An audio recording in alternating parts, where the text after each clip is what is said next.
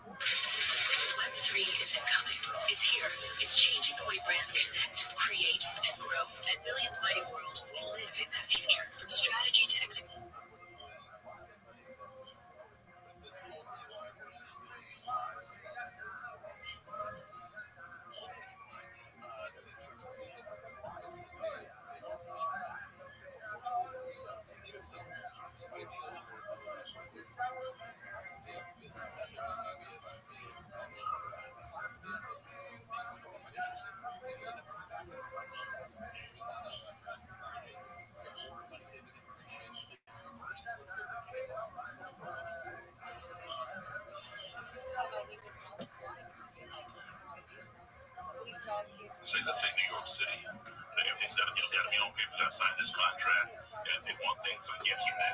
It's very fast paced, etc. So you sign a contract, and people adhere to it. Whatever. My experience in the South, say Mississippi, Georgia, something like that, they don't care about contracts. Even though I get one, a handshake is good enough. They feel that their word is their bond. So, you present them with a contract, it's like, well, you don't trust me. Right. In the Midwest, which is where I'm from originally, it takes a while for people to get to know you. They want to get to know you before they commit their very close to the best. Out in California, it's like, I'll get around to it maybe next week, maybe the week after. Right. Now, Jeff, how did you guys meet? So, I was contacted by a filmmaker, and they said, would you come down and film as part of this program? So I didn't know I was meeting Daryl Davis in the movement. We knew who Daryl Davis was because he was pulling people out of this. Explain the movement, what movement you were a part of. I was a part of the National Socialist Movement. I was just Nazis. For people that don't, it sounds like socialists, like, college campuses, you want Marxism, free healthcare for all. No, it's a different kind of socialism. Neo-Nazism. So, and how did you get indoctrinated into that? So I was a part of that movement for 27 years. Wow. How old are you? So I'm 51. Okay, you look young. I thought you were about 40. I was like, what the fuck? Well, that's okay. No, you look good. Thank you. Which is crazy for a Nazi. But I think it's a lot of stress. You think it is a lot of stress? Hey, yeah, look at my hair.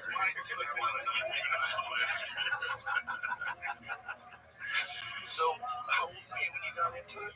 When I first started the fascination with it was about fourth grade. Fourth grade. How? My grandfather fought in Hitler's army during the war, and my great uncles did as well. So my mother and grandparents came over after the war. Wait a minute, fought in Hitler's army? Correct. Oh, they fought for the Nazis. Yes. Wow. Yes. So my mother and grandparents came over after the war, but so one would think, so he was indoctrinated by his family. Not the truth. Quite opposite, actually. But I was fascinated. I knew that history, and I knew that my grandfather had fought, and I looked up to him. So I sought out on a journey myself, and What attracted you to that? Like, first of all, you said you haven't been in Detroit church. Are you from Detroit? yes. Well, I'm based in Detroit now. So were you living in Detroit at the time? Yes. So what made you fascinated with Nazis living in Detroit? Well, I grew up in rural Minnesota. I live in Detroit now, is what I meant. But knowing that family history, I just looked up to my grandfather, and I thought, he's a strong individual. This is I'm just going to say it, like, I thought it was cool at the time. There's nothing cool about it. But I wasn't taught to hate. I wasn't raised to hate. And so I seek out this movement. I joined as a teenager, quickly rise up through the ranks. Within a couple of years, I was appointed the national leader of that organization, and I was there for 27 years. So I was taught racism and hate and to be an anti-Semite. Now, when you were in the fourth grade, do you remember what your feelings were about people? I wasn't a racist at that point or anything like that. It was just thinking that it was cool seeing the videos of, I remember watching old World War II documentaries and thinking I'm going to find my grandfather in these footages, and I just looked up to him and I sought out that path. And once you're indoctrinated, once you join and you're overwhelmed with this kind of ideology, it becomes your whole world. It's your echo chamber. Everything about it, everything that you're involved in circles around that world. And so, like, when you're in the fourth grade, you get interested in this. How do you eventually, join up and meet the Nazis? Like, how does that happen? Well, at that age, you're not meeting the Nazis or anything like that. Today, kids are online and they are. That's a good point. Right. But at that point, I wasn't. So I was searching it out, and by the time I was 18, I'm joining. Yeah, you didn't have Kanye songs back then. Right. so crazy. Like, someone needs to pull Kanye aside and give off. That sounds crazy. So, what was the first organization that you, officially became a part of, and what did they do? So, National Socialist Movement was the group that I sought out. How did you find them, first of all? This was all before the internet, right? Right. This is a really kind of strange story. So I'm looking for books. I'm trying to read everything I can on it. I'm trying to find these. Did you have other hobbies or just being a Nazi? No, I had Either baseball or anything like that? I was a long-haired rock and roll singer. No fucking way. You're a rock and roll Nazi? That's nuts. That seems like that's like jumbo shrimp. Right. That's so counterintuitive. How are you a rock and roll Nazi? That's rock and roll is all about freedom and creativity and expression. I know there's a lot of counterintuitive stuff in my life. Wow. Yeah. That just shows you people are really complicated. Yeah. So when you first found these people, so you're a rock and roll musician, and how do you find them? So I found them in a book at the library. I'm ordering all these books, and it was written by a sociologist or something, and they had all these addresses of everybody that participated in the book in the back of the book. So I'm physically writing, not like emailing today, but like writing all these organizations, and then I eventually. How old were you at the time? Like 18. So you're 18. You're writing Nazi groups saying, "Hey, I'm ready. Sign me up." Yeah. Wow. Okay, so who responds? So everybody, some of the groups were closed down at that point, but most of the groups responded, and I'm looking through all the literature, and I meet up with the National Socialist Movement at the time. It was called National Socialist American Workers' Freedom Movement. Again, this is the Nazis. That's a lot of words. That's right, Doug. Yeah. So Actually, Workers' Freedom Movement. yeah, that's a lot of And freedom for some people. Yeah, I know they're counterintuitive. Socialist for some people. Right. And not that socialism. Yeah, weird socialism. Yeah. So, like, what were they involved in? Like, so when you meet them, do you have to have like is there a vetting process? They make sure you're not a Fed or send you down. And, what are you looking for? Why are you involved? Why are you interested? Yeah, back then the group was pretty small, but the reason that I picked that accommodation, I mean, it was only in a handful of states at the time I joined. It was pretty small. The National Socialist Movement was a continuation of the movement of George Lincoln Rockwell, who was the original founder of the American Nazi Party. So that's why I wanted to join that particular organization, because it had that history. Because I was a fan of history, I always wanted to be as close to the German movement as possible. So that was the group that I sought out. And then there is like a vetting process. They want to know you sign up an application, and later on I was doing things like having people sign non-disclosure agreements and doing background checks on people. I want to point this out because this is a really crazy fact that's going to blow a lot of people's minds. Before World War II, there was a Nazi rally in Madison Square Garden. It is nuts when you see it in Madison Square Garden, and you see, the swastika, the whole deal, and you're like, this is before anybody had connected this with evil. Right? Like back then, that was an ancient Hinduism. Like there's a Hindu temple near my old house in California, and it has swastikas all over it. And they had, because of the temples from the 1800s, and they have to tell people, hey, like this is a sign. Hey, it's not that kind of swastika. The State Department sent me over to India to speak and lecture. And you see these all over the place. It's a piece of a kind of thing. It was also a symbol for Shotokan karate. When I was a kid, when we would meet these Shotokan karate tournaments, we would go to tournaments and meet these practitioners. Some of them would have swastika patches. This is in the 80s. This is nuts. Jamie, show that photo, man. Oh, okay, show that. It's really crazy because you see this enormous crowd. And this was before people had associated Nazis with the bad thing. Back then, it was just this National Socialist Party. They thought, okay, we're good. By the way, that's how everybody used to salute the American flag. Did you know that? Yes. Which is really crazy. The Nazi salute now that Elon got in trouble for, that is how you used to pledge of allegiance. Right. And then once the Nazis came on, we got to ban that. This is connected. Gonna ditch the little mustache. No more of that. But this is it's a really crazy video to watch because it really makes you think like how things can shift. Well, the highest percentage of white people in this country are of German descent. Really? Yeah, the second highest are British descent. Wow, I had no idea. German, I would have. A lot of people think it's British. I would have thought, yeah, God, that's nuts. And if you notice in this video, Joe, they also had George Washington up there. So yes, Americanized Nazism. Well, Mr. Aquarius. Right? This wasn't a racial cleansing. They weren't How are you? involved in eugenics. They weren't Oh, lovely, thank you. I think that all came later, but this was all part of the movement here in the U.S. Yeah, thankfully. What was the core tenets of this movement, the American Nazi movement? Who's waking up? Before the war. I awoke earlier, but I took a nap. And they were allied with, Hitler's National Socialism. So was it anti-Semitic? Was it anti-Jewish back then? Sure, it was. Even so, this whole rally was a big anti-Semitism rally. Yeah, I mean, that was before my time. You're a historian. Yes. Like you're an enthusiast. I was. So, when you first get brought in, you're 18. Like, what do they give you tasks to do? Do they teach you about things? Like, how's it go?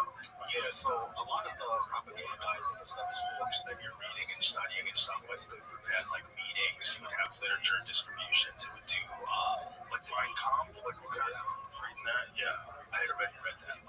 At 16, I already read that. What the group is, recommending books like that, or Henry Ford's International Jew, other books like that as well. Is that Henry Ford, the car guy? Yes. He wrote a book called International Jew. Yes. He was very anti-Semitic, and he supported the Nazis. Whoa. Yeah. Henry Ford had a picture of Hitler on his desk, and Hitler had a picture of Henry Ford on his desk. Whoa. You'd be be surprised, man, about some of the people. Walt Disney, same thing. IBM. I miss Guinness. Oh, you know about Walt Disney? I had heard about Walt Disney, and I heard something about the roots of IBM as well. Well, I mean, so many German automobile manufacturers, right? Like Audi, Volkswagen, all started off as Nazis. Even Mercedes, right? Or wasn't a Nazi-owned company? I don't know if it was owned, but if they were owned by Nazi, they would definitely a German company. That was one of the craziest things about the Kanye thing. Because Kanye lost his contract with Adidas because he had said anti-Semitic things. Adidas was started by the Nazis. Wow. Which is just like, but that goes to show people can advance and change. Yes. The Red Cross used to not allow black blood. And then when they finally allowed black blood, they said, to donate blood. That when the Red Cross first started collecting blood. Okay, because, as you know, or you probably know, Charles True, black scientist, right, was the one who discovered how to get blood transfusions, right? So Red Cross began collecting blood, and they would not take black blood. And then when they finally took black blood, they segregated the blood. It doesn't matter if it's black versus blood. You should segregate it by O positive or O negative, whatever it is, right? But not by the color of someone's skin. That's crazy. So they give you books, they, kind of indoctrinate you. What is it involved in being a member?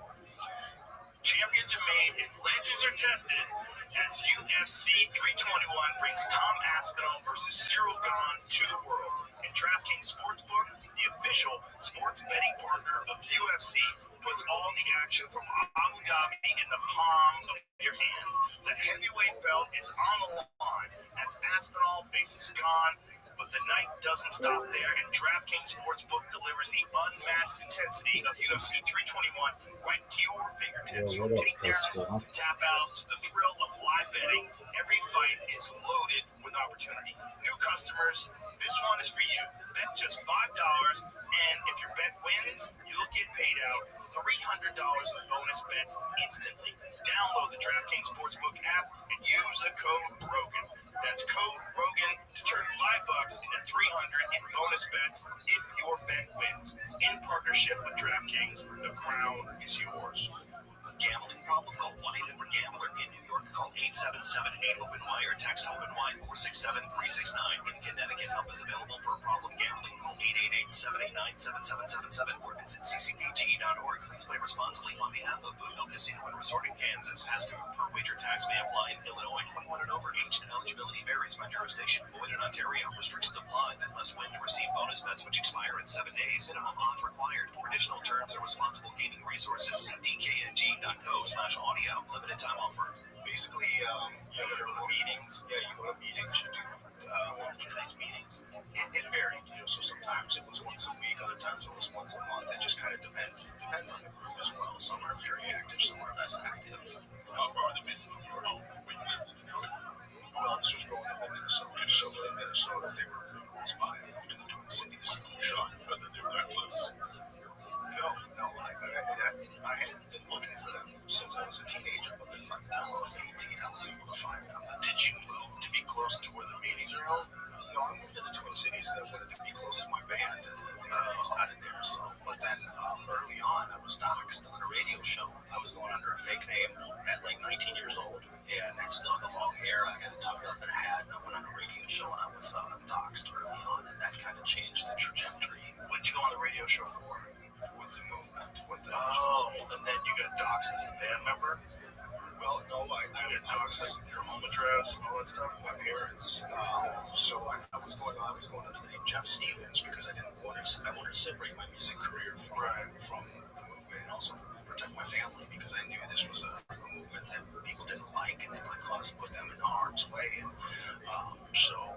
I'm on the air and somehow the host says, your name is not. I'm spewing anti-Semitic drivel, which is pretty typical of how I behaved at the time. And the woman that was running the show, she goes, your name is not Jeff Stevens, it's Jeff Scoop, SCHOOP, and your mother lives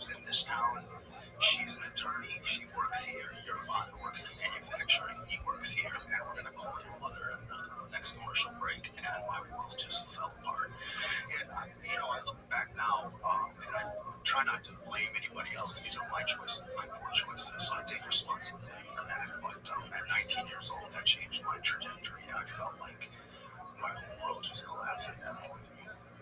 Did you think, like, wow, all these people are mad at me, maybe I'm wrong?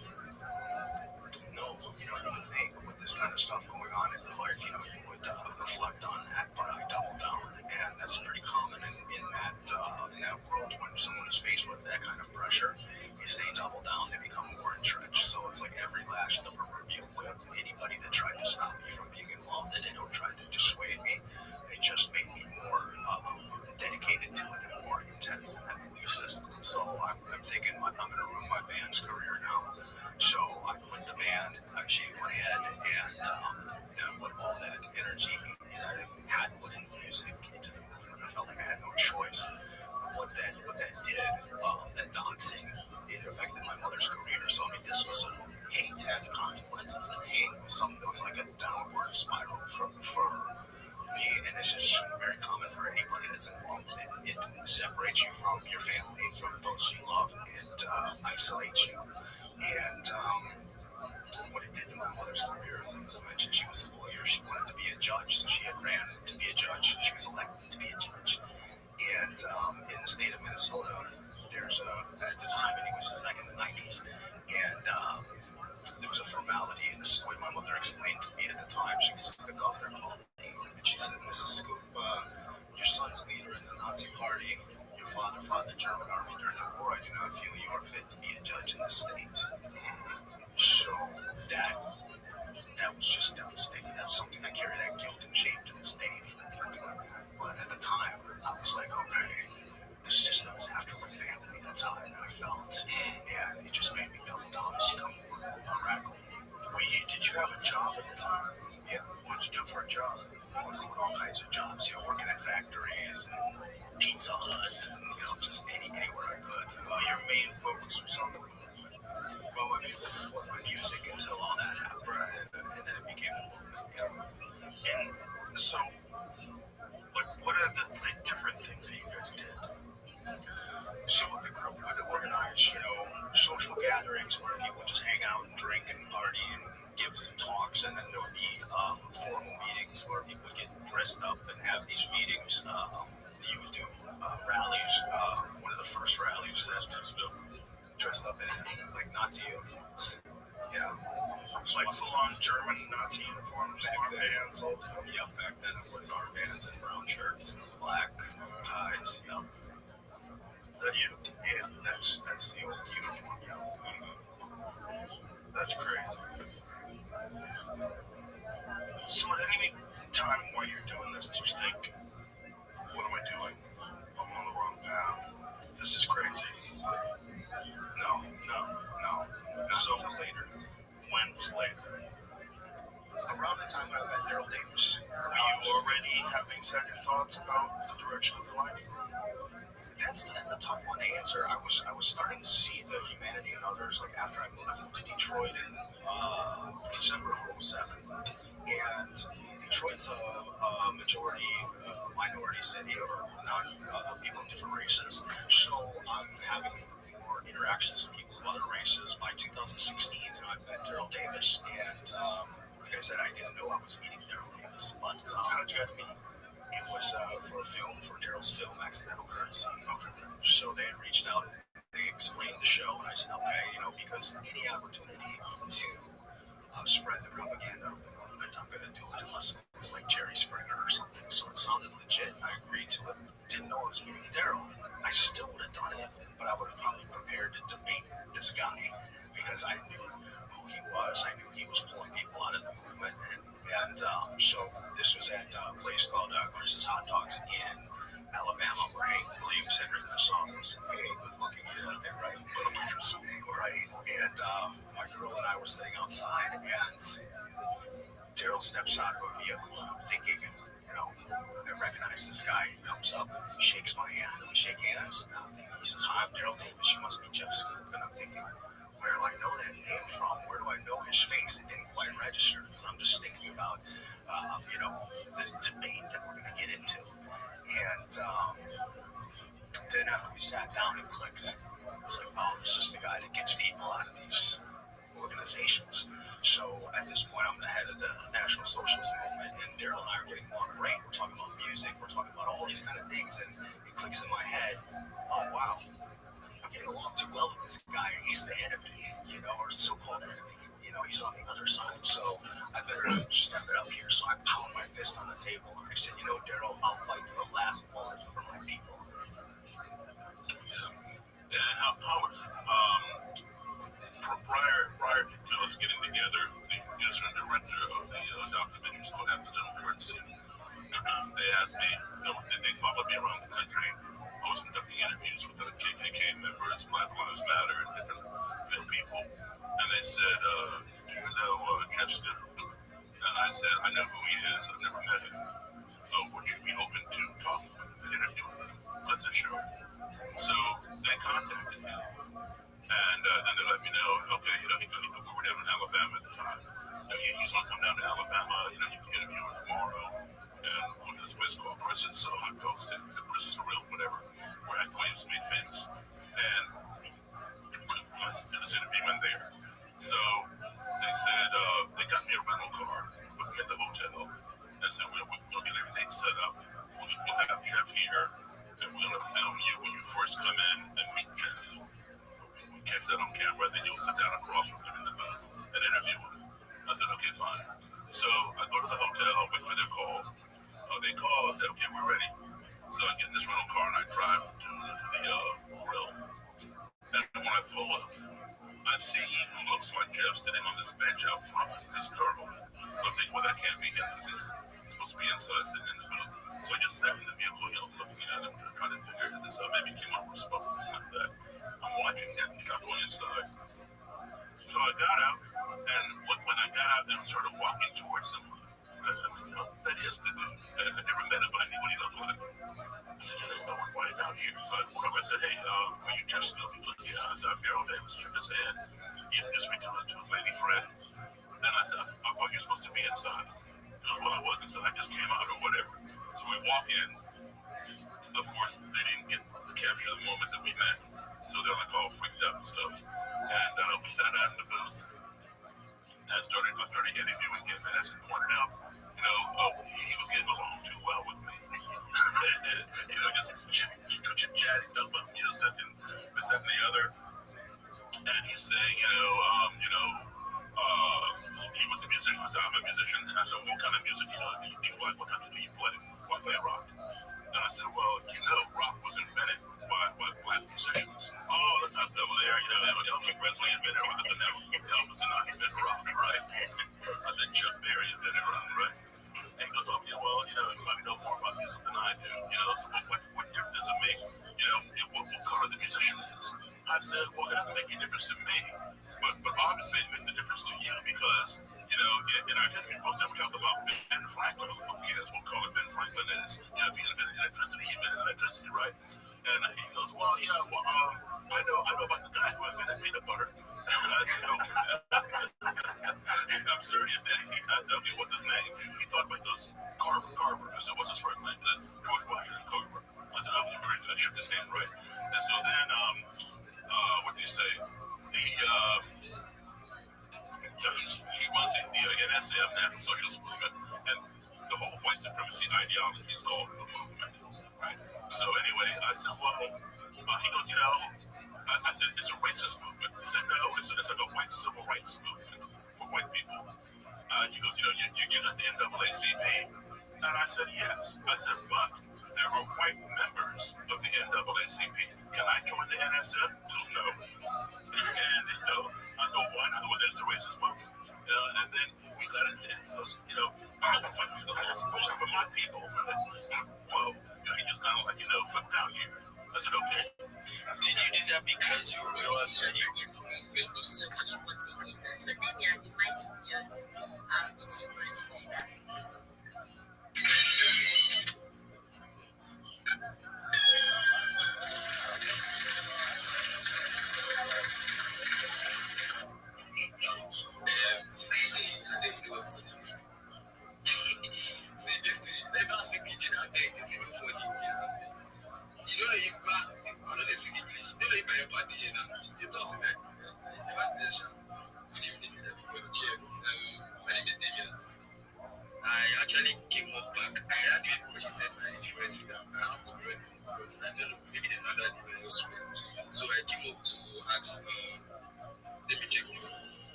I was in this because I'm trying to make things okay. So yeah, notice that you can actually pick up get you try with yourself. Because I check his own clients. Try it, it doesn't look like just it looks like personal stuff. Yeah, so the second one is that I did this very because I said that I'm just a bit so I want to ask that is the project actually launched already or has it been launched already? Because I'm here something like it. Yeah. So I want to ask that. Alright, let me answer your question. So basically I'm not the developer of the project.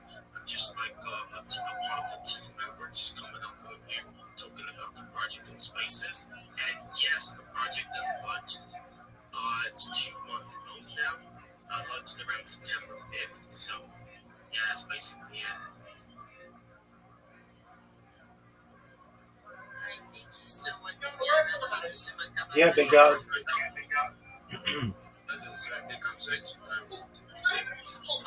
The Ravens won. Yes, sir. Yes, sir.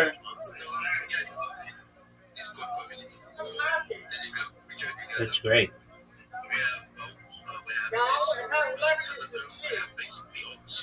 Yeah, it was big.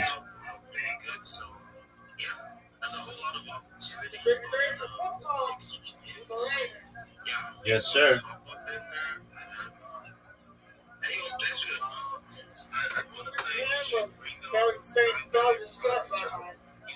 Yes, sir.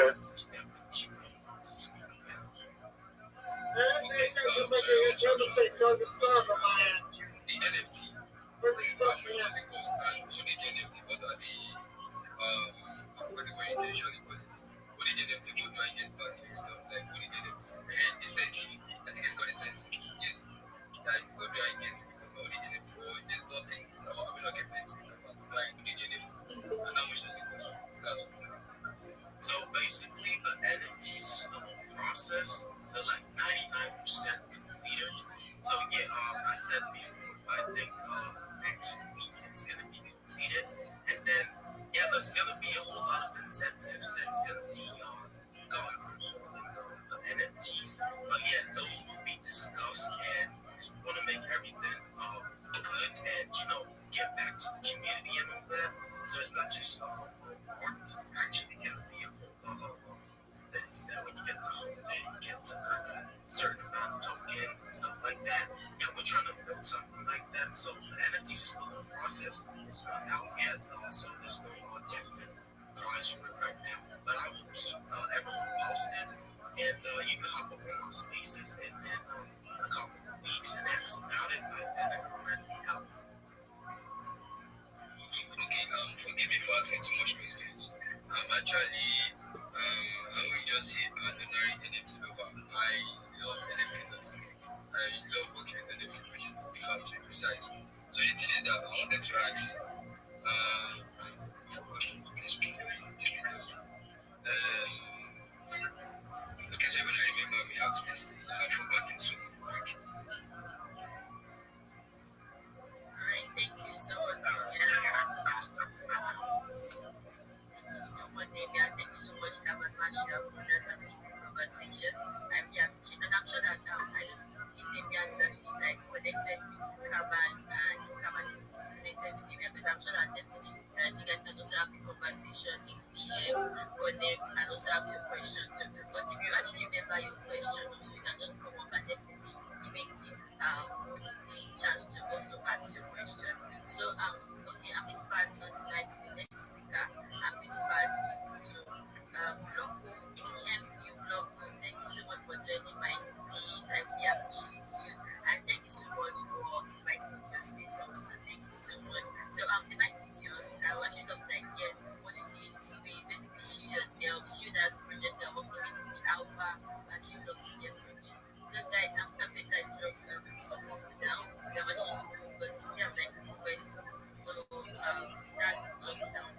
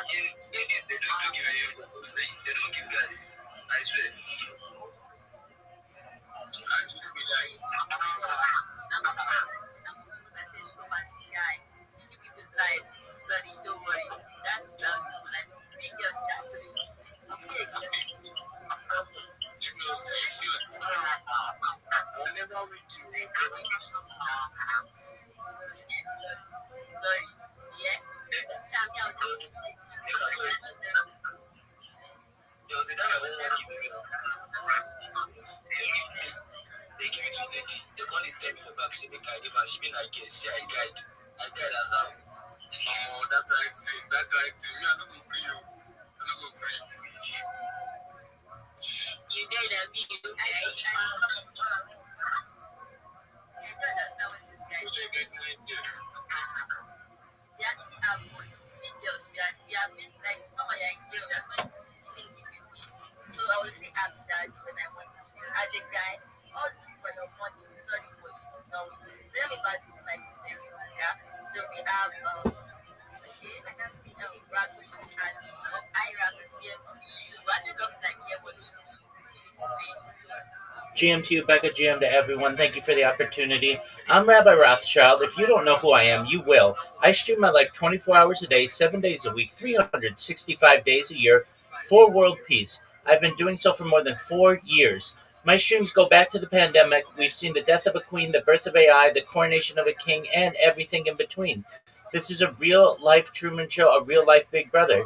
This is a timeline and a time capsule of human achievement. Bill Gates coined the phrase in the 1990s, content is king, and I'm making it true today. I'm king of the internet. This is the biggest event in global history, and here's why.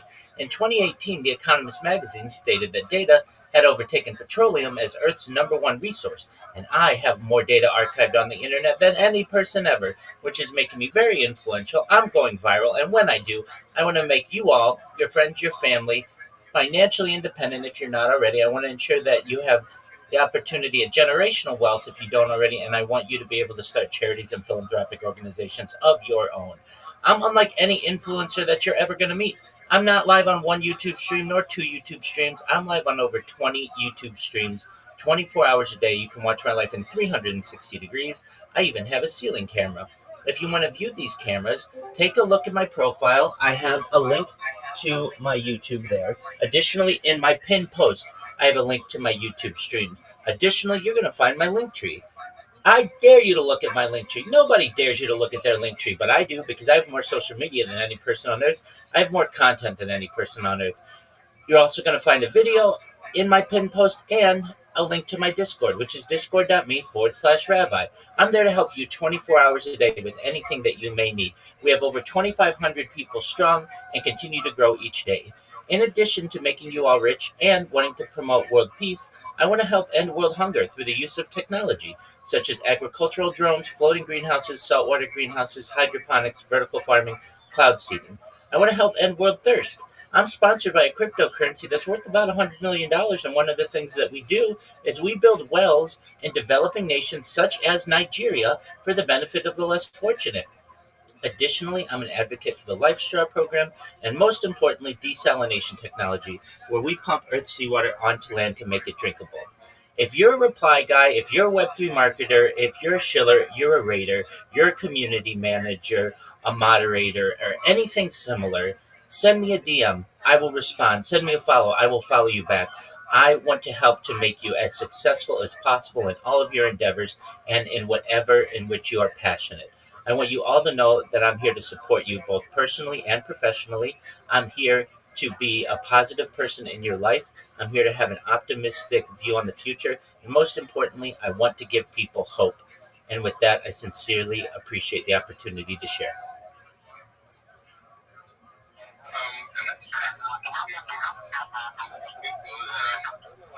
My ex is currently, I don't know what's going on. I'm out with Becca because what's on my screen now? The way Rabbi was talking, I couldn't hear him. I can't even see him on my screen right now. That's why I was like, what's up? He's a very nice guy. I knew him. If you enter his Discord, that guy is a real key. He actually helped me on some stuff. He helped me on like some things like he helped me work on myself. Actually, helped me also in the story. He have some marketing strategy. Jesus Christ.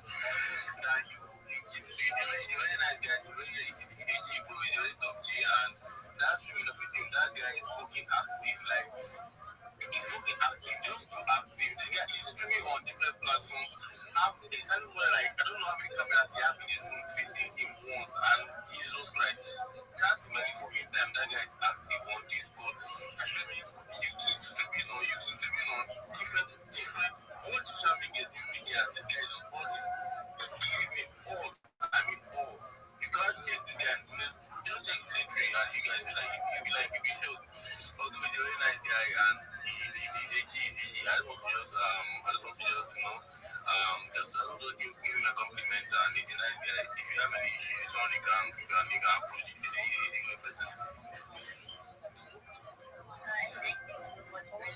Thank you so much, Rabbi. Thank you so much for coming up to share yourself. So, guys, this is like an amazing individual because I just I'll be there in just a second. I just see him a lot, and I like the fact that he's trying to like guide people through to stay on the right track, and especially the moderator giving you different unique marketing strategy. So, like, I can connect with him, DM him. I'm sure it's definitely going to like drop me text and reply you back. So basically, but just let's like connect, network, learn from each other, and like thank you so much, Rabbi. Thank you so much for this here. And I actually dropped some people from the speaker room. These guys, I think that was like the speaker was like and they were working like questions. So it wasn't like anything. Just Yo, we've got Zena and Zen. How are you guys? So thank you so much, guys, for joining in this space. Zena and Zen, can you hear me? Zena, can you hear me?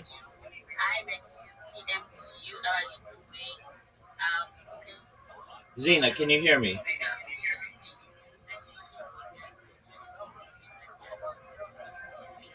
Zena.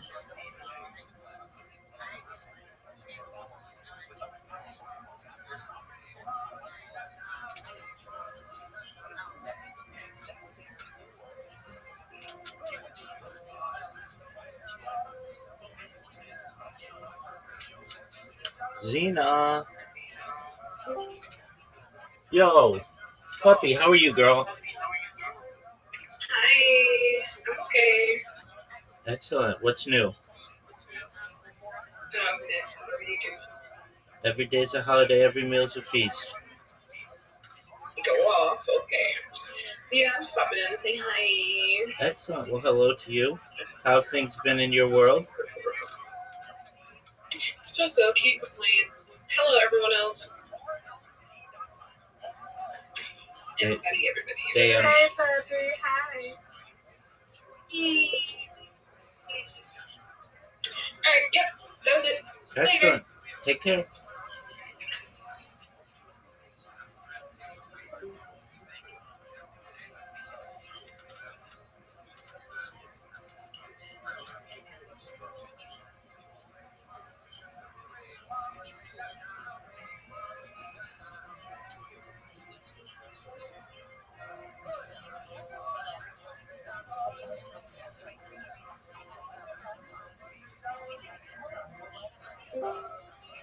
Yo, Zena, can you hear me?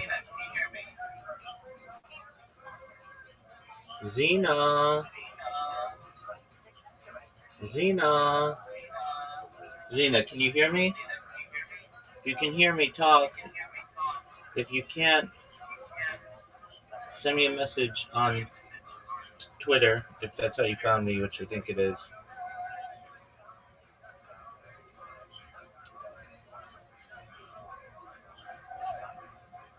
Hi, Zena. I hope you're well.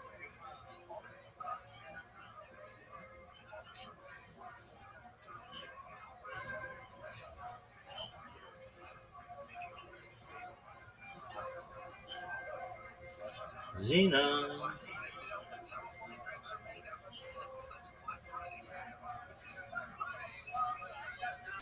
Zena.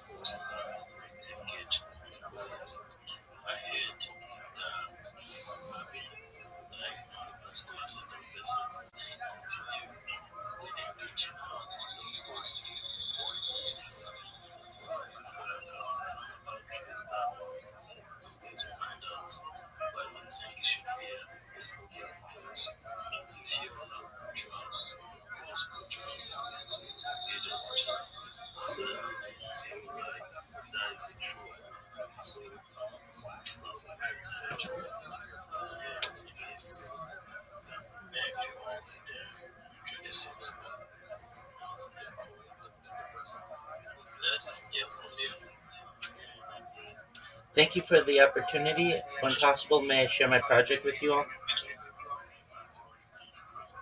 course, that's why we are here. Yes, listen to you. Go ahead. Thank you so much. It's a privilege to speak to you all. I'm Rabbi Rothschild. If you don't know who I am, you will. I stream my life 24 hours a day, 7 days a week, 365 days a year for world peace. I've been doing so for more than 4 years. My streams go back to the pandemic. We've seen the death of a queen, the birth of AI, the coronation of a king, and everything in between. This is a real life Truman Show, a real life Big Brother. This is a timeline and a time capsule of human achievement. In the 1990s, Bill Gates coined the phrase content is king, and I'm making it true today. I'm king of the internet. This is the biggest event in global history, and here's why. In 2018, The Economist magazine stated that data had overtaken petroleum as Earth's number one resource, and I have more data archived on the internet than any person ever, which is making me a very influential person. I'm going viral, and when I do, I want to make you, your friends, your family all financially independent if you're not already. I want to ensure that you have generational wealth if you don't already. And I want you to be able to start charities and philanthropic organizations of your own. I'm unlike any influencer that you're ever going to meet. I'm not live on one YouTube stream nor two YouTube streams. I'm live on over 20 simultaneous YouTube streams 24 hours a day. You can view my life in 360 degrees.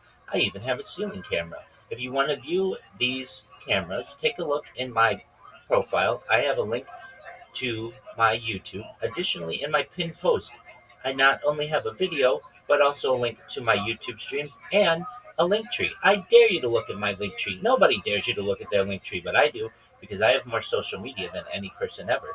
I have more content than any person ever. I also invite you to join my Discord. It's discord.me/rabbi. We have over 2,500 people in there, and we continue to grow stronger every day.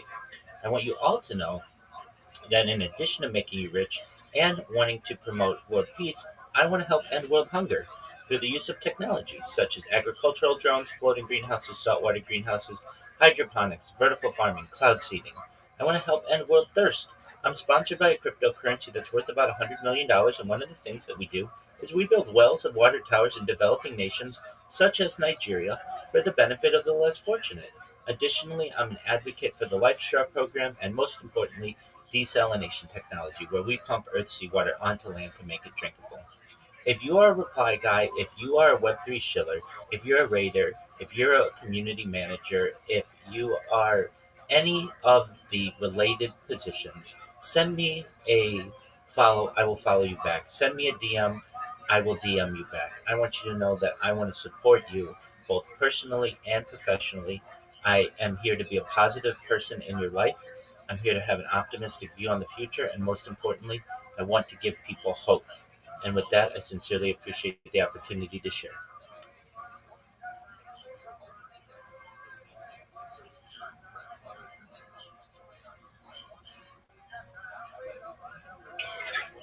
Those that you did.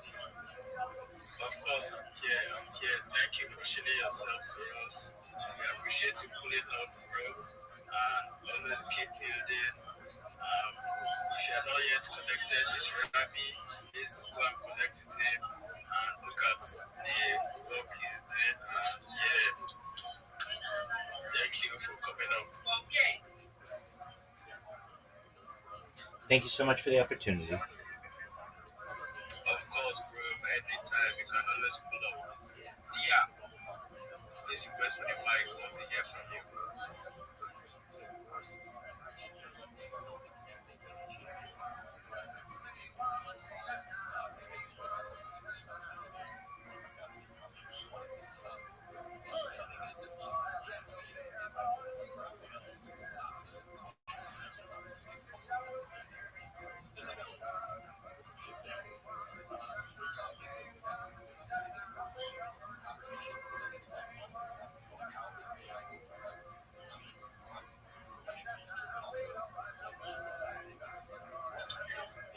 Is there no one? Okay, let's hear from you, Rabbi. Absolutely. If you don't mind, I'd like to drop some alpha on the room. So many of you are in the Web3 space, but you need more customers. And I understand that. And I want to help you get more customers for free. Everything that I tell you is free, and the strategy is free, and it is the best strategy that you're going to get in marketing yourself. So, what I say to anyone whenever I first meet them in Web3, or really just in even Web2, uh, do you have a link tree? And many times people don't. If you don't know what a link tree is, it's one link that has all of your social media on it. And it's very important. It's a modern day business card. In the past, people who do business would have a business card with their name on it, their address, and what they do. You need to have that in your link tree, essentially, as your modern day business card. Your link tree is going to not only have your X in it, it's going to have perhaps Telegram, Discord. But what I advise people to do is to create accounts on the top 30 social media platforms. Now, you're going to say, Rabbi, 30? That's a lot. Well, just one moment. Let's talk about it. You only have to create these accounts once. And these accounts are going to do a lot for you. Number one, they're going to give you 30 more places for you to be able to put your content. Number two, they're going to give you 30 more places for you to be able to post your customers or clients' content. Number three, it gives you 30 more opportunities for people to be able to contact you to give you business. You want to open up as many communication channels with your clients or potential clients as possible. And number four, it's going to make it much more difficult to impersonate you. If you already have a known um, a known account on one of these social media platforms, it's difficult to impersonate you. Now, you may say, well, but what are they, Rabbi? Like, are they just really vague? No, these are ones that you already probably have. That if you don't have a business account, you want to make sure that these accounts reflect your business. Things like a Gmail account. Google's the number one website in the world. Things like a YouTube account. YouTube's the number two website in the world. You want to have a Facebook business account. You want to have an Instagram that is business. You want a TikTok that's business. You want a Reddit account that's business. You're going to want to have certainly a Twitch and a Rumble and a Blue Sky, and I have a list of these. If you're interested in the list, just send me a DM. I'll send it to you. But basically, the top 30 different social media platforms in the world. These are not social media platforms that only have one or two users. They have tens of millions of users, hundreds of millions of users, if not billions of users, and those could be your potential customers. So once you get your link tree completed with the top social media platforms in the world, then what we're going to do is we're going to optimize your profiles. What does that mean? We're going to make sure they accurately describe who you are and what you do. And we're going to optimize your profile picture if needed. Then we're going to put content on all of these social media profiles using AI video generators, which are really cool. They are going to tell people about what you do. They're short and to the point, and they're going to populate you on all of these different social media platforms. So you'll be in YouTube Shorts, you'll be in Instagram Reels, you'll be in the TikTok algorithm, and people will start liking you, start following you organically. Then what I teach people to do is we show them how to join communities, not just on X and Discord, on Telegram, on Facebook, and some other places, so that you network. As the phrase goes, your network is your net worth, and we want to increase both of those as best as possible. That's how you're going to get more business. I then teach people how to do some things on Twitter, such as clipping spaces. When someone shares alpha in a space, it's important that you tag the host, tag the co-host, tag the speaker, so that you get in there on their radar, you get in their network. Then when you want to come up and speak, they're going to let you up because they know you're paying attention. These are valuable skills that you can utilize. Additionally, it's always a great idea if you ever have the chance to speak in a space to at the host and just thank them. It's like a modern day thank you card. You want to show your appreciation. That host did not have to let you speak. And it's very important that you show your appreciation to them. Other things that I teach people to do, create memes. You may not think that memes are all that beneficial, but they are. They're simple pictures and phrases that can help you not only communicate an idea, but they can help you market. All you have to do is put your handle in the corner or your link tree in the corner, and then when people share that all over the internet, you're going to get credit. You're going to be the creative force behind that. I also teach people, if they're interested, in how to pitch themselves. I recommend having a 30-second pitch, a 60-second pitch, and a 3-minute pitch. Not everybody's going to be as nice as you were to let somebody talk, and you may have to have a shorter pitch to be able to shill yourself and shill your project. But with these This strategy, it's absolutely free. You all will be more successful. Then one last thing that I'd like to say is I recommend once you have an established social media profile and you're established on social media, you create what's called a Fiverr account. Fiverr. Fiverr is a place where people, especially in foreign countries, can connect with people to do social media marketing for them, video editing for them, graphic design for them, and it pays in United States dollars, which in a lot of countries has more value than some other places. And the jobs can start at $5. Many of them are $50, $100, and you're going to get paid for that. And that's a really great way for you to be able to pay for an unlimited data cell phone bill, or perhaps your rent or groceries or whatever it is. If you can do jobs for people who have deeper pockets, it's going to be very beneficial to you. So, with that, I want to sincerely appreciate the opportunity to share. If anybody's interested in that list of social media or just having a mentor, coach, and friend, send me a DM. I'll send you the list of the social media. You get started on that. It takes you maybe 1 or 2 days to get that social media down. Some of you may say, well, we don't have XYZ in my country. Trust me, I've done this with people all over the world in different continents, especially in African countries. There are ways around it, so you get all the social media that you need. If you maybe say like, "Hey, I've been banned on this certain platform," that's okay. We have ways around that too. So, with that, thank you so much for the opportunity to contribute. Thank you very much, Rabbi. I mean, thank you very much for the alpha. You have done something very well. I hope like lots of people have learned from you this evening, including myself, because yeah, it's part of a lot of alpha, and we appreciate it so much. Going to be hopping on your DMs to get list of those social media platforms, and I hope everyone else does the same. And also, you can drop it on the Jumbotron if you have a list of them on your timeline. So, yeah, everybody can just look at it on this place also. Absolutely, I'll do so. Most certainly. Very much. Who else is here to speak and would like to ask any other questions?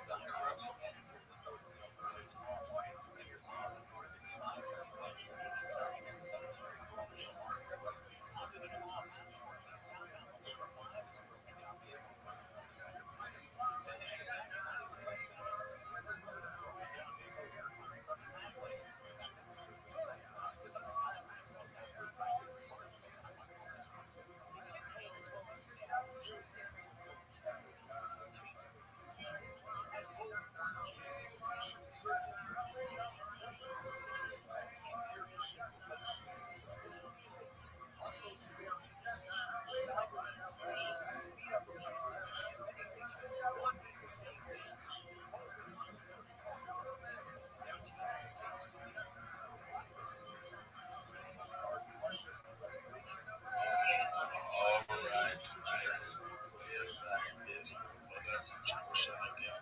Just got like someone to this place. Ray Beasley, request for the mic and come up if you have something to tell us.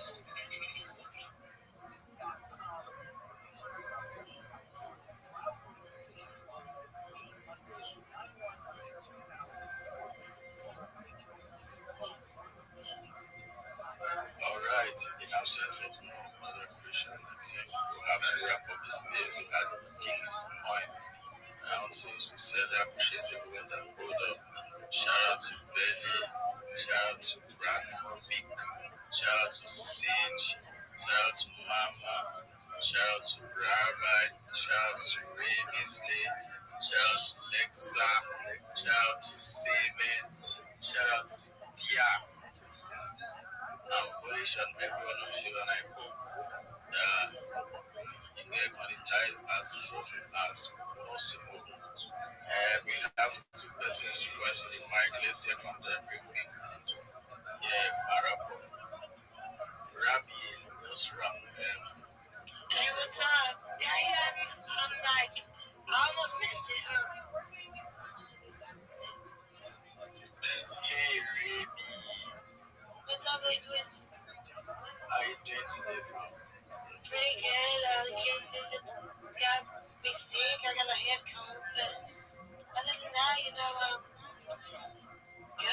It's pretty out here. I've been doing my pool. Trying to close my pool. Every year I'm late.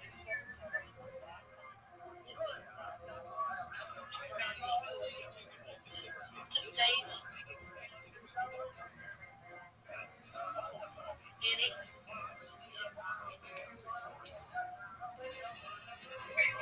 Of course, I can hear you. Continue. I can hear you. Now I can hear you. Sorry. I'm going in the Dollar General.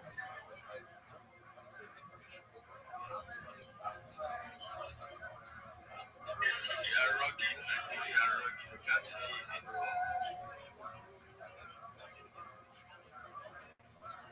Rabbi, let's hear from you. Absolutely. I did the requested, which is put a list of that social media that I think everyone should have. Those are all free.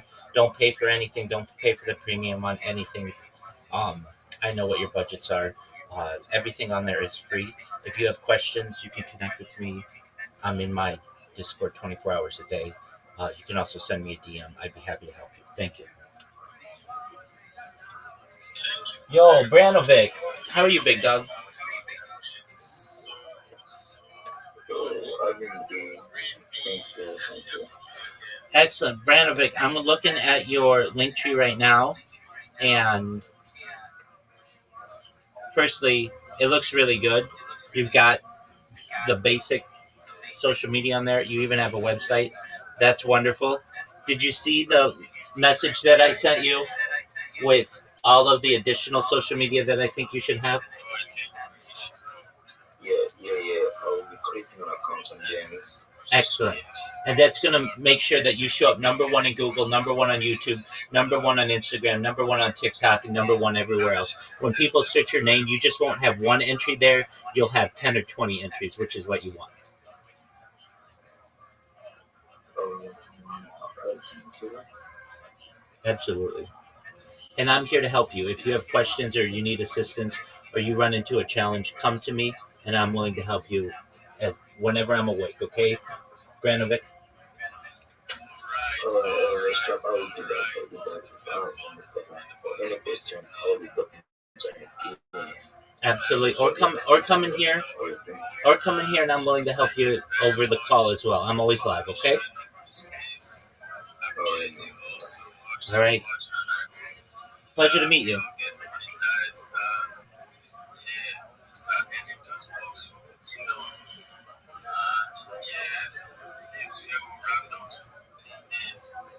See you on Tuesday.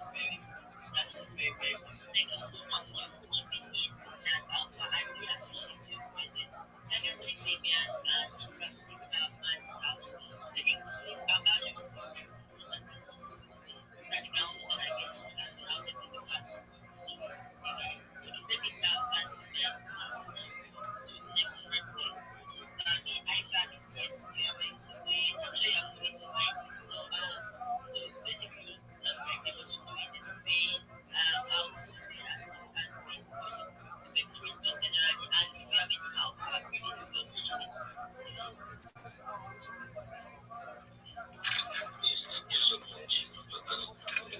Jim, I really like this piece and I commend you for what you did. Yo, what up, Yes, Zena? I'm Nigerian. Nigerian based today. And an NFT artist based on NFT.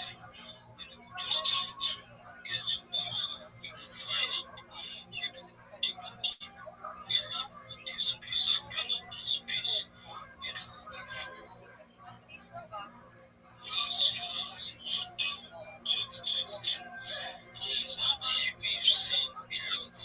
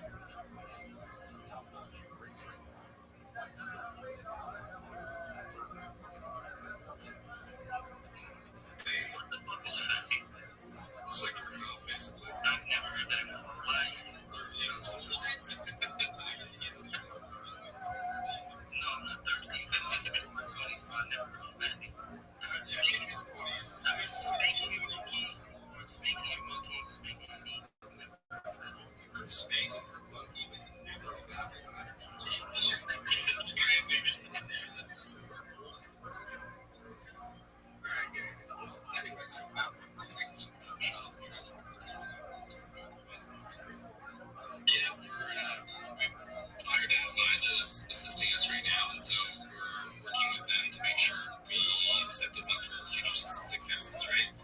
Again, we don't plan on this being a short-term thing, and so once creator will start flowing in, on top of developing what we're planning on developing from a long-term standpoint, yeah, definitely we'll be looking into. Like I said, we had a good, very long conversation with Shai about stuff, so with the big step list. So yeah, you'll be hearing more from us as things progress. Yeah, I'm super excited. Definitely, make sure to make sure to keep me updated. Thanks, man. It is 5 p.m. and that means it is time for another person to go live. Shift actually is about to start in space. It is space actually read that space. We're just moving on over there, and I'm sure you'll be seeing a bunch of people as well.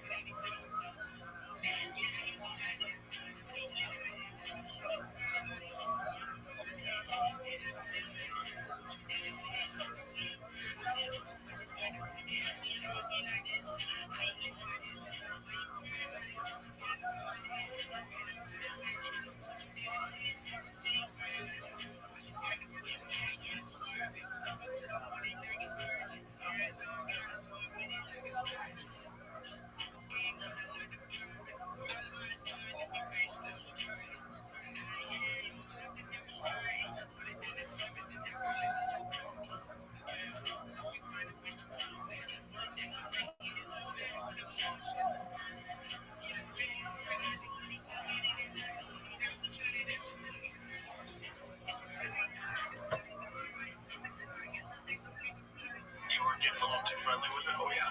Yes. That's so funny. Like, I'm keeping my ideology no matter what. Yes, that's funny. You're not going to trick me by being a cool guy. We laugh about it now, but at the time I was pretty stressed out. I look back, yeah, because I realized that. But you know, so what year was this? Yeah, I guess. Terrible. Was the first year? Okay, so you can jump on the deals too. Would you be interested in being the deal first place? Yeah, I guess. So what are a few things that you've done where he had known about you? And you've done like a lot of different interviews, a lot of different. Yeah. Oh, yeah. I've been, doing a lot of interviews, magazines. Very aware of anybody who was like from the cause. Yeah, they're an awesome personality.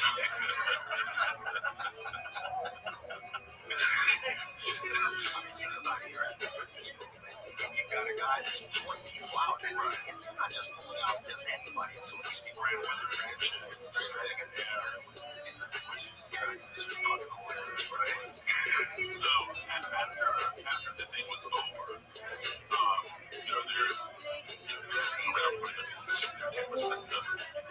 Yo, what's going on? How are you, Comfy?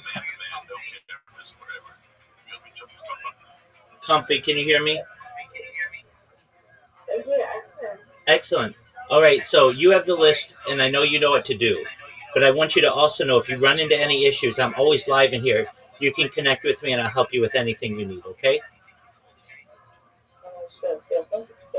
You're welcome. You're going to be an all-star. You already have a great profile, and we're just going to enhance it. When people type in your username into Google, you're going to show up number 1, number 2, number 3, number 4, number 5, number 6, number 7, number 8, number 9, number 10. And that's what we want to do for you. Same with TikTok, same with Instagram, same with Reddit. You're going to explode, so get ready. Absolutely. I'm here to help you.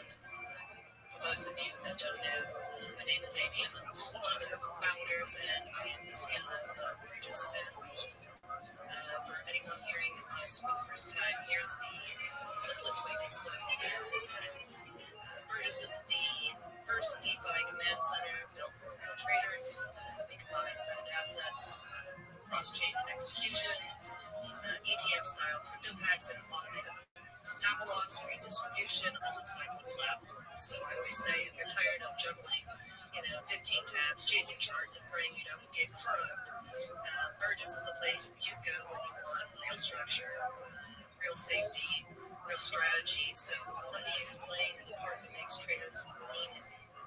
And even for me, it's that multi-chain curated pack. So, what does that mean, right? So when we say multi-chain packs, we mean, most traders are stuck inside one ecosystem. They Solana, Maxis trade Solana coins. ETH traders only touch ETH. Base traders stay on base. Burgess is destroying that limitation. So whether you have a curated pack or a multi-chain pack that you build, it's a single portfolio that holds assets from different blockchains at the same time. And you're able to buy all of it in one click. So, no swapping, no bridging, no dex hopping, no slippage melting your entry. We handle all the routing behind the scenes using Wi-Fi. We secure everything through fireblocks, and we only allow assets that pass our multi-stage vetting process. So, what does that mean for traders? It means you get exposure to every strong market at once, regardless of I also just think kids are pussy. Like peanut allergies? Who the fuck is allergic to peanuts when you were a kid? Did you know one fucking kid? And what the schools didn't do is go, oh, Billy's allergic to peanuts. That means none of you hoes get peanut butter and jelly. They said one idiot. And, you guys will probably laugh at this, but, bull markets favor one chain usually, bear markets favor another. Retail gets trapped in rotation, Burgess flips that. With multi-chain packs, every market becomes your market, so, you're not chasing momentum. You're positioned across all of them, right? So that's why here at Burgess, we don't say bullish or bearish or wolfish. We'll still wait for the recognitions they want in any I'm about to get my foot for my planet. You still have planet fashion or do you still want it? You have to? I just love it. Why don't you get one of them zero runners? You seen that thing that I have? It's a right? It's like it's sort of like an elliptical. This is Burgess. Sort of like an elliptical machine, but we built the first trading command center. You're actually Pack trading custom packs and single coin trading. They seen all that thing live that I have? together. Is it a way? Vetted, automated, It's and like cross-chain. it's sort of like Live January 15th. sort of like an elliptical machine, but All signups are starting now. you're actually And, doing it as all there doesn't the matter. movement is the same as run. I'll give it cool. I swear I just got it here. Try it. I like the way that like that guy. What'd you say, Jay? What'd you say?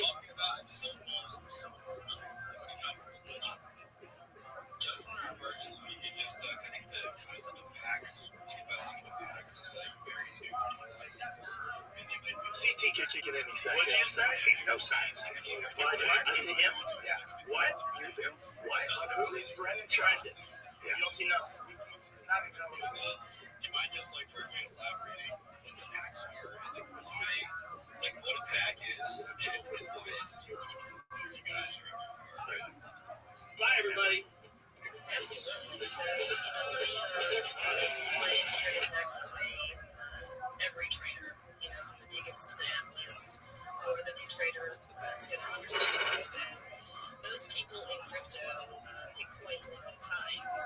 We chase whatever is trending. We rotate late. We get rug. They buy bags with no protection, right? So, curated packs delete that entire experience. So, here's exactly what they are. So let's just go with our curated packs first. So think of ETF-style crypto portfolios you buy in one click. So think of one that is like an AI pack or a gaming pack. So it's built with multiple coins in it across multiple chains. I thought it was weeks ago. You're good. Assets that have been scanned and rescored, liquidity verified, and so on and so on. So you're not buying random coins singly, you're buying professionally structured portfolio. So another difference is, you're automatically diversifying. I'm in a Twitter space right now, but I'm keeping an eye on it.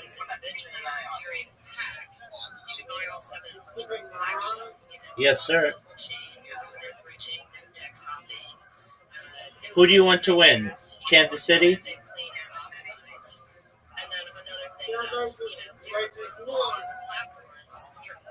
Are you happy? Right, things well, that that's traders great. have been begging for on your whole portfolio level, right? So your stop losses, your take profits, and your redistribution is all on the pack level. So you don't have to go into each single coin. You don't have to do any of that. We're doing it for you. So meaning if one coin in that pack were new, right? Only that piece sells, and the system will automatically shift the value into stronger coins. Now, let's say if one starts to fly, you can automate profit capture, so you're managing your entire portfolio instead of babysitting to one insurance. And then, these curated packs where you can pick your value, especially with our level and everything. You build your own packs. So, your created pack. It's not as bad as you think. Right there. And then you got a real quick within 10 seconds traffic right there. Okay. Here we go. Okay. Dad, come on! Be careful of your he's dead. We got it. He's dead. Now we gotta pull his shell off. I would make sure you get the shitty access to diversification. Automation, that zero exposure, everything is vetted, right? We're getting cross-chain execution in the background. What? And a smarter way to be positioned for, not only this cycle, the next cycle, and moving forward. It's not pocket trading, it's not single groups, it's not trust me protocols. For us, it's institutional style portfolio construction brought to retail for the first time. So, I guess when I talk about curated packs, I'm talking about giving everyday traders the power of a full portfolio desk, vetted, diversified, cross-chain, and all automated and one click. And I think that's where we're doing it different, and that's where people are getting that advantage. Just for everybody that's really hammered on one too. And my little P-Rain, can you explain curated? Explain the word curated and what that means for the Absolutely. So, when it comes to curation, I mean this, the curated packs and everything packs that we put on there. Somebody said, okay. People that in the space that we think would be good, building their own packs, and curated pack is hand-built, professionally constructed, and fully vetted before you ever even touch it. So you're not picking random coins and guessing what belongs together. We're building the portfolio for you using data research and security checks. So, every asset, period, on the platform, but, speaking of curated packs, has already passed, screening and audits and holder checks. Our team does human review and ongoing monitoring even after it goes live. So you're not just buying a pile of coins, you're buying a pre-assembled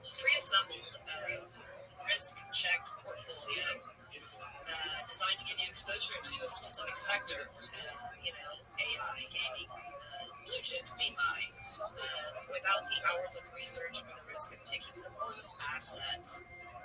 Curated for me means somebody already did the work, somebody already removed the garbage, checked the contracts, balanced the portfolio, tested the risk, and all you have to do is click buy pack, and you instantly know a diversified, multi-chain, professionally built basket of vetted assets, right? That's why we call them curated packs, because ultimately they're not random, they're not crowdsourced, they're constructed with intention, using real research with vetting and real protections, and when it comes to Yo, new crypto people, what up? So, how are you, Big Dog? I think it's an amazing thing for them to be fully safe and feel okay joining the Web3, right? And like I said, if you're that more advanced trader, everything else How are you? So, you can purchase one of our curated packs, or Can you hear me, big dog? your own curated pack, or you can even buy the single points, and they're all going to have those safety standards and guidelines.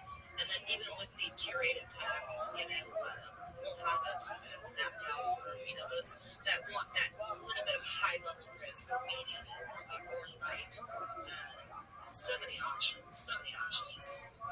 Yeah, I was looking through your white paper, and I posted up in the Jumbotron. I saw this anatomy of a pack, which I think like the picture. I think this picture really helps. It says 1,000 words basically. Where you can look at it and see like this pack looks like probably a relatively check, like I would assume relatively low risk. I mean, like what would you call it? Like would this be like an example of 40% Bitcoin, 20% Ethereum, 5% BNB, 5% height, a little bit of XRP. Yeah, absolutely. I would say that's more of a low risk, right? They are the blue chips. Some people only want to be invested in those blue chips, right? So yeah, I would definitely say that's more of a low risk. But as you go into your main coins and things of that nature that maybe haven't hit those milestones, and obviously the meme space is a very touchy space, especially with what's been going on over the years. And when you add as much as you guys know, like is the meme coin, the communities, the builders, the crypto misfits. There's a lot of danger in that space, right? And that's why we're so big on putting the risk scores out there, actually vetting these coins, and using our AI and human rating procedures to put only the actual projects and not these ones that pop up and they keep launching every 15 minutes. And with that as well, and I speak to all the creators and the coin holders out there that are listening, the meme is really turning into utility and actually building something that lasts and everybody coming together in that PvP. And it's always in my heart with these packs because you're going to get exposure not just to your blockchain, but other blockchains, and being able to open your community to trust and transparency is huge in the space. So like it looks like if I'm going to buy this pack, can I modify this pack? Absolutely. So you'll be able to modify. You'll be able to let's say, and I think this will be coming a little bit after launch. Something we're working on now. Let's say you buy a curated pack that has, I don't know, 6 of 7 coins that you want in it, right? And it would be much easier just for you to get into that pack, or just to swap one out, right? So you're all on board for 6, but you really want this other one, the 7th one, to be in there. So we're trying to make it to where you can just remove that coin and put in another, so it's even easier. You don't want to go through the process of saying building your own. You just see a pack that's perfect for you, except you just don't want that one coin. So yeah, that's something we're looking into. Yes.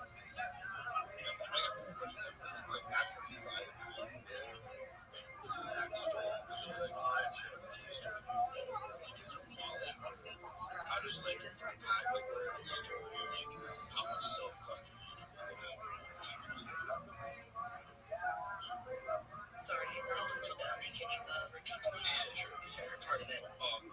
So after you buy a pack, where did the coins live? Like where are they stored? Where's the pack actually? Oh, awesome. Okay, got you. So, great question, by the way. So when you buy a pack on Purchase, the pack isn't stored as one single pack token.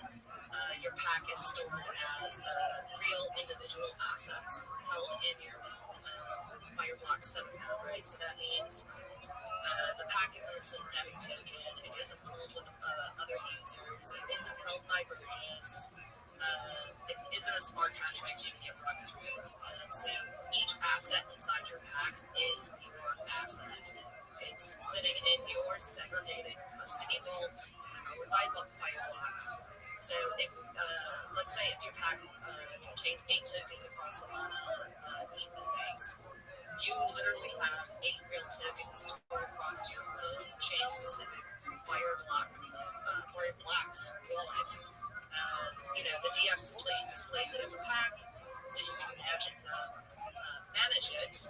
is one portfolio with automation, but in the back end, you're holding the real underlying assets safely and individually. So, I mean, in short, your pack lives in your Fireblocks vault, but the app lets you manage it like a unified automated portfolio.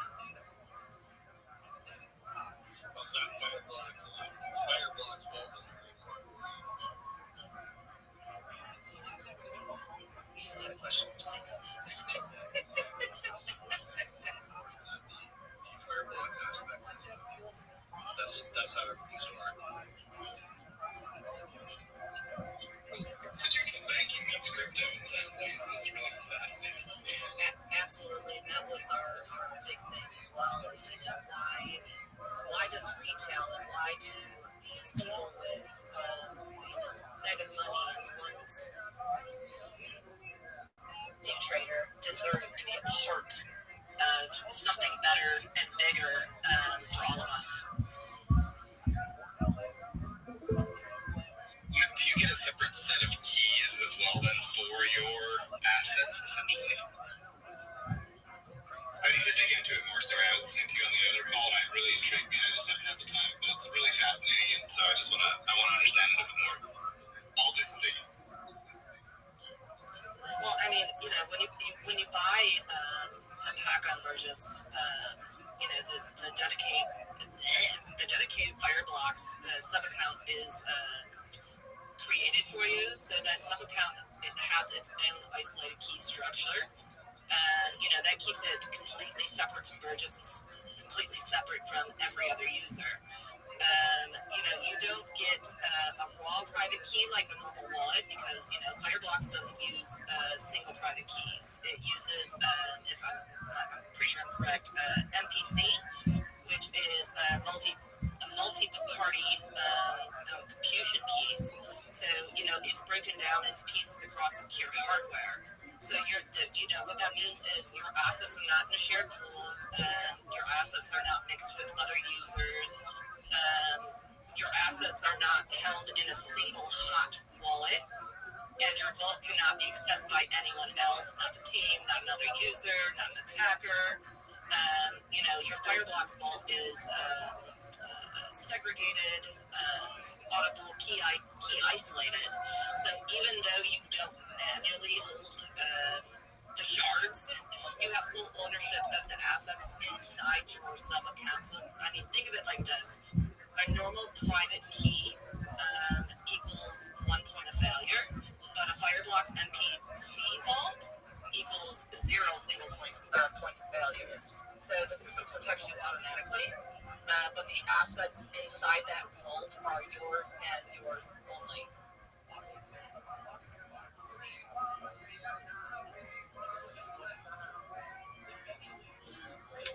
All right. I have a question. What is the actual vetting process like? How critical do you guys look into adding the points into your ecosystem? What does it take for you to accept the points that we add to the pack?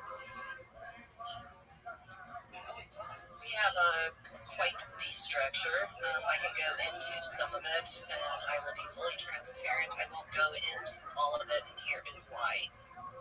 First off, when it comes to the meme coin space, when we have coins that either we are reaching out to or are reaching out to us, the first thing is if we tell you everything we're doing, a lot of people either won't go through the process, which tells you something, right?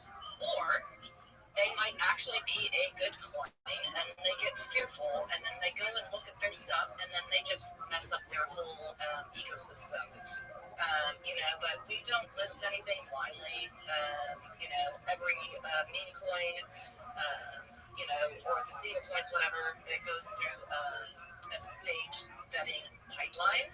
So, it catches scams, weak projects, bad contracts, risky liquidity. Some of the things that you guys are used to is, liquidity. Is it liquidity locked? How deep is it? Is someone controlling the pool? Are there weird volume spikes? Holder distribution. Are whales controlling supply? Is there a dangerous cluster of wallets? Is a team wallet secretly So you have to look at smart contract integrity, their minting functions, their freeze authority, the proxy, the backdoors, the re-entry risk, on-chain behavior of wash trading, bot activity, net exploits, suspicious patterns.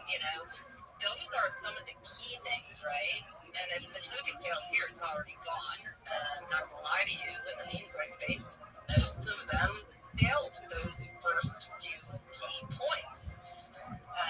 But then when you really get into like the human review, the actual experts on our team, we filter through the survivors, right? So anything that actually passes stage one really gets reviewed by real humans. Not hypes, not vibes, not because you're my friend, not Twitter threads, not by what poll is posting you. We go over white papers and documentation, team credibility. Are they founders? Do they have history? Anything shady? Tokenomics? Is there hidden inflation? Team unlock cliffs? Dangerous emissions? We look at community strength. Is it organic? Is it botted? Is it paid? Legal red flags. We don't want anything that's going to cause compliance issues later. And I won't go into You the Mr. other Craig. things the human body goes through, but if one of our experts sees a problem, the Very well. token is I'm rejected. just about to talk in this Twitter space. Once this lady, constant watchtower. Where I think yo, come to my Discord. Every other platform. The link's in my profile. We're continuously monitoring all those things that I listed. So, if anything looks suspicious, The Discord link is in my profile. It's discord.me/Rabbi. For an annual review. And I don't think any platform in DeFi does this at scale. So we use a 3-layer vetting process. The user verified project, AI scans the chain, and our system is going to monitor everything 24/7. And most platforms list anything with a chart, right? We're only going to list assets that survive the gauntlet. And I think that's why traders will call Burgess the safest way to get multi-chain exposure in the next cycle. It was easy, was it? It is. Sorry. Do you mind sending me a DM so we can connect? Because we'll chill later, but we're looking at making our project a long-term project that I would love to see if we could fit within your guys' construct of media. And if not, find out what we can do to improve it to become something that can get listed within your space. Absolutely, I can do that. I will send you my actual.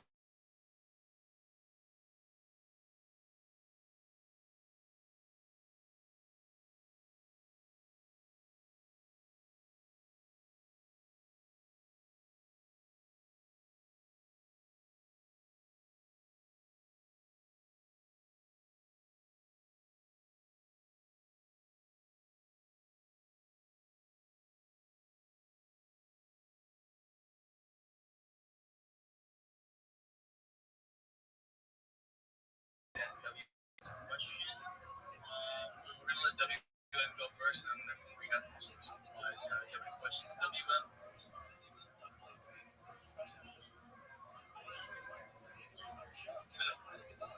Hello.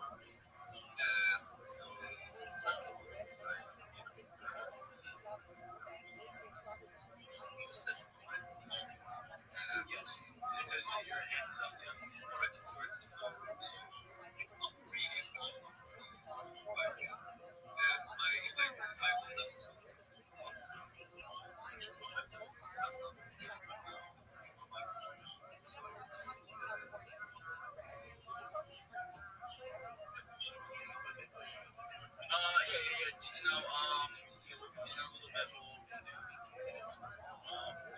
Yeah, as of right now, just all track me down. Just stay in your quest.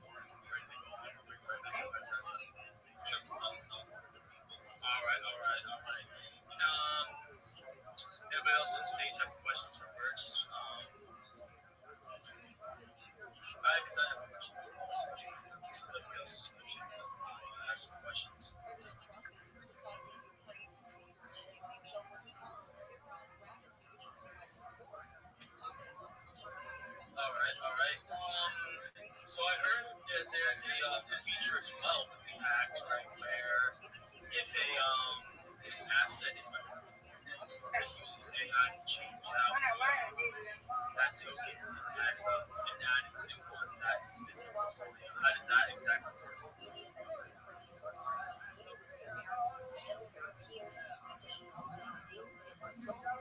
Well, you know what helped? I actually wasn't talking with the mute button on. No, it's all good. It's all good. I'll be honest, I thought I do this all the time, and I still do. So it's kind of part of the space. Yeah, so sorry, I was talking to myself. I'm like, interesting. But, on Burgess, if one asset inside your pack starts underperforming, you're not stuck holding the bag, you're not frozen, you're not watching your entire portfolio get dragged down by one losing coin, right? So this is where I believe Burgess becomes different from every other platform because your pack can automatically protect itself. So, here's how it works. The system first detects the underperformer, so every pack has, that optional automation, the stop loss, the take profit, the redistribution. So let's say this: if a coin in your pack breaks your threshold, maybe it drops 10%. Maybe it breaks structure, it loses liquidity, maybe the trend reverses. The automation triggers instantly, so no second guessing, no emotions. No waking up wrecked. So, that one asset is sold or redistributed, not your whole pack. So you're not liquidating your whole position. You're not flattening it out like leverage traders. Burgess performs like what I like to call a surgical exit from just the weak asset. And then, the value gets relocated or allocated into the stronger coins. And this is the part that blows a lot of people away. So instead of selling everything to, say, stable coins, we redistribute the value directly into the strongest assets in your pack. So if one token tanks, you're not losing all that value. You're moving it into strength. It's like your portfolio is smart enough to say, this token is dragging us down, shift the weight into the winners, right? And this also works across multiple chains. So if ETH coin is bleeding, it redistributes into Solana and base winners. Solana coin nuking, redistribute into ETH or base. With no bridging, no swapping, no waiting for liquidity. No manual execution. We're handling it all in the background and across all those chains. And why I think it's insanely bullish for traders. Because most people lose money not by picking the wrong coins, but by holding losers too long. Burgess solves that. It's not copy trading. It's not signals. It's not guessing. It's portfolio level defense, an automated capital rotation, something institutional decks and desks use, and retail has never really had access to it. So again, if any of your assets in your pack starts underperforming, you don't get wrecked. Burgess automatically cuts the weak link and reallocates it into that strongest position across the chains. So your portfolio really becomes a living, breathing system that hunts strength and avoids weakness. That's why we say, again, Burgess isn't bullish or bearish or wolfish, because Burgess, again, is that formation of pack and doing things correctly, safely, and pushing the best narrative. All right. And we are actually going over the just recently in the space. So we got MB, we got Stanley, we got Blue Jazzy, we got Jiggy, we got Triple 89280, we got Benedict, we got Eddie, we got Jaden, we got Emmanuel, and we got Francis, and one more. We got alright. Everybody comment, repost top of the Jumbotron.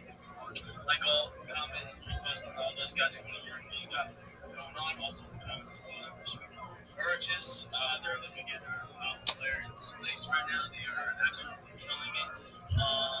We've seen them show up in the spaces lately. They're absolutely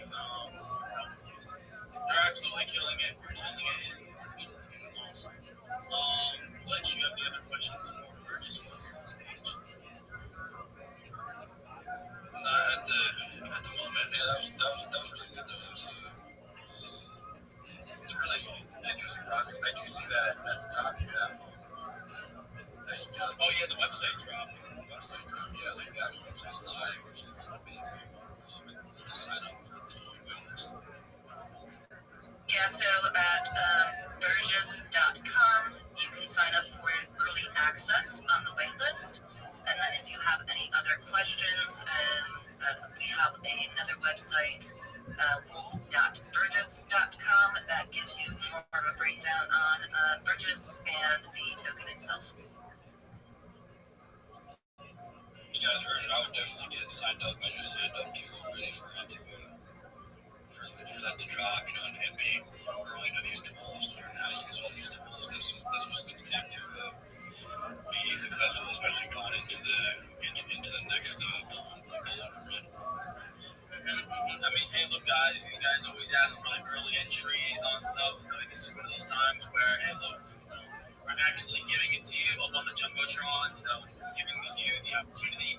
We have Burgess here, actually the actual project and one of the spokes people from the project, and they doing it in our working. So, hey guys, it's open for any questions you have. Like, do not feel like any questions are dumb, anything like that, guys. I'm telling you, like, ask the questions now, because one, they can be answered right here, right now, in front of a vetted member, and also it just gets your question answered. Because the best way to move forward in crypto is knowing the right answer, knowing the right advice, knowing the right ways to move. So while we're here, if you have any questions, ask away. Do you want me to drop that in your Megatron, or are you going to take care of it? Hopefully you guys use my Megatron, because that's what it is when you're on a step of space. It's a Megatron. Step Megatron. Put the link to the website. To the early sign up, yeah.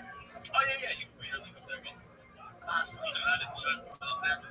Absolutely. Okay. What is good, Ben?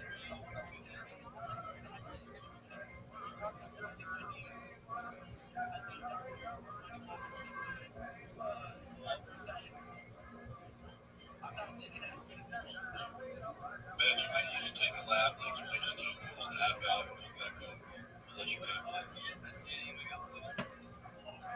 Can you hear me now? Yeah, sorry about that, guys.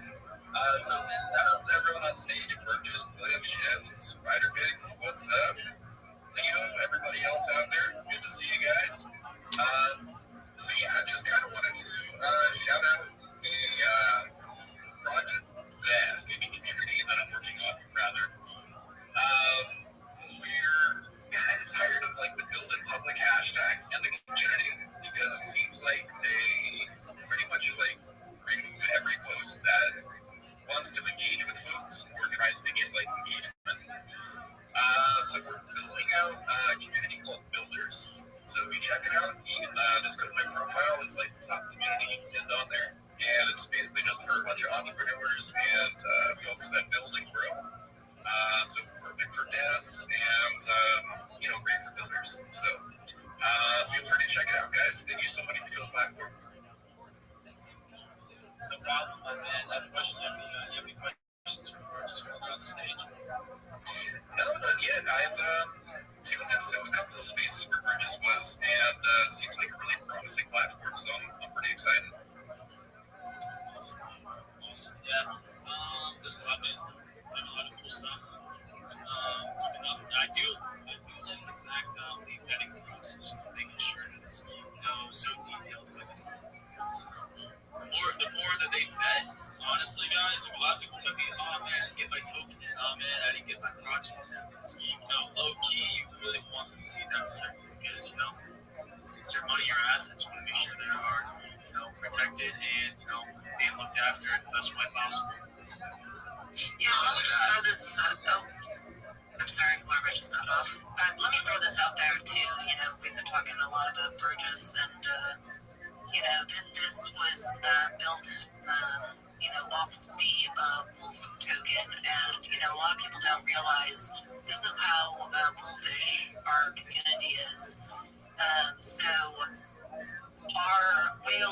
our community, us as founders, believe in this so much that we, as Wales founders, locked, I believe it's at 57%,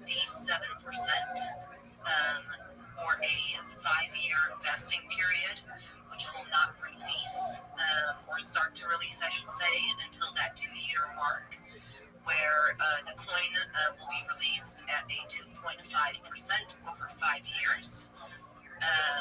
For those of you that have actually looked into the coin, the last time I looked at it, when it was around, I believe, 14 or 15 million market cap, the total that was locked on StreamFlow was worth roughly around 13 to 14 million dollars. Also, with that being said, our Wales and team believe so much in Burgess that we have transparency. Everyone is under contract. We have it's set in stone that you must lock at least 90% of what you hold. Also with that, there are stipulations that you can't give up the percentage that you have not locked. You must be grateful. You must, if you have to sell, you're selling small amounts. Anything that is over a certain standard, you must submit to the community, and it must be approved and over the counter. So there is a lot of things that are set up for safety. There is a lot of belief, and I can fully say that out of our whales and our team, a heavy percentage of them believe in it so much that they locked 100%. 100%. Our biggest holder locked 100% for that full 5-year vesting period. So I just want to give you a little bit of that alpha if you were actually looking at the Wolf coin as well. And what was the market cap actually hit your it was just below 50 million.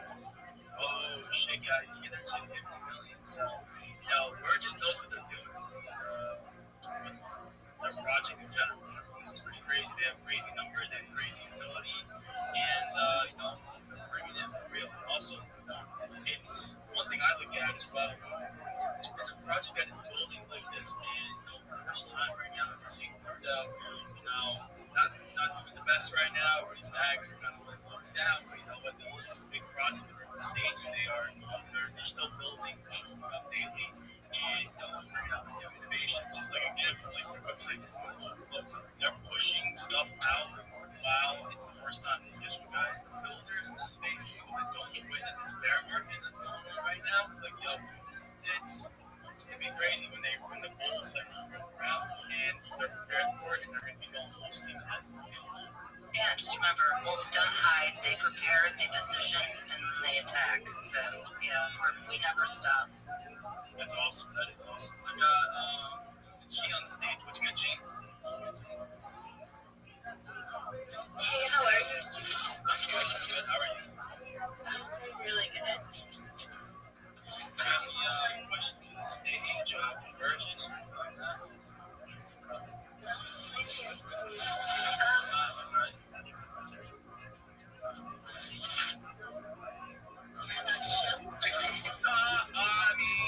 What you want to show the project?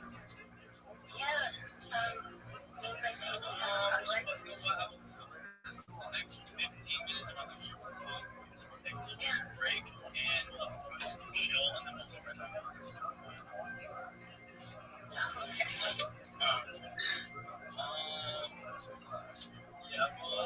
All right. Is anybody else on stage have any questions about utility? Can I just bring up one thing? This is breaking news.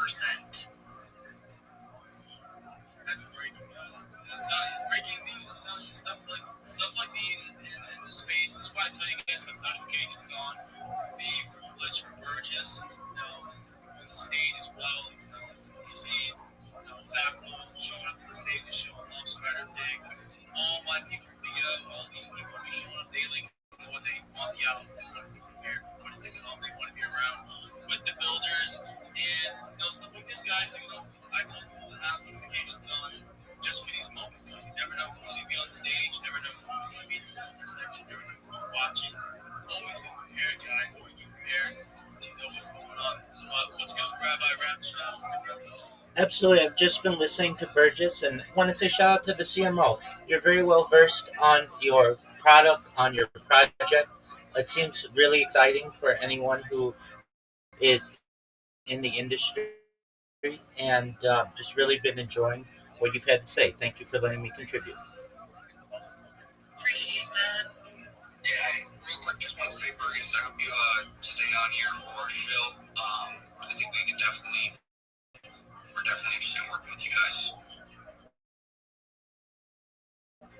Not going anywhere. I love these spaces. I have a question actually. So, what was did you guys have not just before it did now? You guys collab? We can do this together, better together. Is this thing already background? Like, how did it just actually start?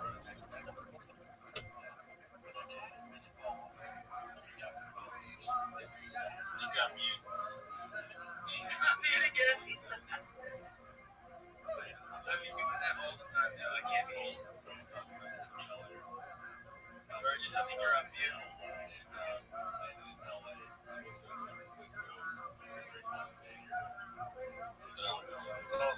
Well, they're trying to cut off yeah, I just want to say, yo, everybody, let's light up that purple pill down there with comments, likes, even bookmarks help too. If we just press all the buttons, because then we can get the space trending. If we get the space out there and trending throughout the space, we're all just be following everybody as much as we can. The space, I know next change the algorithm was so huge, you can't like mass follow too many people, but as the space goes on, like resets. It's like a rolling window now is released. It appears to be, but you continue to keep following people, so maybe like people. I could explain that. Yeah. So like a little bit of the rundown of like how the actual spaces work, guys. So what actually happens is, right, you follow the host and host on the speakers, right? If you've never been to one of these spaces, obviously there's gonna be a lot of people you do not know, and there's one show up to these spaces, you might see some regulars, but if you scroll all the way down to the bottom, what next curate all the people that have not engaged with at the bottom of the space. And what I always tell them is I tell them to start all the way at the bottom and go all the way to the top. And we all show love in the space. Everybody that follows me, I show them back. I engage with them a little bit. I follow them back to people. People that really show me love. I always show them love back because I think the courage is just grow. We gotta get her back, yo. Let's go away from it. She's in the request.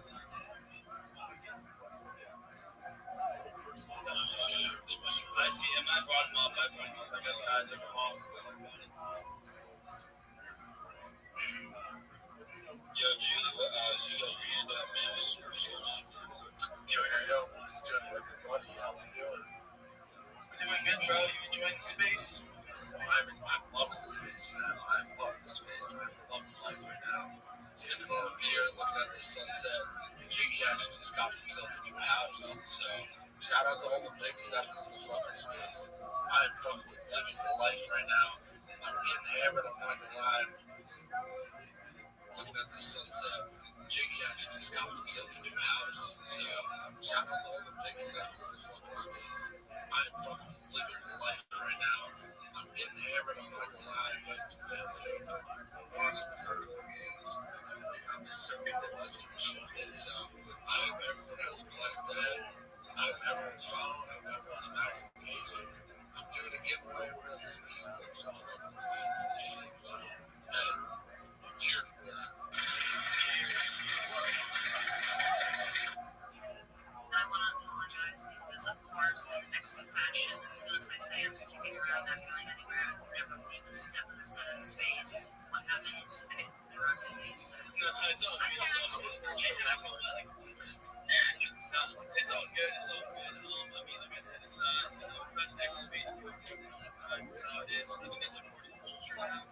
Like, honestly, like, we get into these spaces. Anyway, though, I think I said to the question. Before you go, I have a question. I don't know exactly project, but maybe let me text this question. I have a question now. Like, how did Burgess exactly start? Was it like you guys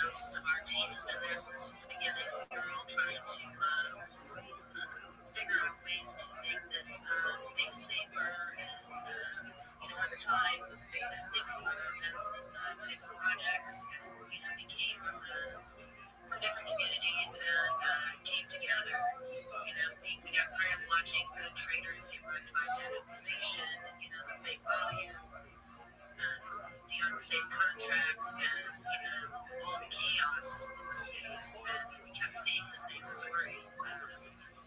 Not just us, but communities that, are involved in, all of us being in different spaces and stuff like that. We kept seeing people losing money, not because they were stupid, but because the tools in this space simply weren't built to protect them.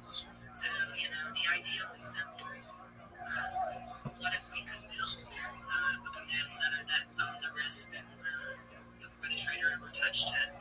Where a place where, the assets were already vetted and portfolios were diversified and, that cross-chain execution was automated and everything was transparent and safe. That's one thing. If you ask any of our community members from Wolf, we have never been that community that lies or tries to induce FOMO or, that dam that comes in and says, oh, I've got this news, it's going to drop, oh, just wait, it's coming, or stay silent for weeks on it, right? So, that's where Burgess came from. It was a mission to rebuild trust in a market that lost it. We want to build a platform built on verification, that automation, and institutional great security instead of hype. And Wolf, it came from the community. We've listened to them. We've rebranded. We've changed things, going from the meme to more professional. We never used insiders. It started as a community-led token with one goal: to prove that a crypto ecosystem can grow through utility, transparency, and real alignment. Not pre-sales, not VC bags, not manipulation. And I truly believe people rallied around it because the vision was clear. Wolf would become the heartbeat of the platform. It's embedded into every curated pack, linked to platform fees and strengthened by our buybacks and our lock supply. So,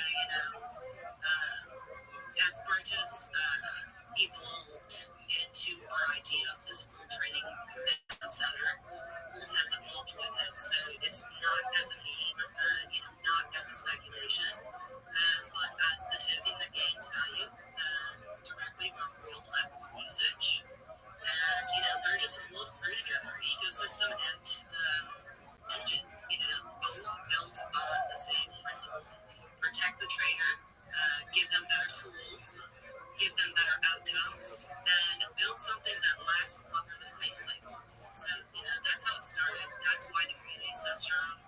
And I truly believe that's why the next chapter is going to shock people. Yeah, I'm super hyped. One,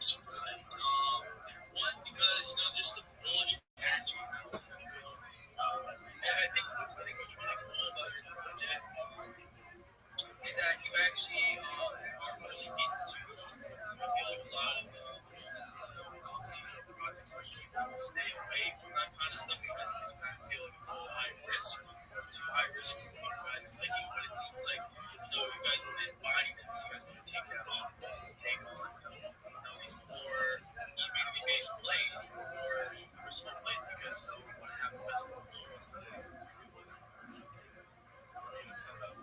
Absolutely. And, let me explain something that, a lot of people don't see yet. Burgess isn't just a platform, Wolf isn't just a token.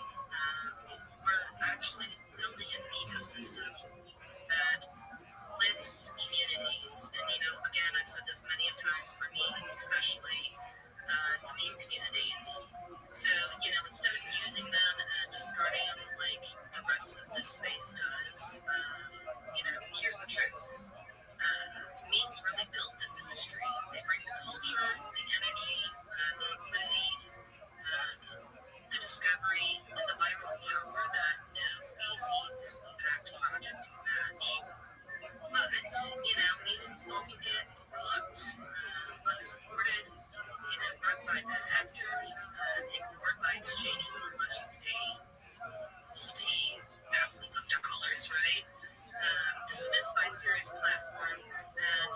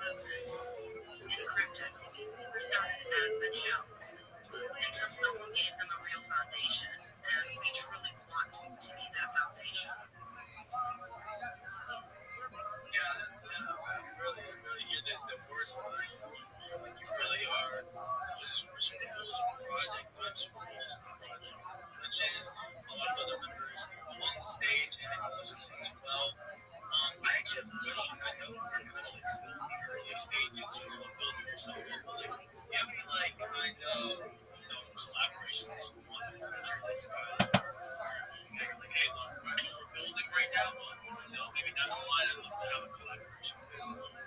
This person or this company, is there anything that stands out to you? Well, looking ahead, I would say there just is all about collaboration. I mean, that's how you build communities and stuff like that.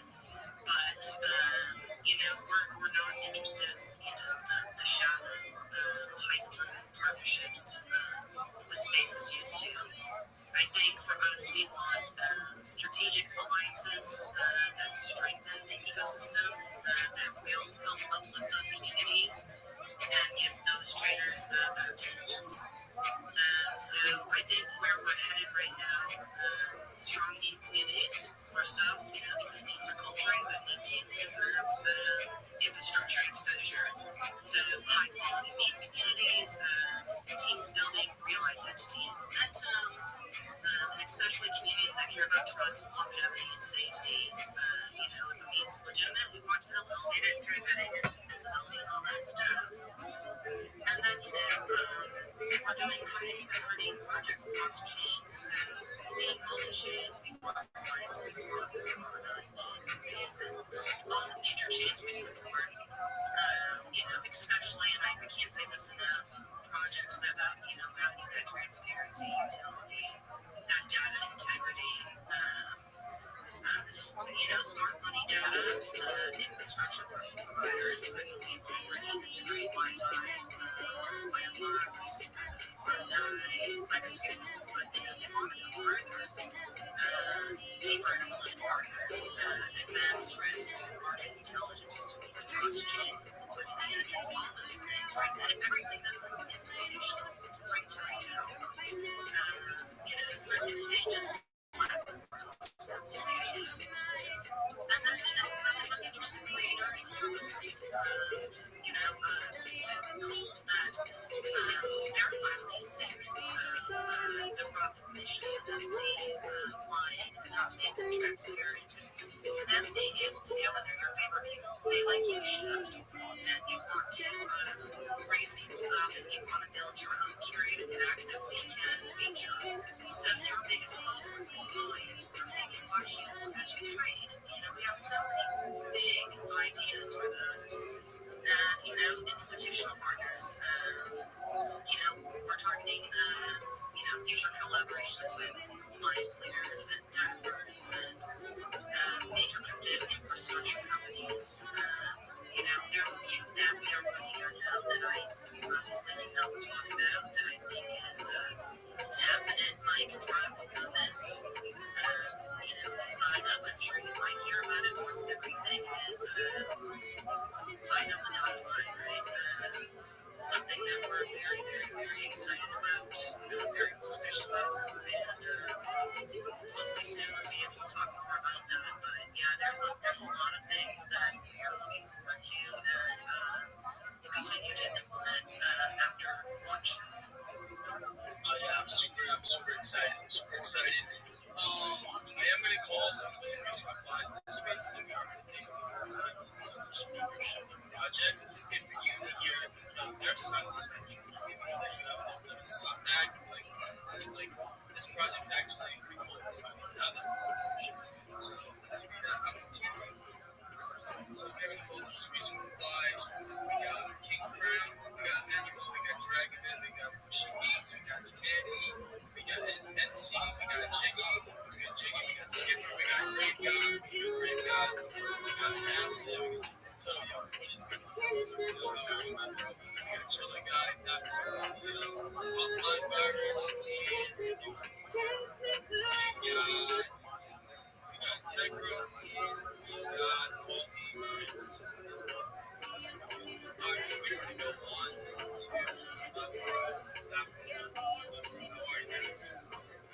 Chef, how's it going? Just listening to Burles and everything that you guys were talking about, and it's super intriguing. I am going to get it.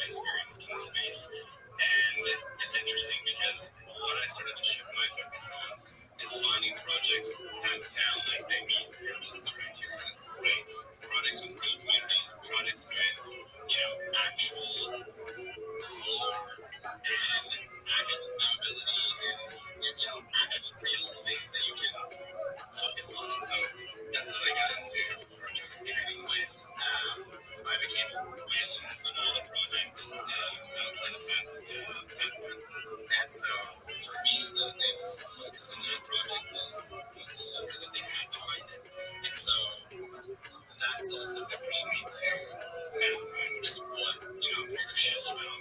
But, just to touch back on Ernest and their ETF style packaging, it's brilliant. When you have big memes, you vet them and you make sure that they're built, by real people and have real communities and they're, the simplest term is this real, trustworthy, and transparent in what they're doing.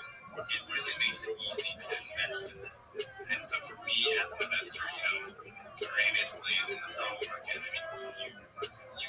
you circle around those types of companies, right? So maybe we'll bargain to make your portfolio, and to come in, pump something up, get out of it, make your money, move on. And that's one thing that we're trying to avoid and trying to bring with a different type of mentality to that. I know it's a meme, right? And it's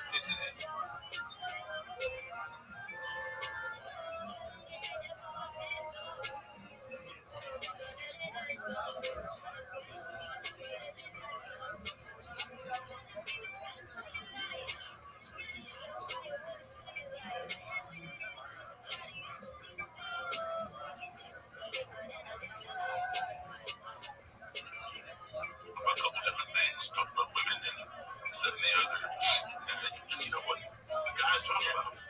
Yeah. And we exchanged phone numbers. And then the following year, 2017, he was involved in that large white supremacist rally in Charlottesville, Virginia.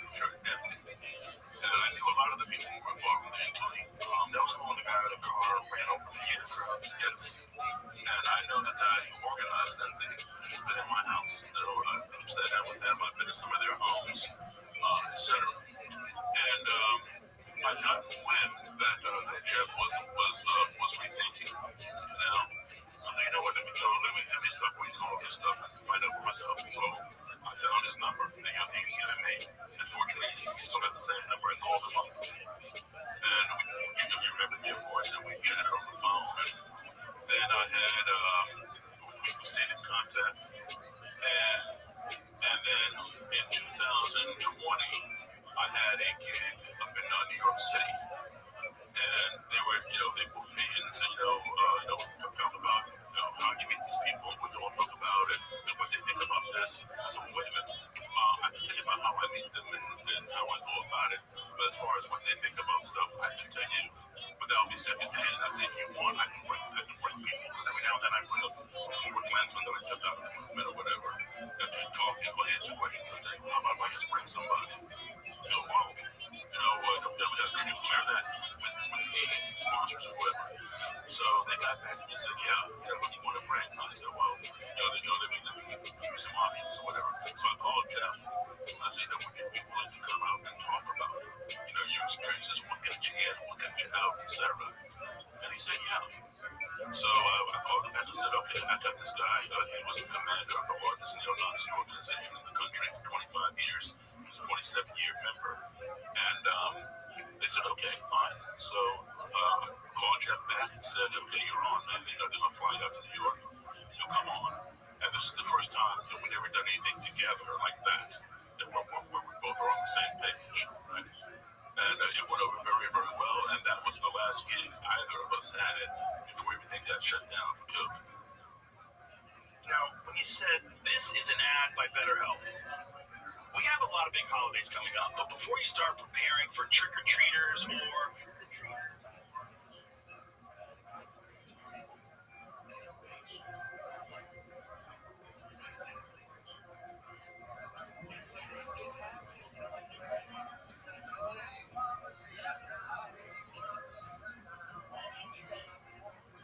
yes, I interact with people that seriously see all the profile, take on it, interact with them, and they also check because they help me talk, and it's always help. Like those are the details that help me in this space, and I still like follow. Yeah.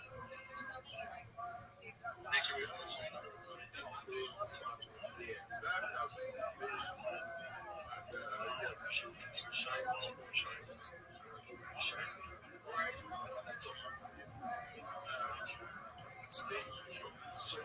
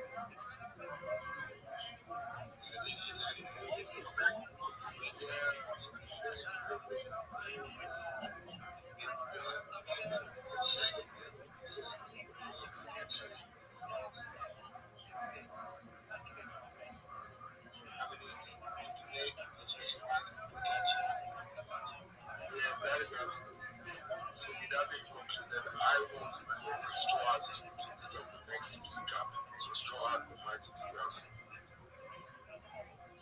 Now we have Rabbi Rothschild on stage. So tell us what you're about, man. Absolutely. Thank you so much for the opportunity, everyone. I'm Rabbi Rothschild. If you don't know who I am, you will. I stream my life 24 hours a day, 7 days a week, 365 days a year for world peace. I've been doing so for more than 4 years. My streams go back to the pandemic. We've seen the death of a queen, the birth of AI, the coronation of a king, and everything in between. This is a real life Truman Show, a real life Big Brother. This is a timeline and a time capsule of human achievement. In the 1990s, Bill Gates coined the phrase content is king, and I'm making it true today. I'm king of the internet. This is the biggest event in global history, and here's why. In 2018, The Economist magazine stated that data had overtaken petroleum as Earth's number one resource, and I have more data archived on the internet than any person ever, which is making me a very influential person. I'm going viral, and when I do, I want to make you, your friends, your family, all financially independent if you're not already. I want to ensure that you have generational wealth if you don't already, and I want you to be able to start charities and philanthropic organizations of your own. I'm unlike any influencer that you're ever going to meet. I'm not live on one YouTube stream nor two. I'm live on over 20 simultaneous YouTube streams 24 hours a day. You can watch my life in 360 degrees. I even have a ceiling camera. If you want to view my streams, take a look in my profile, there's a link to my YouTubes. Additionally, in my pinned post, there's a link. You're also going to find a video there about me and my link tree. I dare you to look at my link tree. Nobody dares you to look at that link tree, but I do because I have more social media than any person ever. I have more content than any person ever. You will additionally find my Discord there. It's discord.me/rabbi. I have been in this Discord for years, 24 hours a day. We have over 2,500 members, and we want you to be a member of the community. We grow stronger every single day.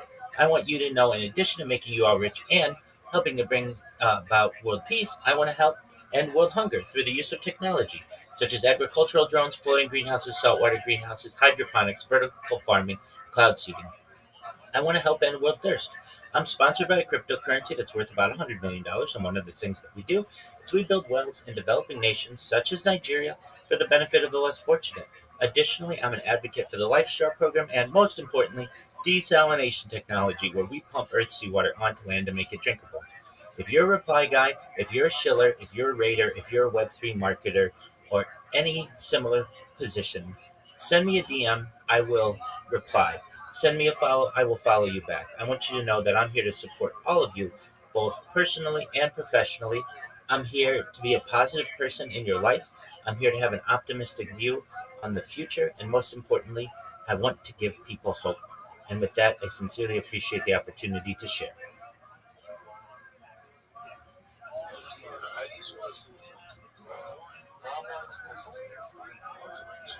Guys, I actually want to tell you that right now, as Rabbi is in this space speaking, it's actually streaming live on Discord. Guys, that is crazy. They are going to tell you about that. He really is going to Benedict, I'll be there in just a second. Guys, this guy is consistent, and I really love him. Thanks for showing up. Guys, make sure you're commenting Rabbi. Make sure you get to the link right now and get the social medias up the roof. Guys, that is the king of the internet. You need to become connecting with him. So guys, if you're not connecting with Rabbi, what the hell are you doing? And make sure as you're connecting with Rabbi, you're connecting with the host, you're connecting with the co-host, you're connecting with all the speakers, the listeners. Guys, let's go up the roof. This is a rocket ship. So with that being concluded, I'm gonna have the mic to Sentinel. Sentinel, I want you to bring up the next speaker. What's the topic? Yes, sir, yes, sir, yes, sir.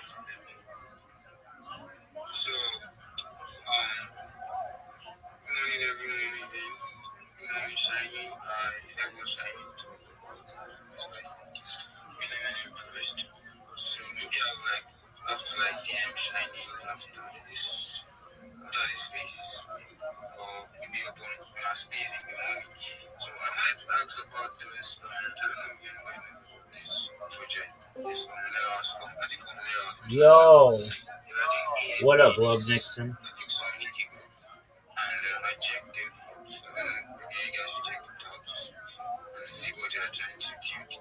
Let's see, maybe we can upon it. Yeah. And I would like to also share myself. I'm a Tony guy, community moderator, and also I'm a YouTuber trying to build my YouTube. I have 42 subscribers right now, and I'm also a content creator. So if you have any job for me, you can just DM me. I'm always active. Thank you very much. Please. Yes, that is absolutely amazing. That is absolutely amazing. So, guys, make sure you're connecting with Big Ben. Make sure you're connecting with Big Ben. He's a base child. And I just want to say something. I think Shiny, you actually sound, you sound a lot like DeFi. And the DeFi, I don't know. I'm trying to get this around my head. I'm a bit confused. When I heard Shiny spoke earlier, she was sounding like DeFi. And therefore, I need you to request for the mic and come up. I actually love her vibe. She's giving me positive energy. And guys, so are you all giving me positive good vibes? So with that being concluded, I want my boy Terrence to give you some shout outs to those bigger chats that I can see. So Terry, what is good? Let me know. Let us know. Yo, my man, super happy to be here. Really feeling alive with you guys around and just bringing all the good vibes to these spaces. I'm excited to see what's coming for you guys in the future. And it just gets me hyped, guys. Remember, we're talking about bullying in this space right now. You guys are gonna be engaged. You guys gonna like. You guys gonna be involved. And always liking YouTubers, even people in the home should be involved first instead of just waiting for them to follow you back. That is actually making me have a respect. I just everybody who's enjoying this space want to hang out. Let's follow them. I like a post. Sometimes it was so following. It's just spamming following everyone. So like everyone in this space. I don't care if you don't follow me back. Just like that. If my man does that, just do it. It's you here now. Got your work one the other day. I'm super happy for you. You guys have been killing it, man. And I just wanted to remind you, when you guys are replying with insight, context, or even any meme, because if it lands, it's gonna send you to the engagement there in the replies. The challenge, man. That's the challenge to do great replies, man. So you get good engagement. That's it for me. Right now, guys, let's have some more stickers, you guys. So how you gonna call somebody out? I'm gonna be having to call some people. Now, guys, sorry, Yes, that's absolutely good. You're actually interested from what I asked. I said you should shout us up. Big giga chat right out on the comments on the top of the guy. So shout out. So, shout out to my man, C-Boo, as a co-host, works as a host, man, Chinese speakers, strong hat, man, Rabbi, Russia, always man, my man, man, stage is here to host me, even nice, man, we got Becca in the house, Maya, she's the boss, and EBO, Joseph, plus Ed and Reno, and you guys are killing it. Welcome and feel, make yourself comfortable. Yes, that is absolutely right. That is because each and every one of you are absolutely big shouts in that video. So if you're making replies, you actually see it, then you will step up and grab it. So guys, with that being concluded, let's see. Rabbi, your hand is up. What do you Absolutely. I just want to drop some alpha on the room. If you've heard some of this, apologies, but this is a newbies support group, and I think that we all were newbies once. So, if I may, I'd like to share some knowledge with everyone. Firstly, if you're in Web3, you need a crypto wallet. You all should have them. You never know when somebody's going to just give you or gift you some type of cryptocurrency. And that cryptocurrency may be worth a lot someday. So make sure that you have a crypto wallet. You're going to get a seed phrase when you create that crypto wallet. Don't ever give out that seed phrase to anyone. And also make sure you write it down. Too often people keep it electronically and then they're never able to get it, or somebody gets into their system and drains their wallet. You don't want that to happen to you. Additionally, you want to make sure you never share that seed phrase with anyone, even if it's a friend, even if it's a community member. You never want to do that. You're basically giving them the access to your bank account when you do that. Not everybody knows those simple things at the beginning when you start getting into crypto. Additionally, this is for everybody. You want to make sure that you back up your phone. You don't want somebody to steal your phone on the bus, or you drop your phone in the market and it breaks, and then you don't have access to your data anymore. You don't have access to your apps anymore, and you don't have a backup of it. Once you back up your device, make sure it's saved in the cloud where you can get it. All right, this is for marketing yourself. This is some alpha to market yourself. If you want followers, there's a really great way that you can get followers, and it's really easy. Before you go to bed, go to one of these gain followers spaces. They go for 12 hours, sometimes 24 hours, sometimes. Leave your device in there when you fall asleep. By the time you awake, you're going to have 10, 20, or 30 brand new followers. All those people want is for you to follow them back. This may not seem like a huge amount of followers, but if you do that every night for a month, you're going to have an extra 1,000 followers. Believe it or not, only about 3 weeks ago, I started getting followers on this account, and I'm already at 1.3 thousand, and that can happen to you overnight as well. It's a really easy way to get followers. All right. Whenever anybody comes to me for any kind of assistance, the first thing that I ask them is, do you have a link tree? Many people don't realize the power of a link tree. If you don't know what a link tree is, it is basically your business card in the modern world. This is going to have all your social media on it. Additionally, what I'm going to do, I'm going to post in the jumbotron a list of the 30 different social media platforms that I think that you all need. And if you don't have these, you should. The reason why is when somebody Googles you, somebody looks into your project, you want to dominate the search engine results. Additionally, you want to be able to get business on more platforms than just Twitter. There are a lot of people out there with deep wallets, and they don't all use Twitter. So you want to connect with these people wherever it's comfortable for them. You additionally, these social media accounts are going to give you about 30 different places where you can post content and post your clients' content, which is going to make you more successful. And then finally, you're going to be able to be more difficult to be able to be impersonated. And that is what I want you to do. I don't want somebody stealing your good name, stealing your hard work and your reputation because you weren't able to get your username on one of these platforms. So beat them to the punch. Once you create those social media accounts, then what you want to do is, and I'll help you with this. I'm always open. You come to my Discord, talk to me. We'll work you through any challenges that you have. What we want you to do is optimize your profiles. So that means that we're accurately describing who you are, that you're going to rank highly in search engines, and that people are going to be able to effectively understand who you are by your communication. We're also going to look at your profile picture and ensure that it's optimized for whatever it is you're doing. Then what we're going to do is we're going to provide content to you. There are AI video generators that you're going to want to use to be able to put easy, simple, understandable content on your social media platforms so that you rank highly, so that you get in YouTube Shorts, so that you get in TikTok Reel or in Instagram Reels and TikTok algorithm. You're going to want these. They're going to just have some simple hashtags associated with their title and description. This is going to help you rank higher. When somebody Googles you, you want to show up number one. When somebody YouTubes you, you want to show up number one. When somebody looks for you on TikTok or Instagram or anywhere else, you want to show up number one. Additionally, I'm going to help you if you want. I believe Tay said earlier about memes, and it's really important. Memes is really understated. People love memes. They're really simple to be able to understand. And you want to not only know how to create memes with meme generators, which I'll teach you how to do, which all this is free.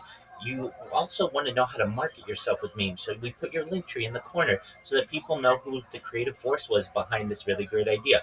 I'm going to teach you how to Join communities, not just on Twitter, not just on Discord, not just on Telegram, but everywhere on the internet, so that you're able to network with these people. We're going to give you good tips, like when you're in a space, tagging the host, the co-host, and perhaps any speakers when you're done speaking, thanking them for the opportunity for you to be able to share. Not everybody does that, but when you do that, trust me, the host will remember you. Oh, that person's really polite. Thank you. I'm the king of thank you notes in both my personal and professional life, and I do my best to thank people as much as I can. It goes a long way, and when you can communicate that to a host, you're going to get called up the next time right away, and that's a really great benefit. You also want to learn how to clip spaces, just like this. When someone shares alpha, you clip the space, you tag the host, the co-host, the speakers, and you put a nice title in the description of what happened. You put some hashtags. That's going to get you on the radar of the host in the future. They're going to let you up because they know that you're an effective listener. You're also going to, and I'll help you with this, teach you how to shill, teach you how to pitch yourself. You're going to want a 30-second pitch, a 60-second pitch, and about a 3-minute pitch to be able to effectively communicate to people what you do. You don't want to come and say, GM to the host, GM to the co-host, I don't really know what to say. I just need a job. You don't want to do that. Even though we're not going to fault you for trying, that's good. You want to be able to come in and say, hi, everyone. My name is XYZ, and I want you to know that I'm an effective Web3 marketer, and here's why. I'm going to promote your content on all of my social media platforms. That means you're going to show up number one, number two, number three, all the way to number 10 or 20 or 30 on Google. Same with YouTube. Same with Instagram. Same with TikTok. We're going to dominate search engines together because of the power of my platforms. Additionally, that means you're going to get 30 times more DMs, 30 times more people buying your NFTs, 30 times more people interested in your project, 30 times more people buying your crypto. When you partner with me, it's a partnership for the lifetime of our business together. And I look forward to working with you. When you can tell people that, they're going to get excited to want to work with you. They're going to want to work with you immediately. And one last thing I'd like to say, and I appreciate the opportunity to be able to say all of this, is you're going to want a Fiverr account, especially if you're in a foreign country. You're going to get paid in USD. So that goes a long way. You're going to want to be able to get unlimited data accounts and be able to pay your rent and be able to buy food. And it's a lot easier doing that with people who have deeper pockets. If you don't know what Fiverr is, it's basically a middleman that allows for a marketplace for people to be able to promote themselves. I can tell you personally, I have paid for people in Nigeria to help promote me on with some press releases. And I know if I have paid to do it, there are a lot of other people in the world who are going to pay people just like you are, perhaps, for your services. With that, I really appreciate the opportunity to share some of that newbie information. If you have any questions, you can always DM me. I'm always willing to help you. If you look at the top of the Jumbotron, I posted a list of the 30 or so different social media that you need, and I wish you all the best with your careers. Yes, that is absolutely great. Thank you so much. I want to say so much for that information. And guys, make sure you like get to check. Make sure you write the notes down. Have a book and pen. Make sure you write them down. Have a notepad. Make sure you're jotting it down. Guys, make sure these are offers. You get into things like questions and stuff. So you know, Rabbi's page chat. Guys, I can see my minus.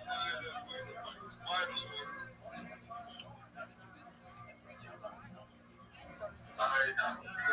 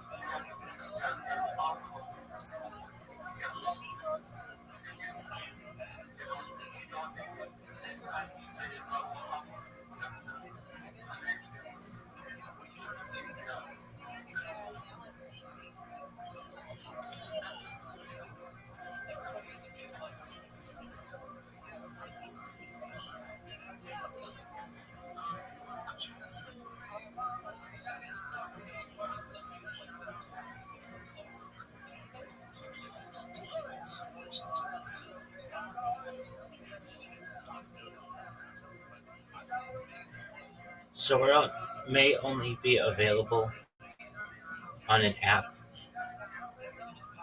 in limited countries, period. You can still get it if you change your app store location, comma, but in order to not overcomplicate it, comma, we can use Grok, period.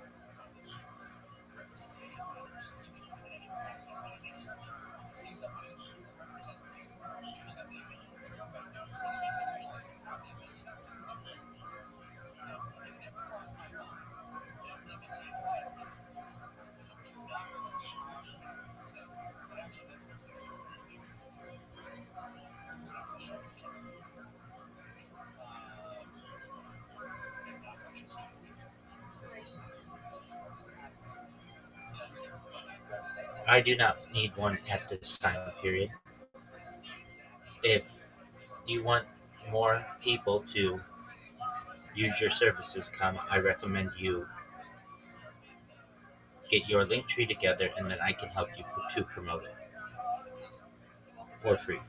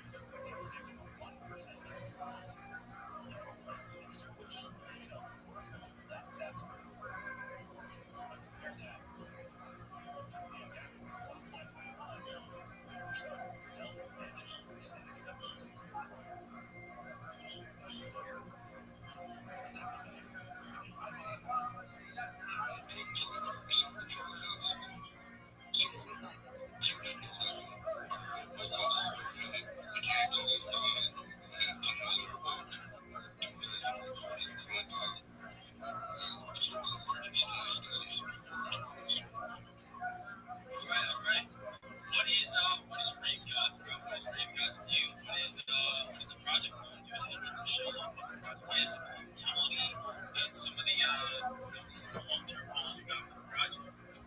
For sure. Korean God is a celebration of life. It's a celebration of freedom, love, and fun seeker, that person cries on, it's something more, the energy that pushes you, your passions, maybe that inner wolf, this would say.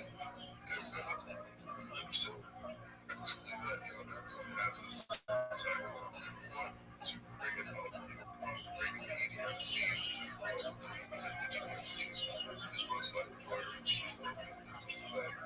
There's a narrative society, and people don't like each other, should be scared of each other, should not trust each other. And it's what it's something in this space where you don't start to change. Majority of the world, gaming, other people that came going to each community. There's a lot of this unity, but there's not so much other communities towards other communities because people don't know who they can trust. People think that I'm trying to see now, and that's why a lot of communities work together because they understand they might be we're trying to bring fun to this too.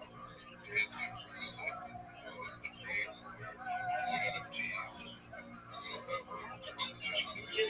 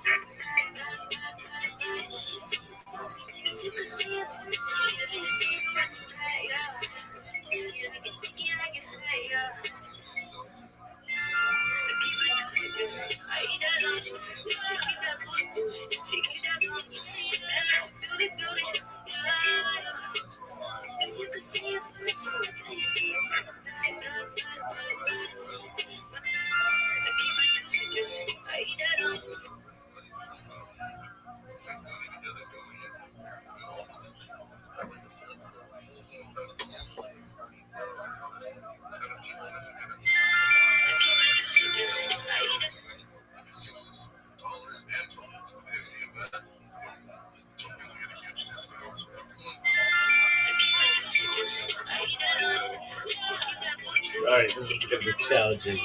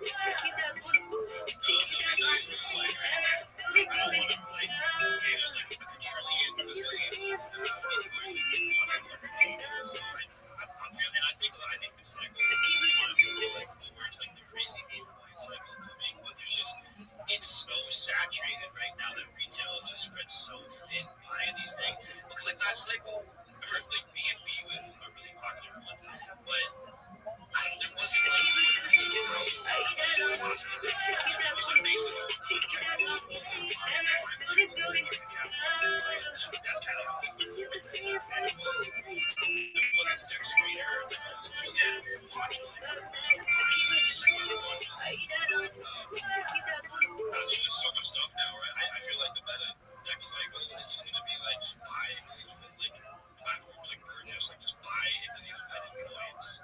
So you're just already totally screwed. Yeah, but Burgess, you better have a long-term plan. They're not looking for projects that the plan is to get into.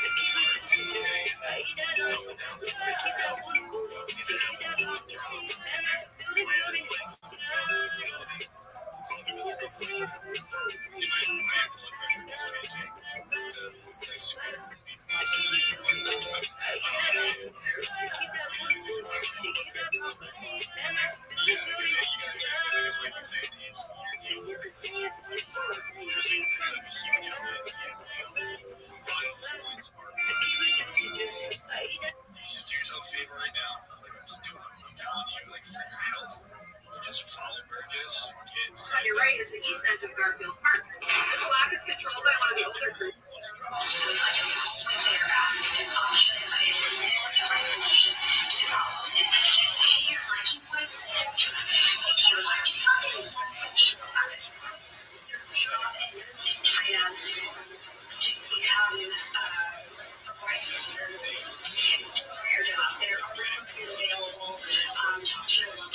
Next is, well, I'm just being real, like 99% of you guys are going to get obliterated trying to find those, and you could have just spent the whole cycle building something real, and you would have came out profitable. I mean, like most people, if you had just put $15 in Bitcoin, $10 in Bitcoin every single day for the whole 4-year cycle, you would have made the kind of gains that you get from throwing $50, $50 here, $50 there, losing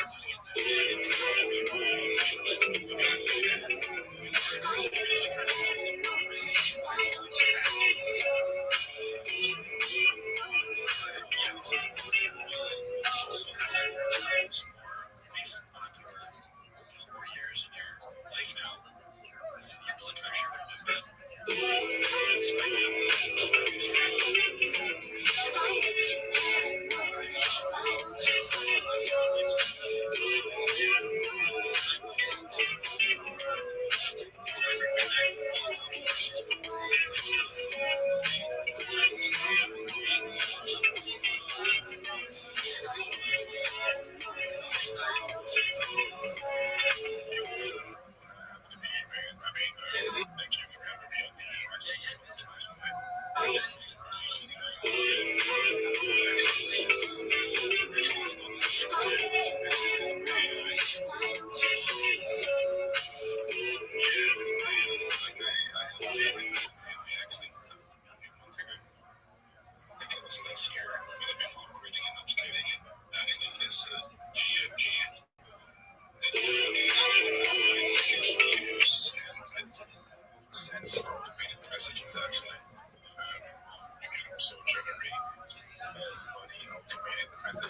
Again, what's this interesting? The one who says that we just put it out as a decision.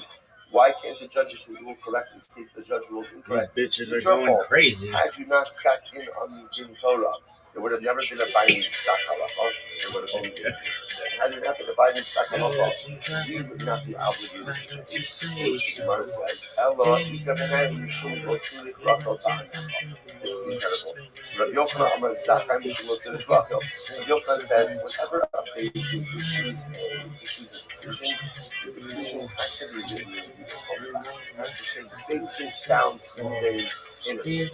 Because if it indicates any level of deception, what's going to happen? That's going to lead to speculation What about athleticism? ruled in which way and could potentially fuel Lashon Hara. Rish Lakish Amar, Ploni or Ploni Mizakin, or Ploni Mechayvin, Mishum the Mechse Kishikra. So Rish Lakish says, no, you have to indicate if it's a split decision, you have to indicate it. Why? Because if you just make it look like a uniform decision, then that's really misleading. That's not the case.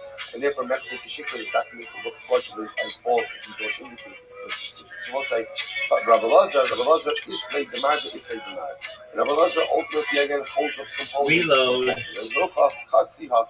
I'm going to put the word I think. Now, at the very end, this back and forth. based on their deliberations, Ruvain was found innocent. So we'll say, what's the beauty of that lashon? The beauty of that lashon is, on one hand, it puts forward a uniform psak. It says the Beis Din is paskening that Ruvain is right. Like that lashon of midivrayim, from their words or from their deliberations, what does it sound like? What does that clearly indicate to you? They were deliberations. What the deliberations also mean? That it wasn't a uniform thing, it wasn't unanimous. So therefore, again, on one hand, we want the document to look genuine. So therefore, again, if it's not unity, we want the document to, on one hand, indicate that there's not unity. On the other hand, you can't start naming which judges ruled which way, because Allah relates to one hand, and that creates lashon hara. Therefore, we use this lashon to indicate that it wasn't. That was so sick. But this that was so sick. My fucking foot. That's incredible. Athleticism. So Jason was ready to deliver their psak. They would bring in the people. So the Gemara says, Laman, who are they bringing in? So if you want to say it's the litigants, Hassan Kaim, the litigants were already there. They're present. What it means is we bring back the witnesses. Kiman, both Rabbi Nassim, not Rabbi Nassim. So the time, the older layer of these Rabbis actually make Echad. So it says, now we're going to delve a little bit into the halachos of testimony. In general, again, the Brisa says like this. Tanakama says that halachos of the Brisa, witnesses cannot form a testimonial unit unless, of course, they see the same event together. They must witness the event together. So when Shimon Kach over, I feel in is ultimately again Rabbi Yoshua Bakach says no. They don't have to see the event together. Even if they see the same event consecutively or separately, that's fine as well, as long as what? I'm sorry. So Yoshua Bakach says like this. They don't have to see the event together, but they must testify in days together. Very interesting idea. They can see the same event separately, but they have to testify in days together. It says no. Omer Shomen Dvar Shal Zayom. Kishem Chaver Lamachar Shomen Esvar. Rabbi Shimon says no. They can even go ahead and come consecutively to days. So we'll say, so again, interesting machlokes. Tanakama, they have to see the event together. So if you have to see the event together, you shouldn't have to testify about it together. Rabbi Shimon Kacha, they don't have to see it together, but they have to testify about it together. Rabbi Nassan, they can even testify about it separately. So Rabbi Nassan suggesting, if the Mishnah is telling you that you bring the witnesses back together, that's not like Rabbi Nassan. So Rabbi Nassan, you don't really need the witnesses to be together at all. So the Gemara says, no, not true. But we said we bring them back into Beis Din for the verdict. Who's the them? The them ultimately is the litigants. So the Rabbi Nechemia Omer Kach Hayim Hagesham Kierash Yerushalayim. This is how the tzaddikim of Yerushalayim used to do. Machnisim abali. So we'll say this is how a Beis Din worked out. When it says Nikiyah Hadas, Nikiyah Hadas refers to those people who wanted their processes to just be beyond reproach. Right? They wanted it to be good. So how did they do it? So they would bring in the Baalidin, the litigants, Vishomin Divrayim. They would hear their words, and then they bring in the witnesses and hear their testimony. Then they take everybody out of Beis Din. The lover, ultimately, again, the Dayanim themselves would go ahead and then kind of bundle it, right? They go back and forth. So, and then ultimately, again, when they finish their deliberations, they brought back in the Baalidin. In other words, the Beis Din has to have an ability to go ahead and discuss the case. And the best way to do that, of course, is how? Not in the presence of the litigants. In other words, get all of your information and then do your deliberations in private. And when they finish their deliberations, bring back in the litigants. But we learned, but it says, the Brisa says that when they would finish their deliberations, they bring back in the witnesses, not the litigants. That's not like Rabbi Nassim. Okay, so if I will say again, it's not clear exactly who it is that we are bringing back. Right? Bringing back. Now, it seems to be that the Rambam passing is like that Brisa, that the bringing back is a reference to the litigants. Right? Because we don't really need the witnesses anymore. What we need now are the litigants. So again, bringing the witnesses, bringing the litigants, ask all the questions you need to ask, separately, right? But together, and then everybody's out, deliberations occur, and call back the litigants for the decision. Okay, so I'll say now, the Gemara is going to jump back a little bit. So the Gemara says, Kufa, the Olam Einei do some starafes Achim Nushneim Ke'echad, Yerushalayim Karchol Ma'afilu B'Zeh Achar Zeh. So let's go back for just a moment. This was an interesting machlokes, right? So we had Tanakama and Yerushalayim Karchol. Tanakama held, in order for witnesses to form together a testimonial unit, what has to happen? Halacha l'maisa, they have to see the event together. The Yeshua ben Karcha says, they can go ahead and what? Even see it. They don't have to see it together. But what? They have to testify together in base. So the Gemara says, Michael, what's not focus on here? What's the machlokes over? Rabbi say, what's the machlokes over here? E-bais and Rabbi, E-bais and Svara. It could be about a pasuk or it could be about logic. E-bais and Svara. So if you want to say it's a machlokes and logic, here we go. So you want to say, Amar to kamasit high, lo kamasit high. Umar to kamasit high, lo kamasit high. So ultimately, again, the Tanakh will say like this. How could two people form a testimonial unit if they're not witnessing the same event together? Because maybe at the end of the day, they're not even seeing the same event. In other words, the only way to know that witnesses are actually witnessing the same exact event is how? For them to actually see it together. Otherwise, so for example, let's say again, right? They say we saw Ruben go ahead and lend Shimon money. Money. So again, if they're not seeing it together, maybe Ruben made two loans to Shimon. Maybe it's two different transactions. How do you know? So the Gemara says as follows. The other opinion will say, I'm one of the Alma Tarbayo Kamasit. And again, so it's that's the Tanakama. On the other Shimon Karka will say, no, we trust ultimately again that Allah they are testifying about the same goals. That's the Svara logic. So the Gemara says, so the other possibility is Krok. It's on the pasuk. What's the pasuk? Who ate o ra'ah o yada. Pasuk says he is a witness, and he saw, or he knew. Tanya Nesha Shneimar lo yakum aid. Since the pasuk says ultimately again, lo yakum aid, that witness will not, or singular witness will not give testimony. Any other shul echad, I know that aid is singular. Why does that have to say echad? So when it's about telling echad, zeh bana av. This case of binyan, what's a binyan av is like a paradise. So when it says kom akum shneimar aid hari kan shnayim. Whenever the Torah uses the word aid usually refers to two witnesses. So the Torah goes out of its way to tell you one. That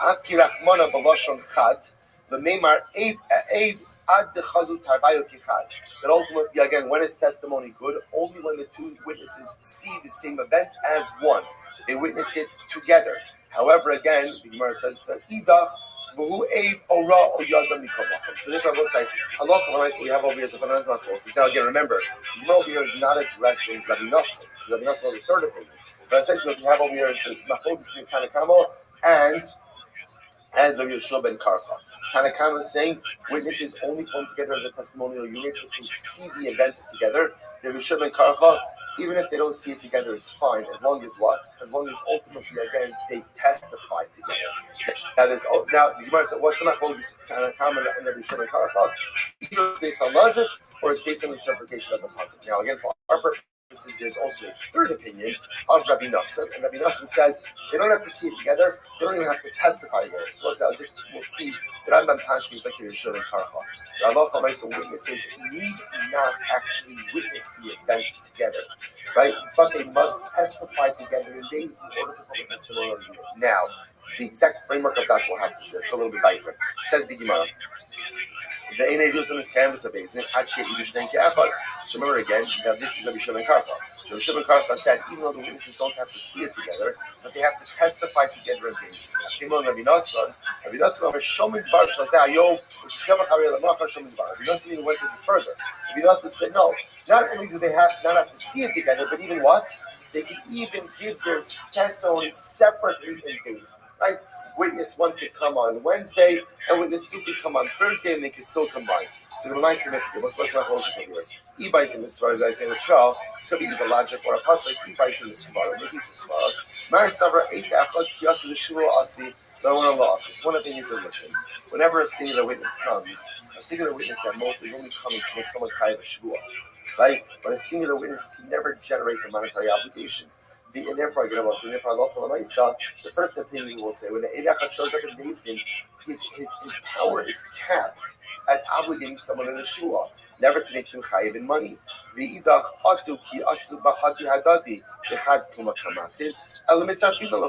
we'll say, so the other thing we'll say, look, when two witnesses show up in Basin in general, are they talking out of one mouth?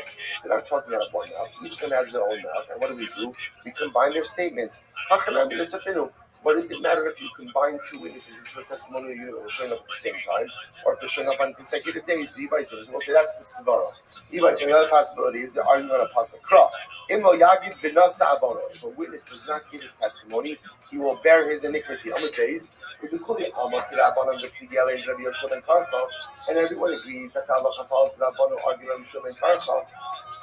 Now again, I'll say, now the Rabbanon hold that halacha l'maisa witnesses have to go ahead and see the same event together. Remember again, that's what the Shimon and Karcha I was talking about before. Everyone agrees that the halacha follows Rabbi Shimon and Karcha. Right? You must have my focus over here.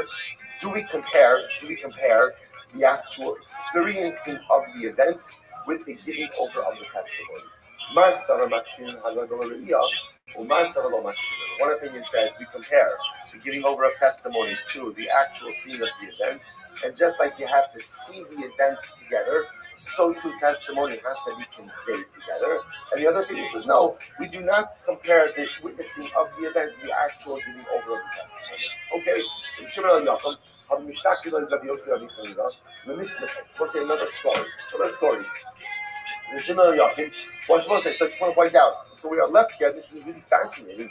We're left here with our three-way machlokas, right? How does testimony work?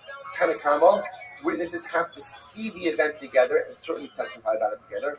The Rishon and Karcha, they don't have to see it together, but they have to testify together. And Rabbi Nassan, they don't have to see it together, and they don't even have to testify together. Three-way machlokas, and interesting enough, what we see is, oh, it's not three-way machlokas, just svara, logic, or ultimately interpretation of a pasuk. All right, well, so you know what? Tried. We gave it a great. We're fine. We are right on target. Right on target. We're going to finish the paragraph for Shabbos in some way. Right? I'll say something. We'll be fine. Let's stop over here for today. Shkach, everyone. Maybe I'll look for somebody's catch us up a little bit. We'll see. All right, Shkach, everyone. All right, everyone. Have a great day. Walking by you, baby, you're passing through, and I think it's gonna be that brings me on to find. All right, so I'll say good morning. Let us begin. These are things all of our choices for this morning should to think. Our Hanukkah starts before touching there. Annual Hanukkah starts this morning. Dedicating all the Shem and Joshua this year. And his host, who serves Torah's for all of Torah sponsors for the month of Teves Hamal in Tova, Tommy Mishpacha, dedicating Sherman this month in memory of David Levy, the brother of Itai Levy, who was killed fighting in Gaza in the first day of Hanukkah. Hope that he and Sherman together with all of our precious soldiers. The most Nefesh, HaKadoshas Hashem, Ha'amza, Arad Road, had tremendous Aliyah, and the Nefesh Hashem, their families, and Neshama. We dedicate the learning and exclusively return of our hostages. If the Mishpach, the Nefesh Hashem, bring them back to their Mishpachos, B'Shalom, and B'Karov, and the merit of our holy soldiers, and they shall protect them, allow them to be successful before Maaseh Yedeihem. Once we got that, we have a lot to do today. Today's daf is Chavches 29, we are picking up on Chavches on the days 28b, and we are picking up the Nefesh Hashem. Let's just pick up 2 lines from before the line you get wise. Yes, that far up. So, but again, we will make it. So the Lord says, so I actually started this case yesterday. Amr Rabba Rachana made a Ishtarusa. A person committed to give testimony for his wife who is an Arusa. Right? So in other words, he has his only Reuben is marrying Rachel, but they only did Irusim. They haven't done Irusim. So they've engaged in the initial part of marriage, but they're not yet living together as husband and wife. So the halacha is that Rabbi Rachana says that Reuben is committed to going to give testimony on behalf for or against. It sounds like for or against his wife.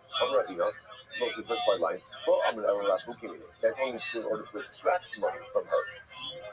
In other words, because he has no conflict of interest there. But again, to testify on her behalf that she should acquire money, that is not true. Why? Because then he's conflicted. Why is he conflicted? Because halacha l'maisa, whatever she gains, ultimately again, he will gain. So the Gemara says, it's not true. It's not true. The truth is, again, the Gemara not speaking, the Gemara says, in reality, an arus, a husband, even if it's only innocent, is not believed to testify on behalf of his wife, regardless. Right? Whether it's to that she can acquire money and lose money, it doesn't make a difference. He's not believed. He's not believed to be considered to be a current, considered to be a relative. And therefore, Allah himself not believed. My decade. So the Gemara says, well, let's analyze this. What is it that you were thinking? So the Gemara says, so it's just a separate halacha. Here's what originally shaped our thinking. Third wide line, 28 Chof on the trees. So Ishta Arusa, so this is not a coin. Just stop, actually, let's both the coin that way.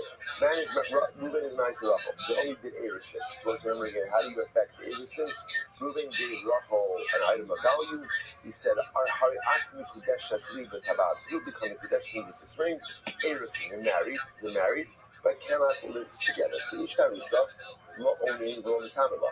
So if a man has Erison with a woman, and let's say again, she dies, so he does not become an owner for her. Remember again, Aninus is the status between death and burial, where the mourner is exempt from all positive mitzvahs. Now the Gemara says that does not apply to Erison. Furthermore, if Reuben is a Kohen, he would not go to her funeral. He cannot become tummy for her. So what does that show you? What does it show you? That as much as they're married, she's not really halachically in a certain respect considered to be his wife. Because he suddenly again, she does not become an owning for him if he were to die, nor does she become tummy. I'm not saying how again, what does this mean? So actually points out it's just really making it symmetrical. Remember, there is no din of Kuma by a Kohenes, right? The daughter of a Kohen Baskin is committed to become tummy. It's just making it symmetrical. She dies, he does not inherit her. If he dies, go to Tsubasa. She will collect the Tsuba. And actually points out what does that mean? There's no Tsuba until after Nisuin. So actually points out what that means is if he promises, he could remember, Reuben could commit to a Tsuba during Erison if he wants to, and if he indeed committed to a Tsuba, then Halosh Mesa, she would collect that Tsuba. So I'll say, what are you seeing here? What you're seeing here is that during Erison, in certain sense, halachically, they're not considered married. That's what the Havamim is saying, that a man could testify regarding his Arusa wife. This Gemara says, apples and oranges. How simple She'elo Kalarachmana, Akati Lo She'elo. We'll say those halachas, in order for a wife to be a wife, just be considered She'elo. She'elo means like his flesh, meaning they're living together. And that's why if they're not living together, the full marital bond has not been created. And therefore, again, these halachas don't apply. You shouldn't give a date. When it comes to testimony, what are we concerned about? Because there's not a conflict of interest. When you have a conflict of interest, when you're close to someone, even after Erison, you would assume that they are already close. You must because they're close. Therefore, again, you should not be able to testify. And I will say that is how we pass it. We pass it that a man cannot testify on behalf of his Arusa wife, right? Whether it's to go ahead and benefit her, right? That she should acquire money or to lose money, he's considered to be a relative to her, therefore he is conflicted, and then Allah says can't testify. Good, let's go back there. So the Mishnah mentioned a Chorgon is a stepson, right? So again, a stepson is considered to be a relative, and therefore again, you can't testify in anything regarding him. But interestingly enough, as much as with the other relatives, that status was also passed on to other descendants of that relative. When it comes to a stepson, you're only not allowed to testify on behalf of the stepson, but that's it. No other extended relatives. So once it's turned out, let's analyze this. So only stepson. Only stepson. Rabbi Yossi says this son. Rabbi Yossi says this actually not, that the halacha is not by a stepson, it's by a brother-in-law. You're not allowed to testify on behalf of against your brother-in-law, but it can only apply to your brother-in-law himself, not to any of the descendants or offshoots of your brother-in-law. So when Tanya Yidah, another place that says, Yisod Bado, Rabbi Yehuda Omer, Chor Go. Right, he says again, Tanakh says only a brother-in-law this applies to. Rabbi Yehuda says no, it applies to a stepson. My comment, what's going on here? Even in Mahavi Kamar, Chor Go Levad Lavod Yigiso, So if we're saying like this, that Allah you can't testify for or against the stepson, but again, I both say, so I point out, we saw this in yesterday's daf, that a lot of times when you can't testify on behalf of relatives, you remember again, we saw yesterday in the daf, it was like uncle, remember again who it was? Uncle, his son-in-law, right? What we call third-degree relatives, even.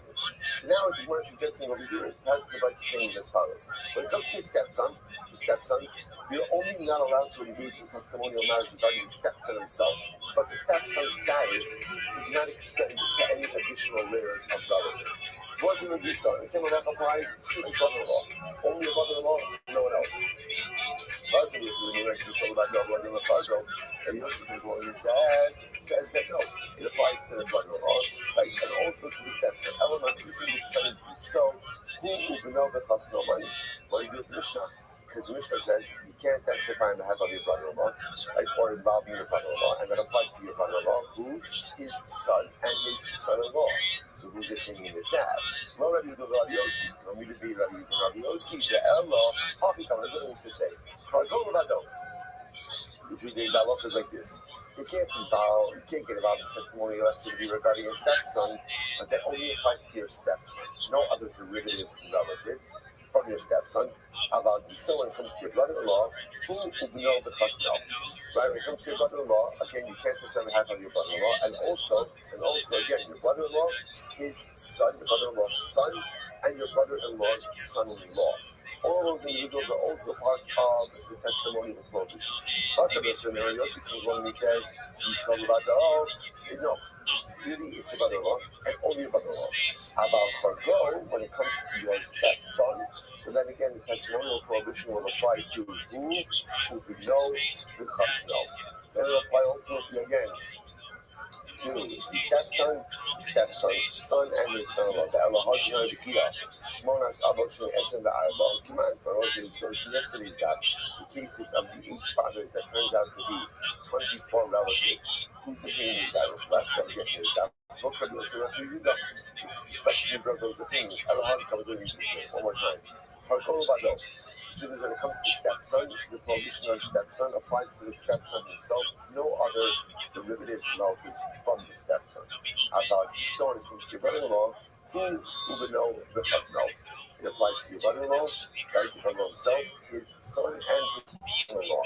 For us, Rabbi Yossi comes along and says, so the culture king Hargo, and Rabbi Yossi essentially does what Rabbi Yossi agrees when it comes to the stepson, but he says that the brother-in-law is treated like a stepson, and therefore Allah again, both of them are prohibited, but again, for testimony, but none of the derivative relatives from them are included in this prohibition. So we must see Rabbi Yehuda by Rabbi Yossi. And ultimately, again, this reflects the view of Rabbi Yehuda, and the Bryce reflects the view of Rabbi Yossi. Okay, so the Gemara of Rabbi Yehuda was Shmuel, Halacha Rabbi Yossi. Namely that what?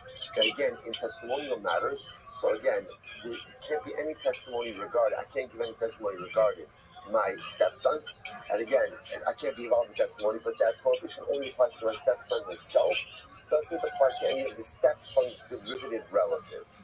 Furthermore, same halacha applies to brother-in-law. I can't go ahead and engage in testimony regarding my brother-in-law, but Allah again, that prohibition is only upon him, doesn't apply to any of the other derivative relatives. Okay, beautiful. Says the Gemara. We'll say, okay, so there's an interesting story there. There was a matana, there was a gift.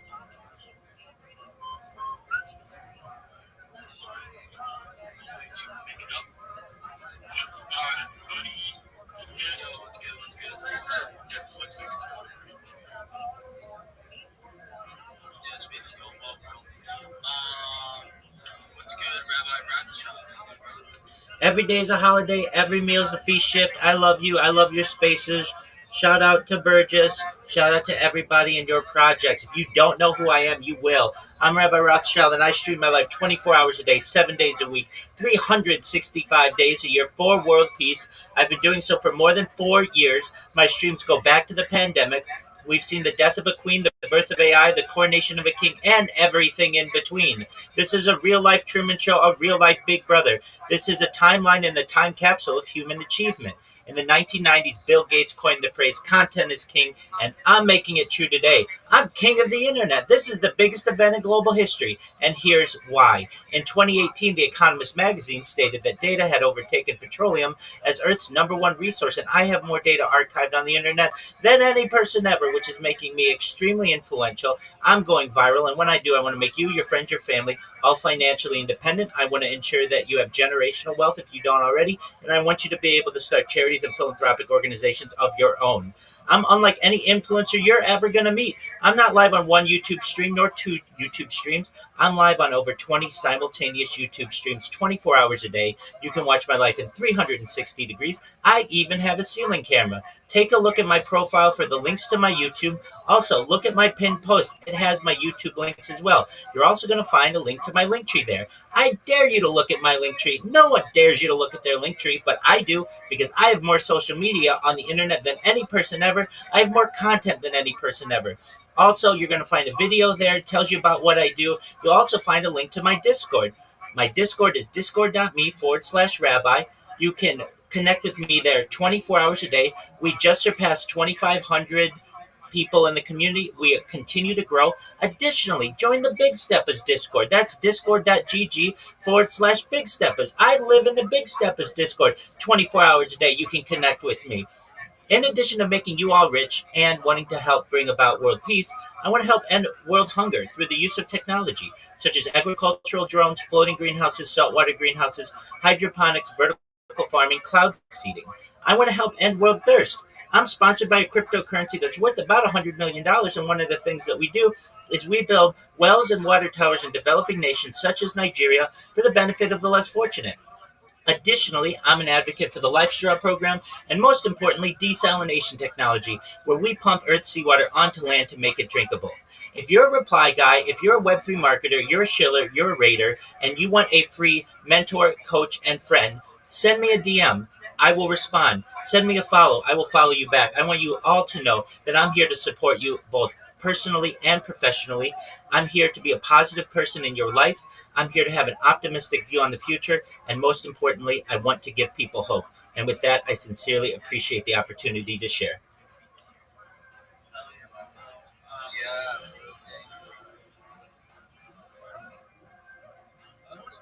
Yup.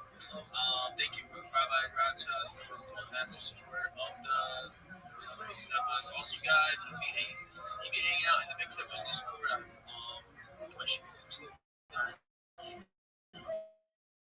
Where the Big Steppers Discord recently hit 8,000 members. It's in my bio, it's in my coach's bio, other members in the Big Steppers stage as well.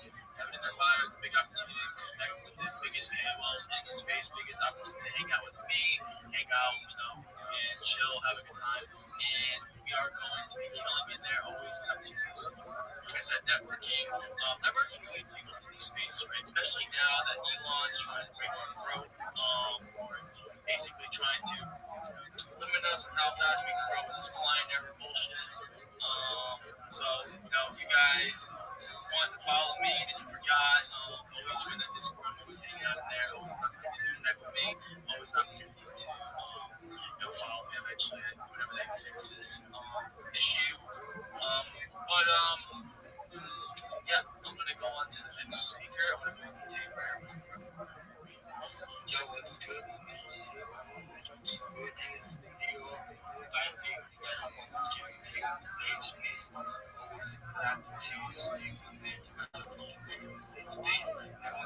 Everything about you, how you do this every day, man. I'm really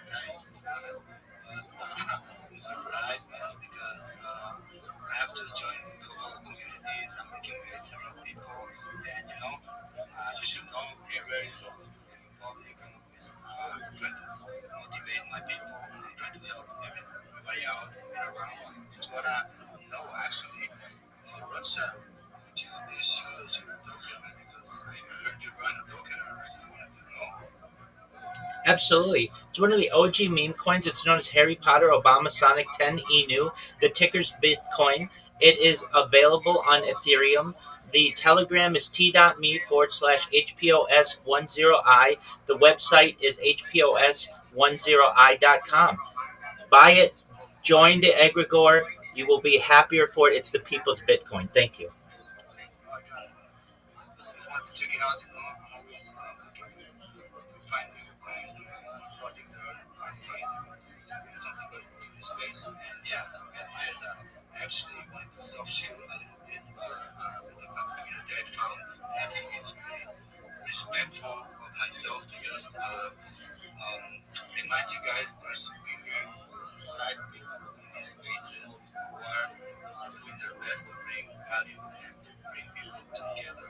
Yeah, I actually wanted to self-share my main guy in the 100X. He might be in the listener section. This guy's been running a token trying to revive it from a really bad time he had with some developers, and he's bringing it back. And go joining this guy because he has a really nice plan. His energy is always valued in this space. He just fits my soul and the community that I would love for him to speak. And also, you guys shift and reach my energies to, and you don't mind following him up on the speaker section. Man, this guy cooking, and you guys don't want to pay this one. You can see the time, guys. What's his name? Monte. Oh, I know my bro. I know. Yeah. You sure know him, bro. I do. Yeah, sure. I'll let him know. Of course, and also to remind you guys, this Monday, I'm looking at space with some of these. You might want to catch up with some people listeners. Thank you for having me up, guys. Yeah, sure. I'll let him know. Of course, and also to remind you guys, this Monday, I'm looking at space with some of these. You might want to catch up with some people listeners. Thank you for having me up, guys.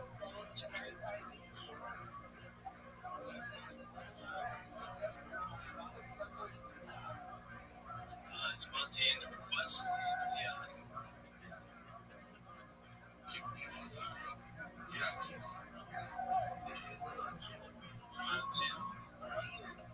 Monte requests thing, bro. Oh, it's Chef, check your DM.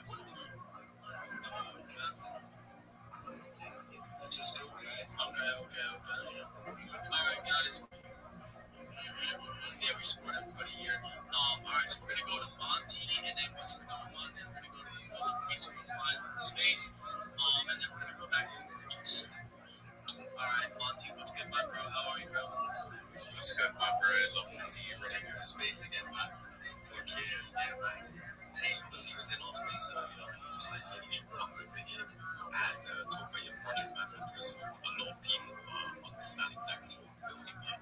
I'm trying to basically revive Love Guy with a token called Guy. I'm reversing the name because I'm trying to reverse the trend. A lot of people have told me you're trying to up the OG, you're trying to do some PvP type shit.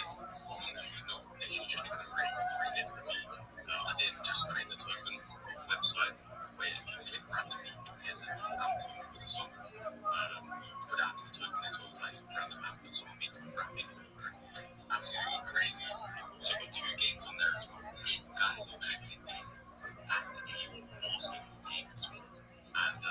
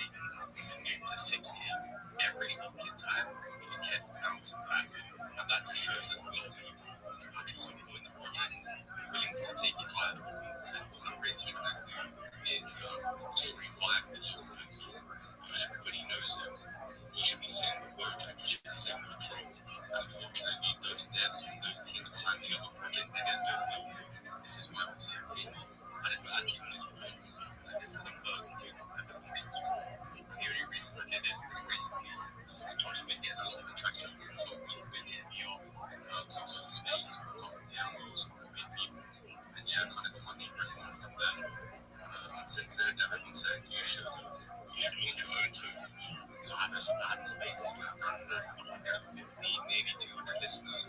And at the exact same time, in the jumbotron to see it, so everybody could see it in the exact same time.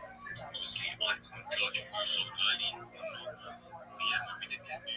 Like I said, we're bouncing back. I appreciate you guys actually having me on the stage, man. Usually, I'm not gonna lie, man, fuck you. Yeah, bro, it's not bad at work, is that? I was just walking around over here, but it's like, crazy, you know? I'm gonna be showing up. So everybody here on the stage, here, especially in the comments and the webs, and I want to grab somebody get contributions on the stage. Yeah, that's absolutely crazy, bro. They're a big man. I'm fucking proud of her.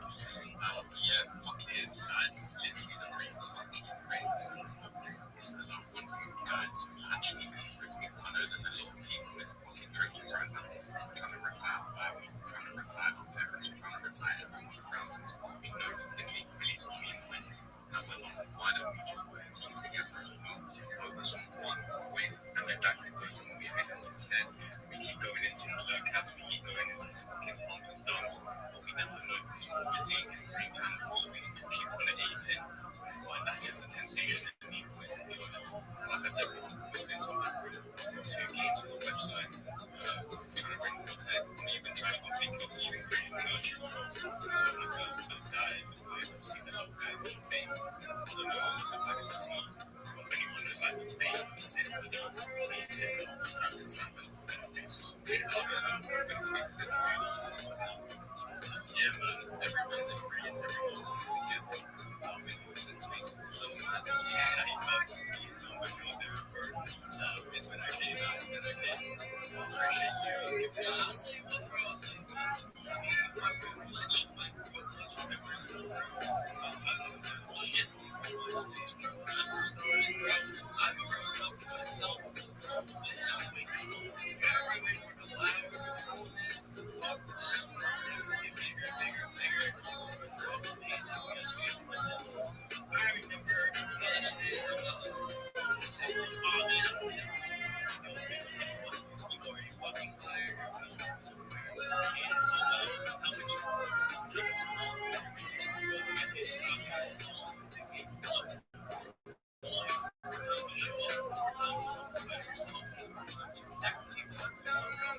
Space, like, close to all that shit. Like, you're just gonna meet people that play you over the phone. You do that show as well, professionally. Like, it's yeah, 100%, man. Hopefully one day I can get to overseas, bro. But yeah, definitely. That's what I feel like. This is why, like, space is so important. Give it a personal I think it makes it fucking easy for people to I tell anybody's raised by their color. No, you can't. And that's a little racist. Anybody can do it. You can do it. Like a black Nissan, tinted windows, cherry bomb. I don't know what that would be. Accidental. In any clothes. I don't know what that would be. Arnold, Chrysler 300. Never mind. He's gonna say it. I tell anybody's raised by their color. No, you can't. And that's a little racist. Anybody can do it. You can do it. Like a black Nissan, tinted windows, cherry bomb. I don't know what that would be. Accidental. In any clothes. I don't know what that would be. Arnold, Chrysler 300. Never mind. He's gonna say it for real. Until anybody's raised by until anybody's raised by their car. Yo, bitch, nobody gives a shit. I hope your kids hate you.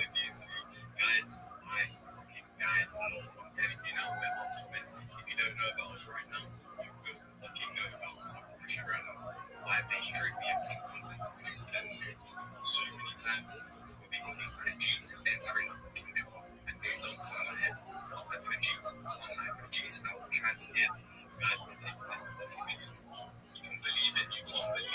It's all the way the patience really does for you. Like I said, I'm here for days, months, even a year, possibly a day, but I'll fucking stretch it out as long as it doesn't go into the little guy face is sitting with truth. you guys let me know. We'll find out soon. But yeah, shit, appreciate you having me on stage. So we're going to be calling the most recent flies in the space in America right now. Gorgeous cards. We got Trek, we got Superhotel, we got Beastie, we got Taylor, Ego, Rabbi, ROTHSCHILD, we got Monty, we got Ice we got C, we got FBR, Sosley, we got Rock One, we got Screaming Ink, we got Dead Ray, we got All the West Elemental Elevate, we got Shadow Shit, we got Turner, and we got Mom Film, Moms out there, Walt, Beat Flash, and Spider-Man. Drop a comment down below. Get out your showing up daily. There's also space for other things on the account. All right, Burgess. Amy, you there? I am. Hey, what is good? I have a question. We're going to bring back Burgess. I want to call everybody's attention. We go back to Burgess and just follow Burgess and all the host to coast speakers. I'm looking for I kind of have to decide. I'm so into you, dying if you want with me. All the things that go through my mind.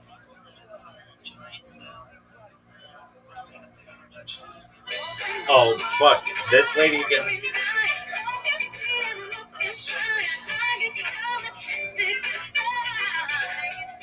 Baby,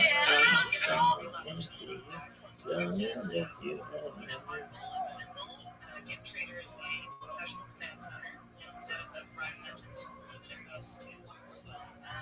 Burgess brings together curated multi-shape packs, ETF-style structure, single asset trading, and automated risk management into one clean ecosystem. when you walk by every night, talking sweet and looking fine, I get kinda hectic inside.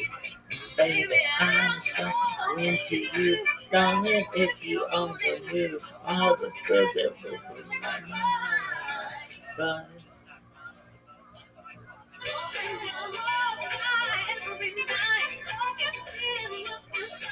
no, no, that doesn't look right. Start over.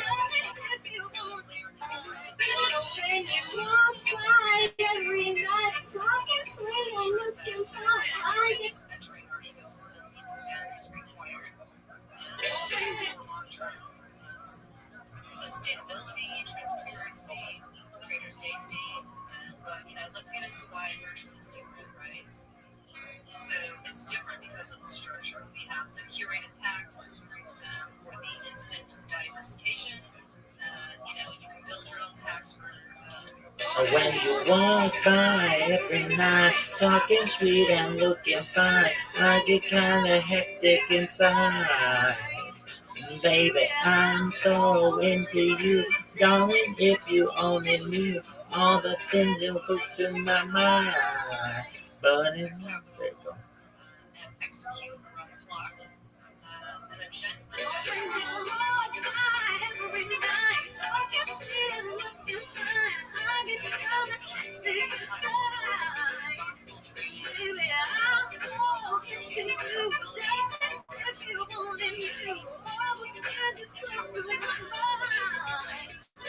something this market likely desperately lacks. So, if you're listening now and you've just tuned in, you're still early in the process. Yo, miss me with tomatoes though, like the texture, no. Yo, tomato is like if an apple was a girl. That's so fast. Girls are fine.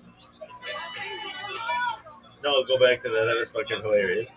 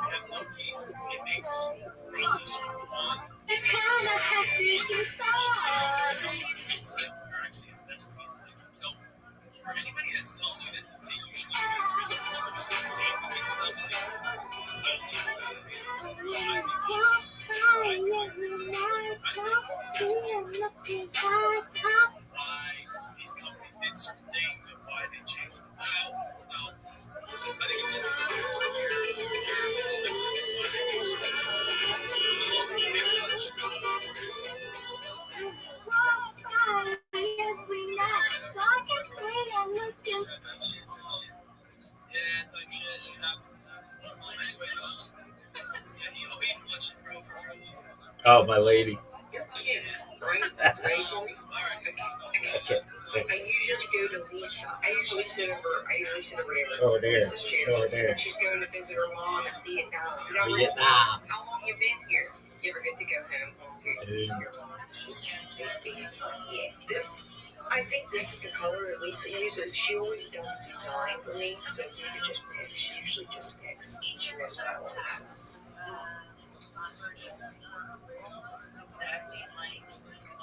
That one a little more. I got 3. 4 if you count my husband. You got 1 too. They'll drive you to drink if you let them. To drink. You look way too young. You're lying to me. No, it looks good. Yeah, good. This is for you, okay? Just take it. I hope your son's birthday goes well. Okay. I love this children. Thanks. Kim, right? Right?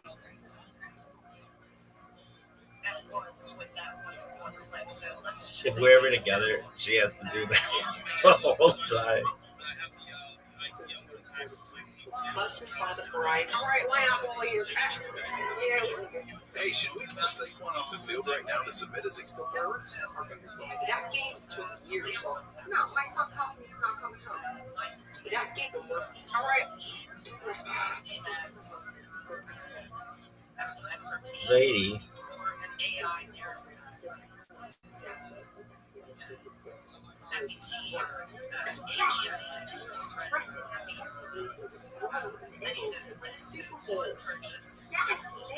Yes, didn't I say?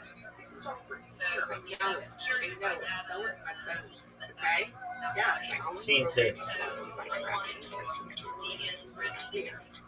Sometimes during the day, I like to go to, what you call it, and play a little. Just playing slots, and, yeah. Senator Ron goes, "You want to go play?" I said, "Sure." Yeah, since I wasn't there to be for, yeah, so I got that shit up here, and I thought, yeah, I like to feel like, yeah, so Ron comes over, and before I order, she goes, "Oh, it's so good to see you again." He goes, "Again? Where?" I thought it was a long bit. I just played dumb. I'm not going there anymore. I'm only playing at home now. In peace. I told him, listen, leave me alone. I'm playing Castle Rush. He did. Oh, I said, stop it, okay? Don't make me lose my Love this woman.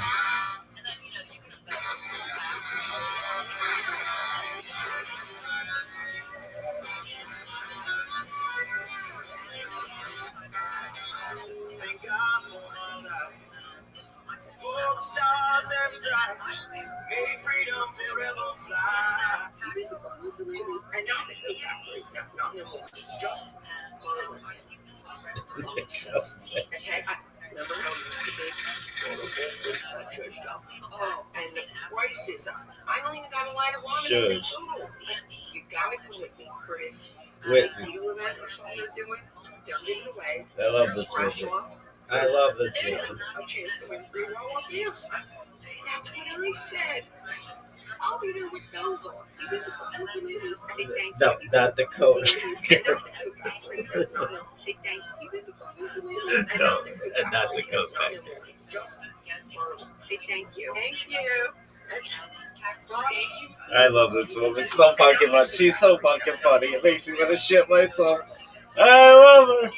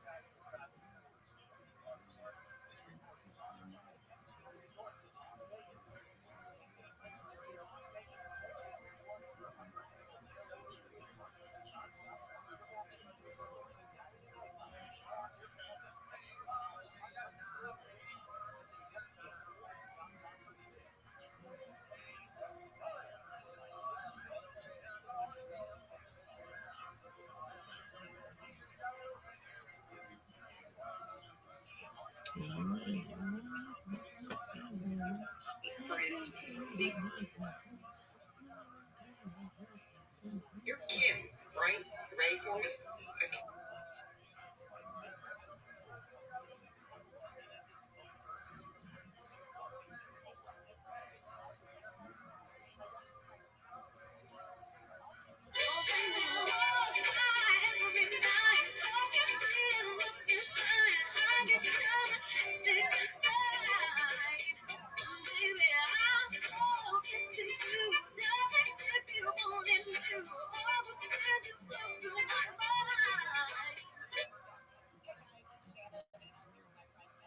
Sure.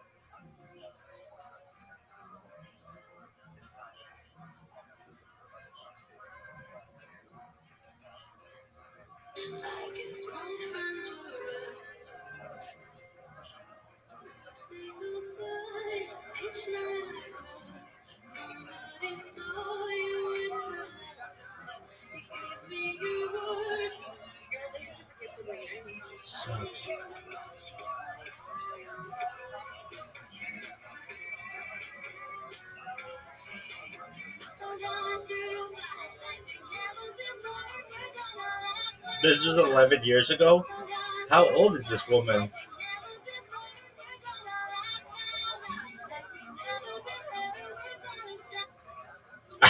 She came out like this year.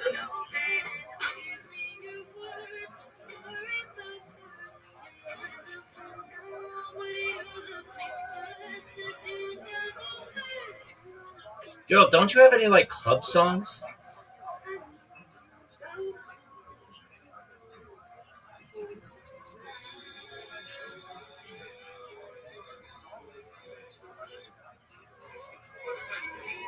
Baby, you got a pimple.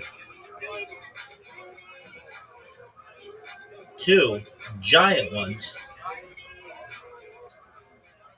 Just be good. Been there. It sucks. It was done, right? Yeah. You added this.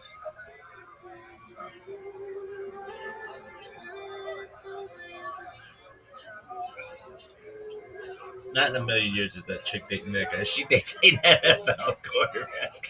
This is a woman.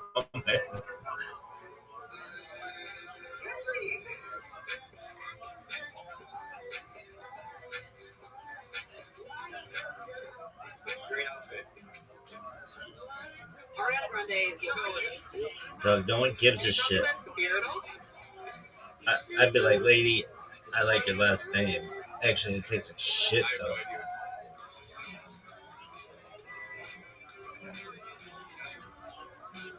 I have no idea what Alright, we'll sing that song, but it sucks. Seriously. Your music is terrible. Really?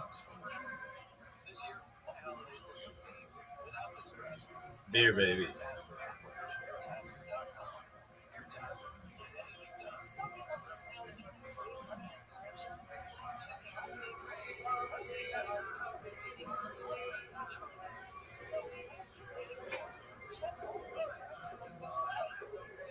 That's a choice.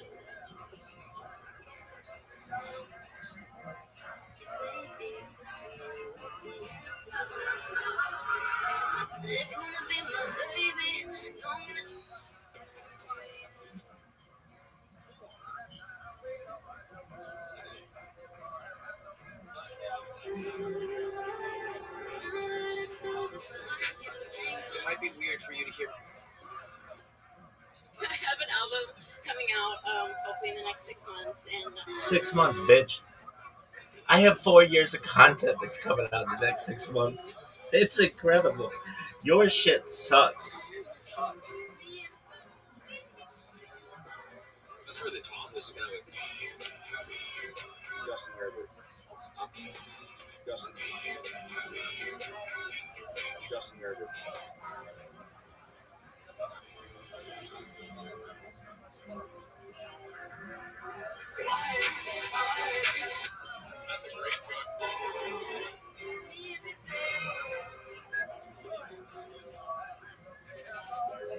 honey. Because I deleted Twitter like somewhat recently, but I do. You don't like anything? Not really. It was done, right? You don't like anything? Not really. It was done. This is the worst. It was done. Look at my lips now, like right now. And you look at a photo of me from when I was 12. They look amazing. Yeah, no one wants that.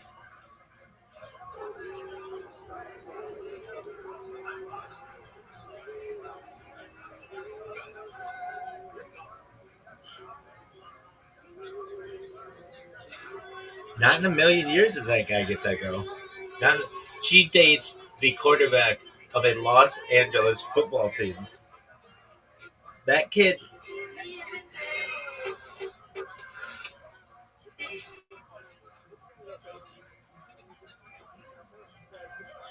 Damn, this bitch has a lot of acne problems.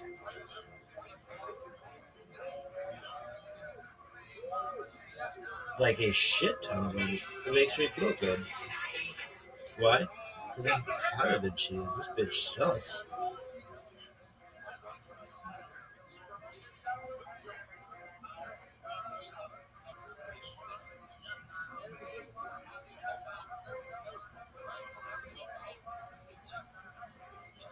Dog, her music is terrible.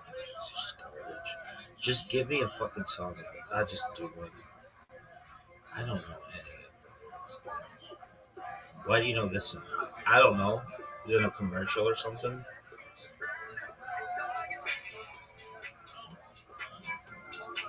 This shit sucks.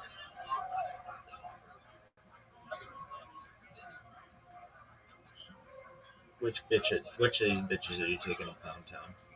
All of them. Really? I'd be like, yeah, he may be in the NFL, but does he have 4 fucking years of his life archived on YouTube? I think not, bitch. Get over here.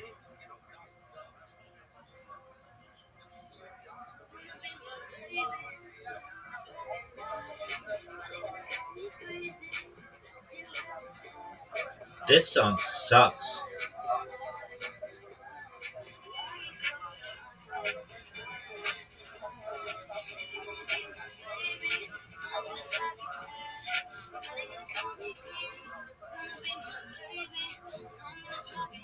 This bitch's name is Comfort.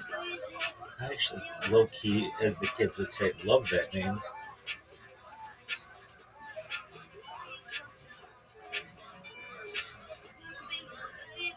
If you watch this woman in the future, I actually think it's tight that you have acne problems. Why? Because everybody thinks you're fucking perfect. But I don't. We're not even the same league, girl. This is no filter. Sex appeal. To the roof. McNeese State.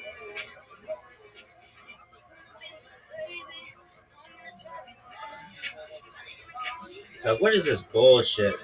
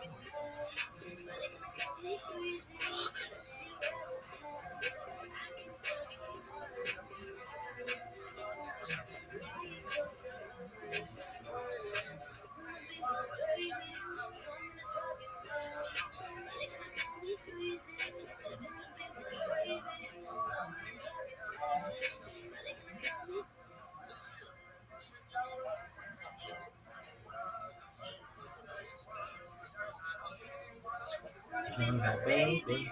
You're very bad. Come here, call me crazy. I'm the best you ever had. And I can turn you on. On. While you can still on. On.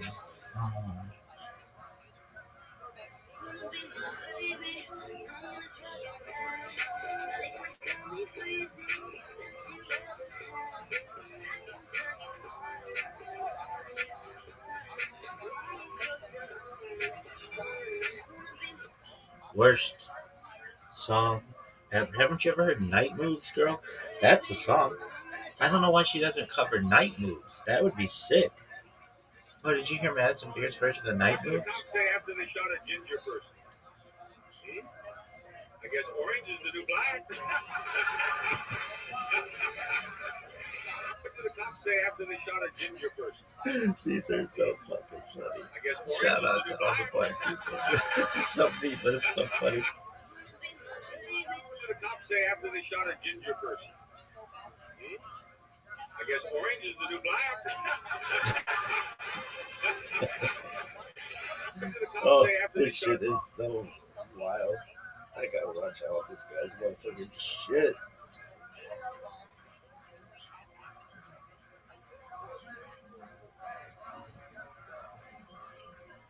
Josh, your boy, your shit's hilarious. I have a dream that one day these will be free of charge. Today is that day. Wait, still need to pay for those. I have a dream that one day these will be free of charge. Today is that day. Wait, still need to pay for those. I have a dream. I praise that. That's my shit. Get the fuck out of here, Lou. If you want to bury a dead body, let's go. Thank you guys. You guys really fucked Daniel up really good. I'll call again whenever you need a fucking ass whooping. Anytime, Sensei. I can't believe I'm here. I never get picked for anything, and now I'm on the show, and I just won it. It's the best day of my life. Oh! I can't believe I'm here. I never. Look around. What did the cops say after they shot? Right over here, Linda. Now, Linda, we're going to play surprise motherfucker. Oh boy. The premise is simple. A motherfucker will try to surprise you, and you can't get scared. Think you can handle that? Right? The more children you have, I'll ride a purple in the cup, roll in the grill, say what's up. North side to the bayou, neighbors showing love, keeping it cool. Swing it down Main with the top laid back. We're talking homegrown rhythm, no lag. Where the ladies at tonight, my friend? Got them at the club, man. Right down the block. Come on, let's slide. Leave the Colorado purple in the cup. You know what it do? You already know I had to put the feet on the pavement for this one. Look at me, moving like the city got a beat in his chest. I love this place for real. See that shine? That's Houston love right there.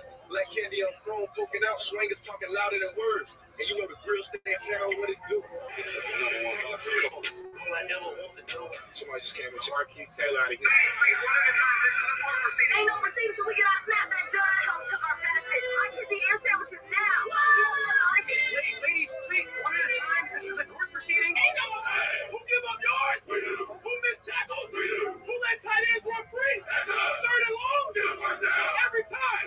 Who can't stop a free? Who give up yards? They say the blue sticks in the Gang culture wasn't nothing. motherfucking world champ right here this fall. Hard to find. Church family, God didn't just bless me with this Bugatti. He blessed us. But remember, if you want this kind of anointing, you must tithe to sustain the lifestyle of the Lord's servant. Church family. Ding-dong, knock, knock, knock. Are you my daddy?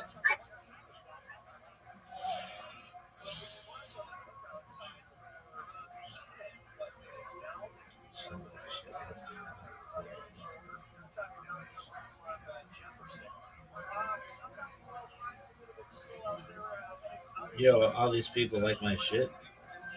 1,000 follows. I like how that one lady's like, Kyle, who the fuck is you, bro? Dr. Detroit. West Side. Loving Balkan Bride to my husband. You're liking my video.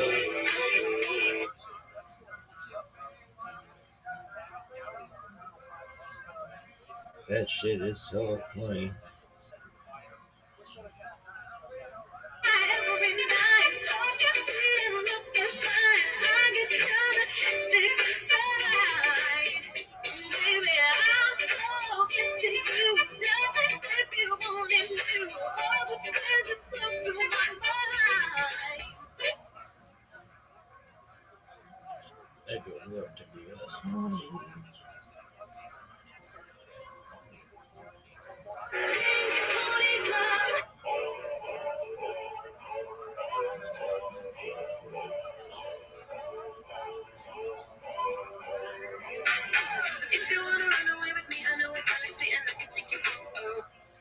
which means a galaxy.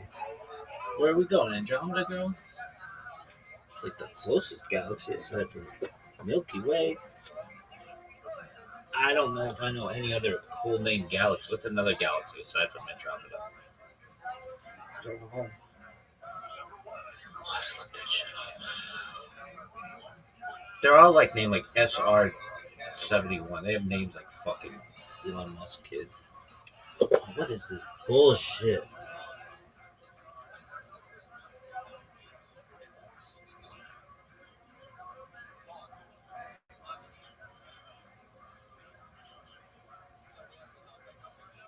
My wife named him.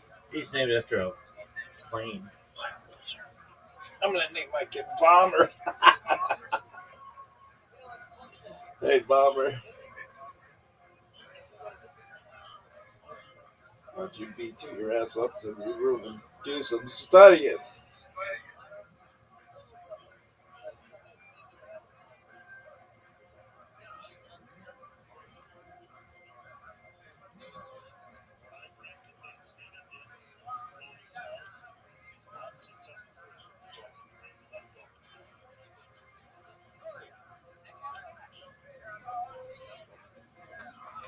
Look at this athleticism.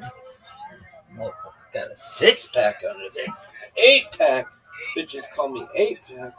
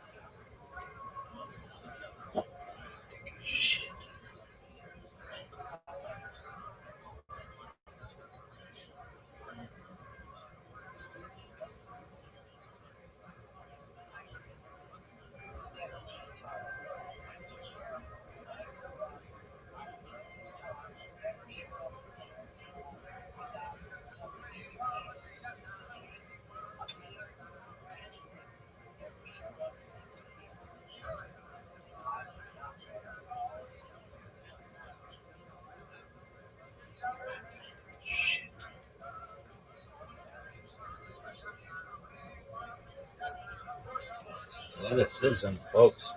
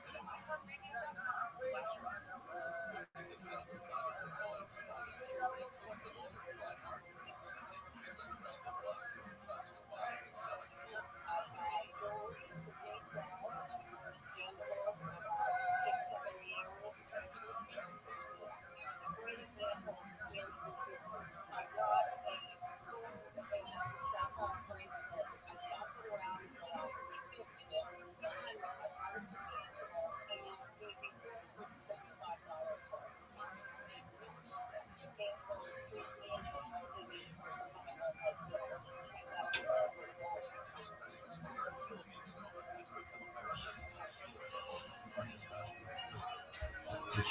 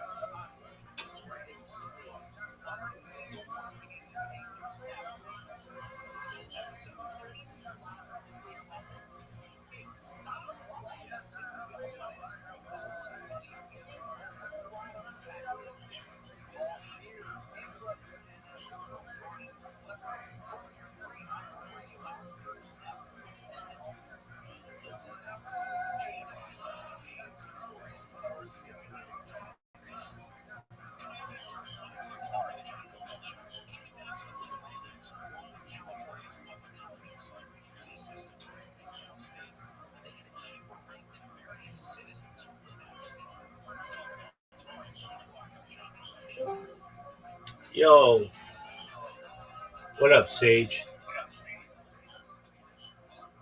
Can you hear me, big man?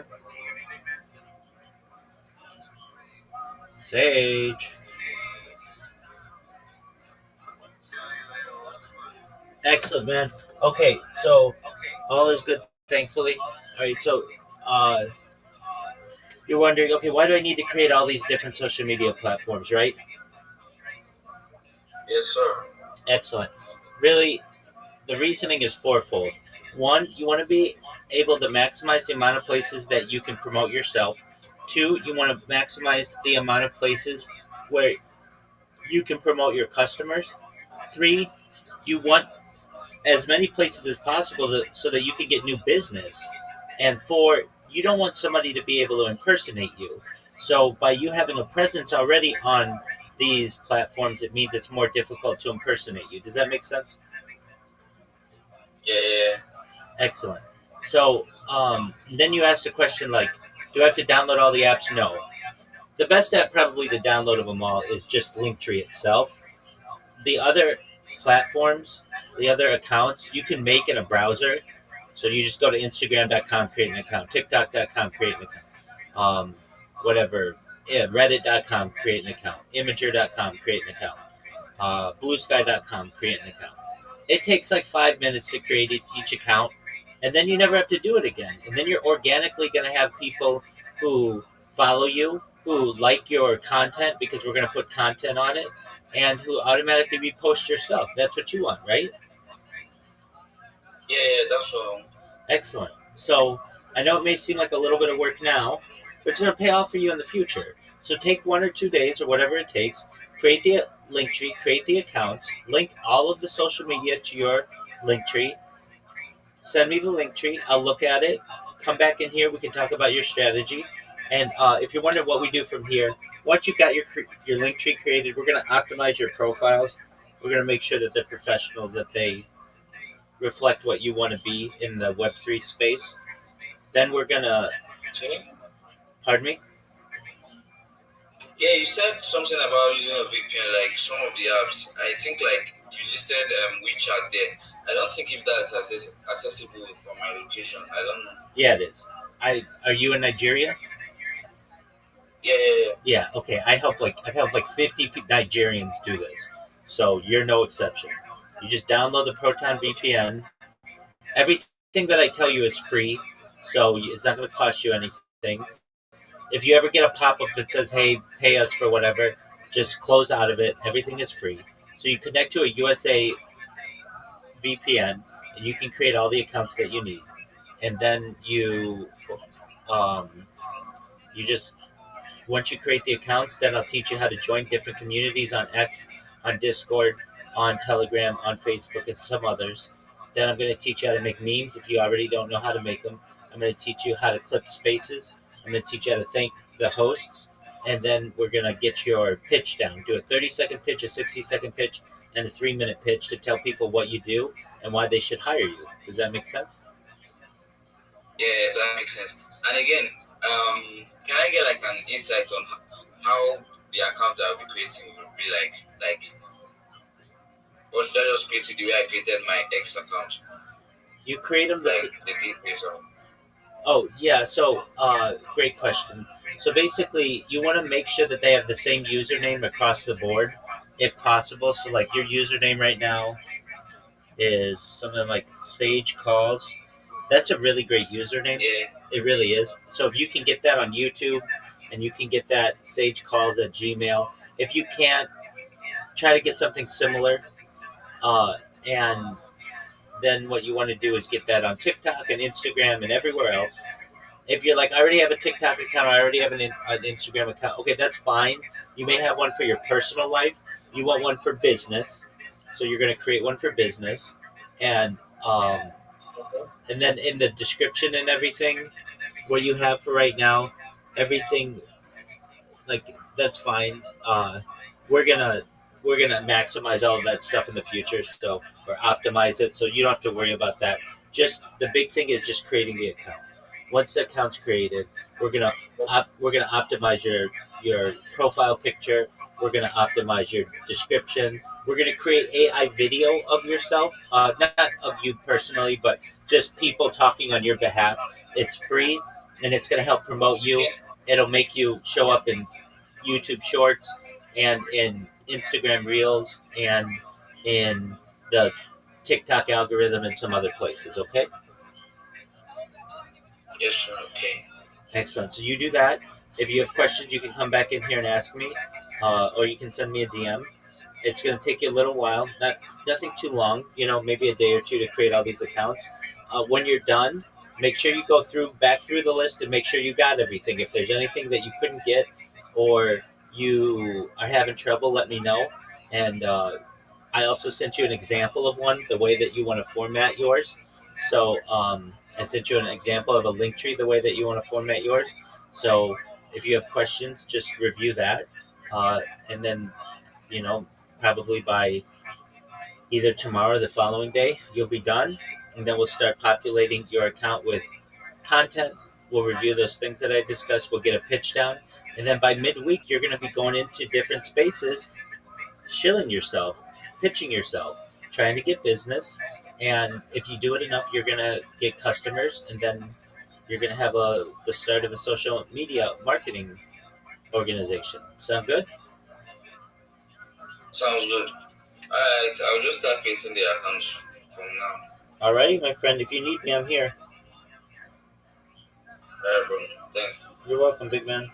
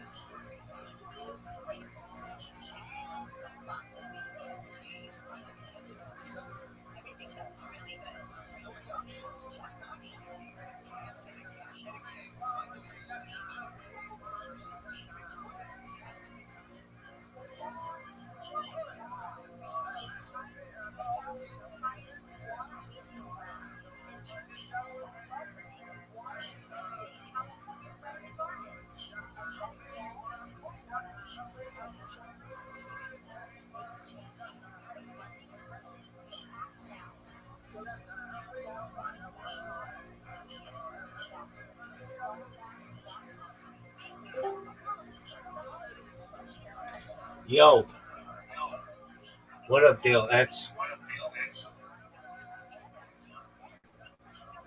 How are you? Guys, I just got on space now. So, Excellent. Are you a Web3 marketer?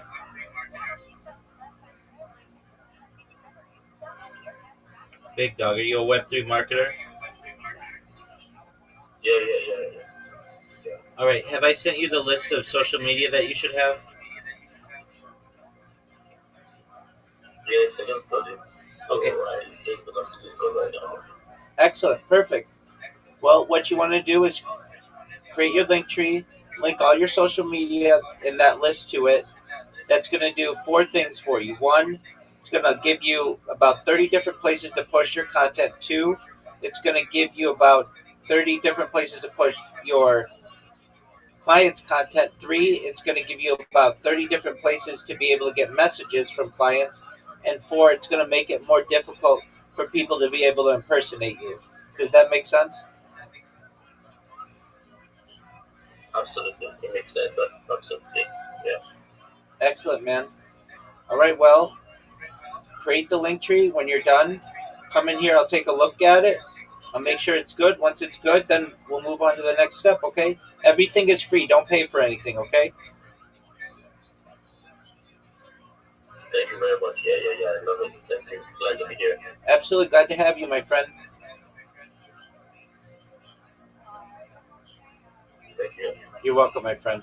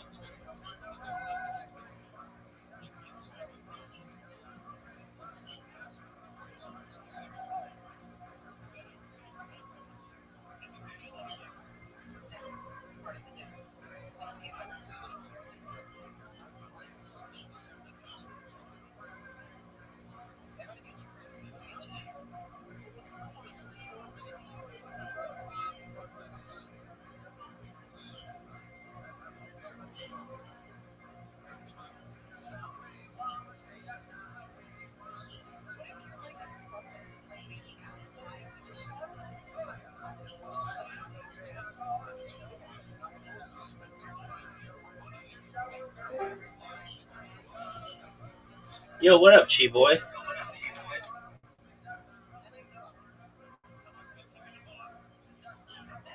Chi boy. Chi boy. Hey Chi. man, hey man. How you living, baby? No, I don't have a baby. No, I'm saying, how are you? Okay, I'm good. Excellent. Like, how you doing, big dog? Amazingly. Did you get all your videos done? Yeah. I sent it to you on Discord. Okay, I'm going to look at them right now. Oh. Ooh, fancy. Okay, here we go.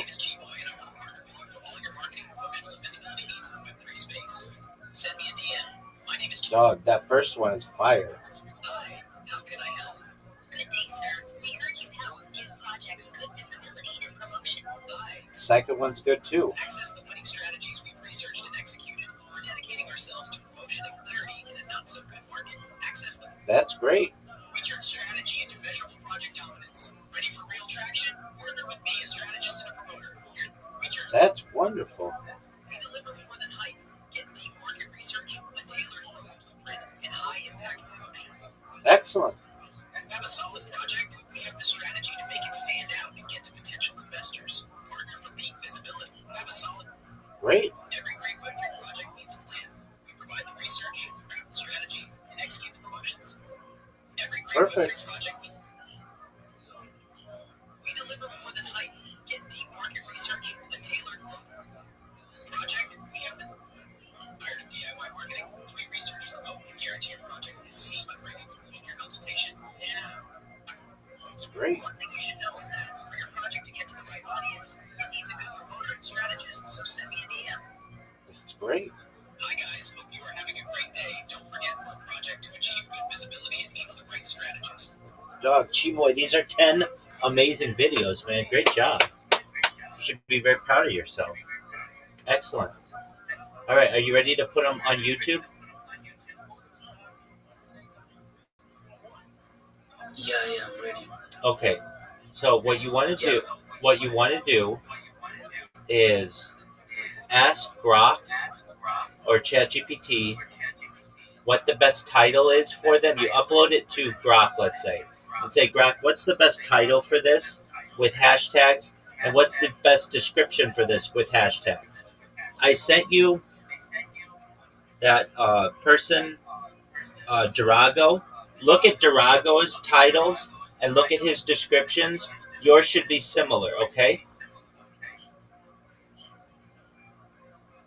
Okay. So what I want you to do is upload one of them as a test with a title with hashtags and a description with hashtags. Send me the link. I'll look at it. Once it's good, we're going to have you upload all 10 of them, okay? Yeah. Chi boy, those are fire videos. Good job, my man. Yeah, thanks. You're welcome. All right. So upload one to go to ChatGPT or Grok. Ask it what to make for the title and the hashtags and the description and the hashtags, and then upload it to YouTube. Send me the link. If it looks good, then I'll have you do the other 9, and then from there we're gonna have you upload it on your other social media. But don't do that yet until I approve it. Okay? Okay. Excellent, big dog. Good job. Go do that now. It shouldn't take you long. Come back, and then you can start working on the other stuff. Okay? Okay. Thanks, man. You're welcome, Yeah, Chief Boy. appreciate it. This stuff is great. Good job.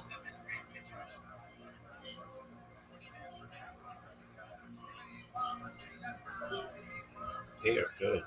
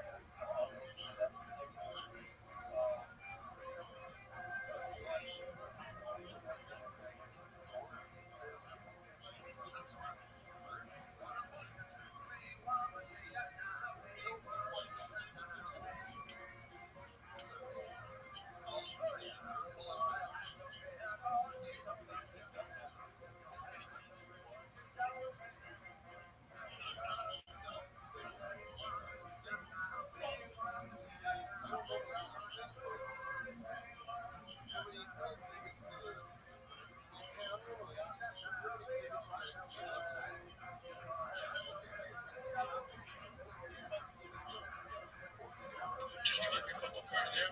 Fuck you. Right by that dumpster. He's like, no, the thing is, and I'm like,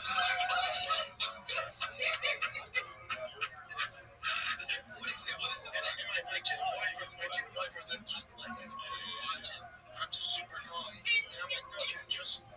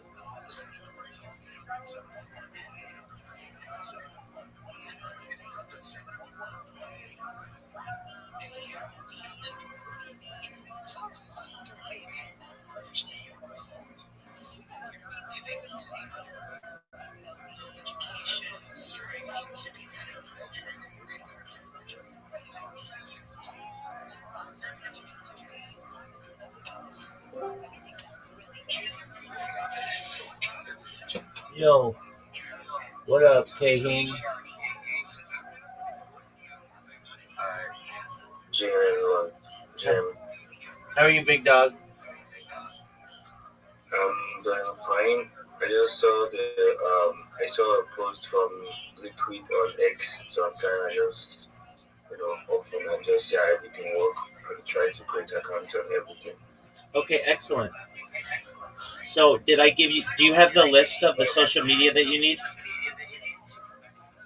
Yeah, I'm actually just going through everything right now. I will not really go through all of it.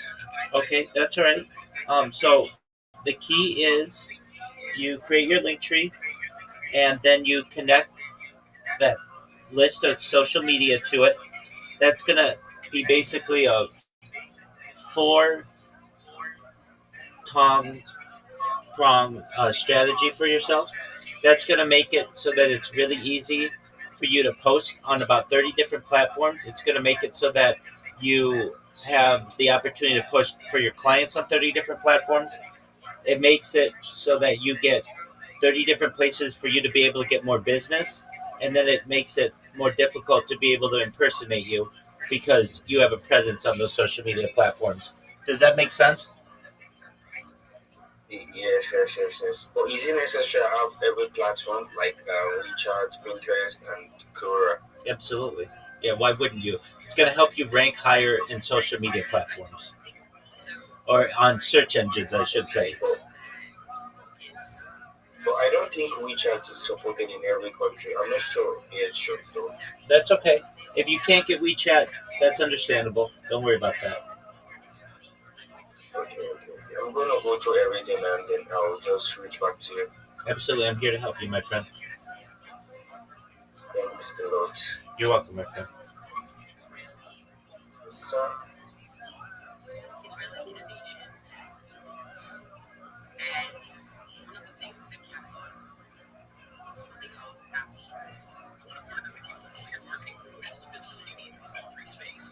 Send me a DM.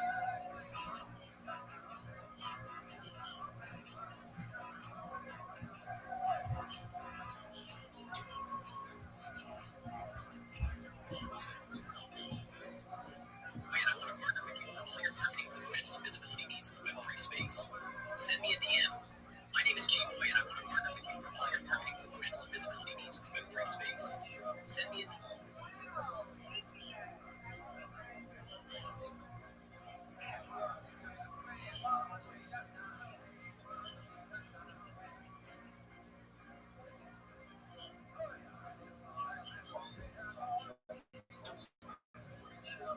The title is fine, comma, but you don't have anything in the description, period. Ask AI to create a description for you with hashtags, period. Does this make sense, question mark?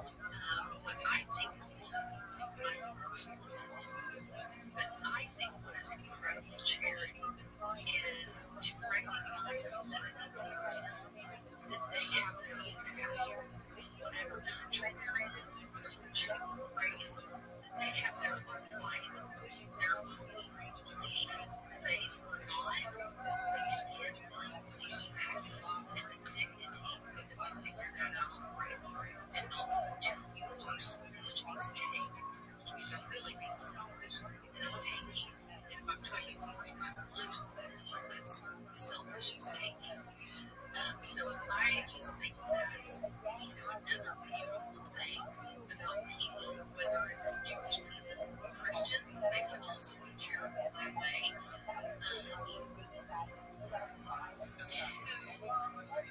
that respect, for me, I like to see and just remind myself that every person is the divine light. And in front of that divine light is our human personality that has negatives and flaws and things like that. But recognizing that everybody has a path that's a charity. I'm giving them that respect. So, you said you might not give, or a lot of people might not give financial charity. I just think one of the greatest charities is really what we do. It's one of the, giving people their own dignity to find their own way.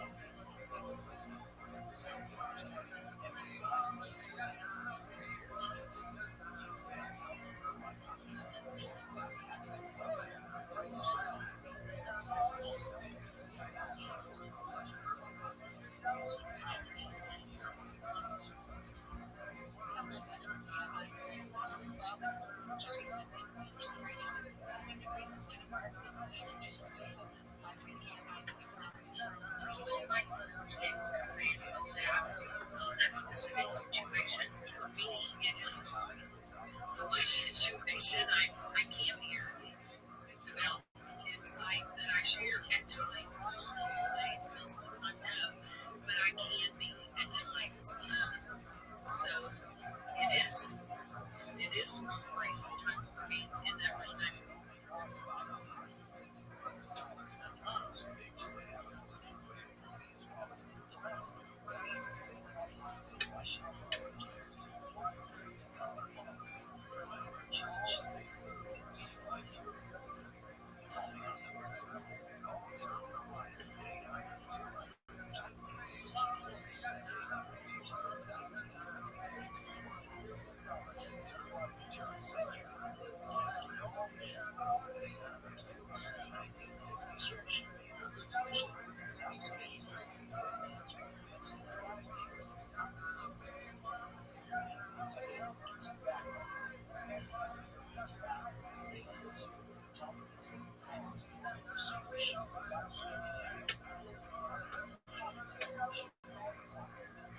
It is. I totally get that.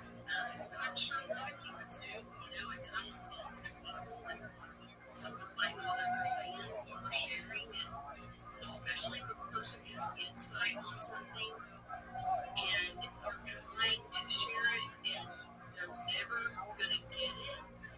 I have experienced that with me, even like the Christian people I've known for so long that I've let go of probably is the frustration of trying to teach this message of letting a child to my mind. Because it's like the message of my heart doesn't get back to the next. But it does get frustrating, and I even did a post today. It's like that's when it's so important, to find your tribe, instead of being in continued relationship or spaces with people that might know what to be and your specific understanding. It's going to be conflict and frustration. Casting pearls before swine is something that's in the Bible, not to make them bad because they're not bad people. It's kind of like a college student trying to teach an elementary school kid, finance. You can't be mad at the kid. That's where they're at. So it's really my responsibility to find where. Now this gift, let's just call it Reuben, was giving Shimon a gift, and it had a star, and on the star was signed two brothers-in-law. So the witnesses were brothers-in-law themselves, right? Witness A, witness B were brothers-in-law with each other. So the Gemara says as follows. So Rabbi Yosef wanted to say, should work. So you have two brothers that are serving as witnesses together on this gift. So Rabbi Yosef wanted to say that it should be kosher. Why? Don't Rabbi Yehuda Amar Shmuel. Halacha Rabbi Yosef. The halacha about Rabbi Yosef. The Gemara says, good. Amar Le Abaye. Abaye said, "My Rabbi Yosef must listen to Machshir." How do you know it's Rabbi Yosef about Mishnah? That's not because of Shia. So the Gemara says as follows. So the Gemara says, so how do you know that it's Rabbi Yossi of our Mishnah that ultimately holds that it's kosher? Maybe Dilma Rabbi Yossi the Brisa the Pasa Bikiso. Maybe it's Rabbi Yossi. That's a full service. If anyone needs a coffee refill, just raise your cup. Right? So the Gemara says as follows. Maybe it's Rabbi Yossi of the Brisa who ultimately again passes by the brother-in-law. How do you know what Rabbi Yossi is? Lord Sadak with our Shmuel, keep going, Ana o Pinchas, the Habinan Achi Bigisi. So now, because let's listen to this, because Shmuel said, like myself, Shmuel referring to himself, and Pinchas. Shmuel and Pinchas, the Habinan Achi, we are brothers and brothers-in-law. So you have to have the case of brothers who are also brothers-in-law. The case of two brothers married two sisters. So they're brothers, but they're also brothers-in-law. So again, about like Shmuel said the halacha l'maisa, my brother Pinchas and I, to sign a document together, halacha l'maisa, they would be kosher. So, I'm sorry, they would be hustle, because we are brothers and brothers-in-law. About Isi Ba'alma, Shakur Dami. But brothers, so again, Shmuel saying the only reason why Pinchas and I sign a document together would be hustle because we're brothers. But you can infer from that if it was just because we are brothers-in-law, then it should be permitted. The deal would be going on a Pinchas Ushum Bigiso Kama. Maybe not. Maybe what Shmuel was saying was he wasn't even referring to the fact that Shmuel and Pinchas were brothers, but he's referring to the fact that we are brothers-in-law. Maybe that's why they validate everything. So the message we don't Pinchas Ushum Bigiso Kama. Ushum Bigiso Kama. Amalei Zir Kanye Be'edin Sira. So he said, okay, don't require the gift of Edin Sira. So what's this number again? The issue over here is that you have a gift, right? This is recipes. You didn't want them to give you a gift. So they come to these and they present a star. In the star, that was the gift. Problem is, on the star, the witnesses are two brothers-in-law. They brought this to Rabbi Yosef. Rabbi Yosef originally wanted to go ahead and say, this should be fine, because it reflects the view of Rabbi Yosef in the Brisa. And Rabbi Yosef in the Brisa says that brothers-in-law are okay to serve as witnesses. Now the Gemara is putting another opinions like Shmuel, who seems to say that brothers-in-law are not okay. So Yosef is trying to figure out how we can allow this gift to be effective. So then he says, I have a good idea. Let's rely on Edin Sira. What's that kind of giving page? Remember again what we're about to say about Edin Sira?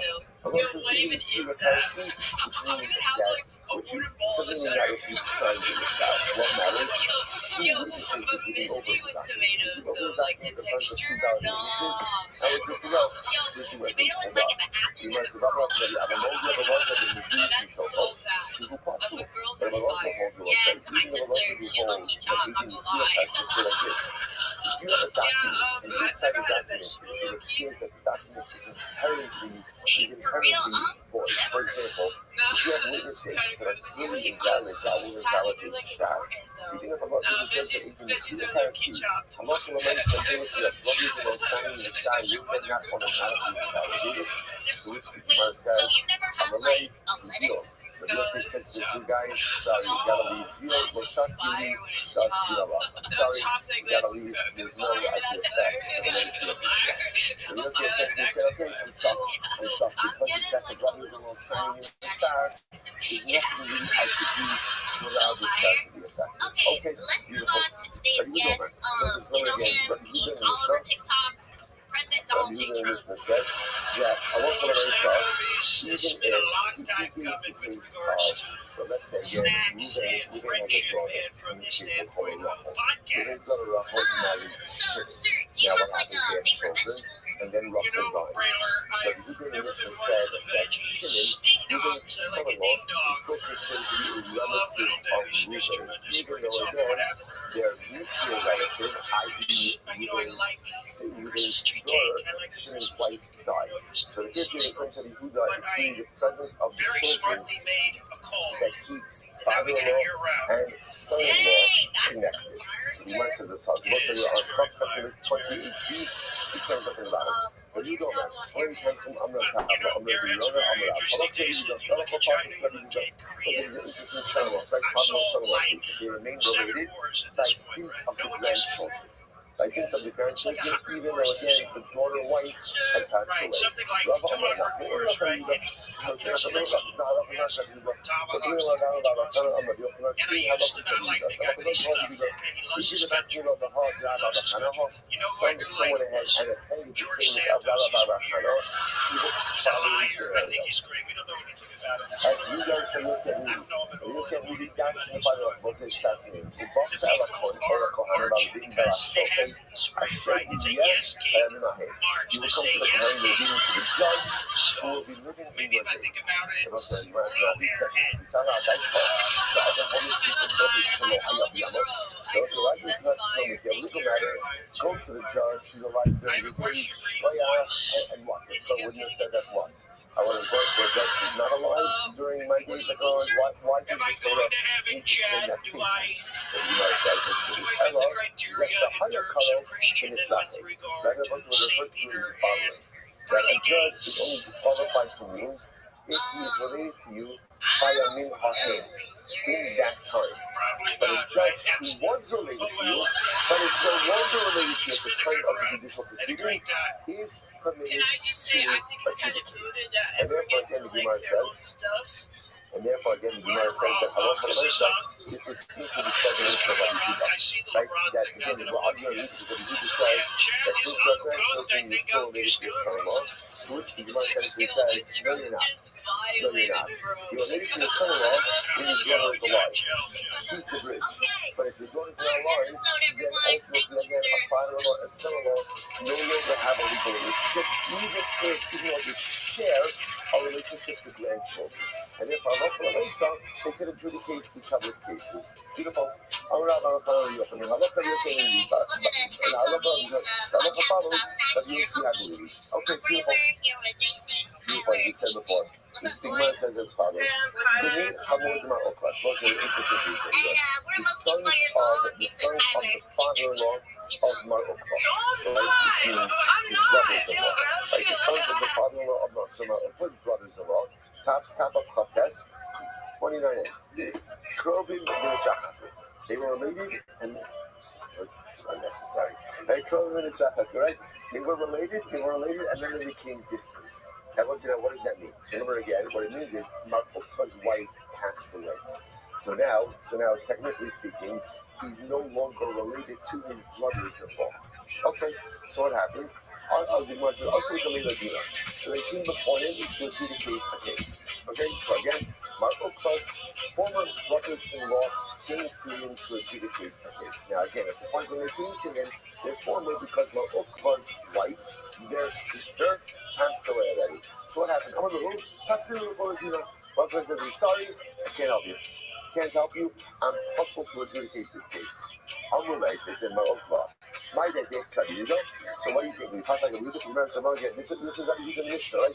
Rabbi Yehuda in the Mishnah said essentially, any in-law relationship is maintained even after what we'll call it, even after the bridge relative dies, as long as there are children. So in other words, you are related to your in-laws, to your in-law relatives, as long as there's children there. So again, so the former brothers of Mar Okva come to Mar Okva to adjudicate a case. Mar Okva says, I can't do it. The brothers will say, you brought me that Halachas like a Yehuda. Which says that what? Even though Mar Okva, your wife, our sister, passed away, but our children were still related. But yet the Rabbi will say, Anan, my son, Igarta me Amin Na'arava. So they said, we brought the letter with us from Eretz Yisrael that says the halacha doesn't follow Rabbi Yehuda. Namely, the halacha is that once what we call the bridge relative dies, there is no longer a legal relationship. So since they're talking about Okva, we're not related anymore. Right? Your wife, our sister died, we're not related anymore, and therefore, again, you can adjudicate our case.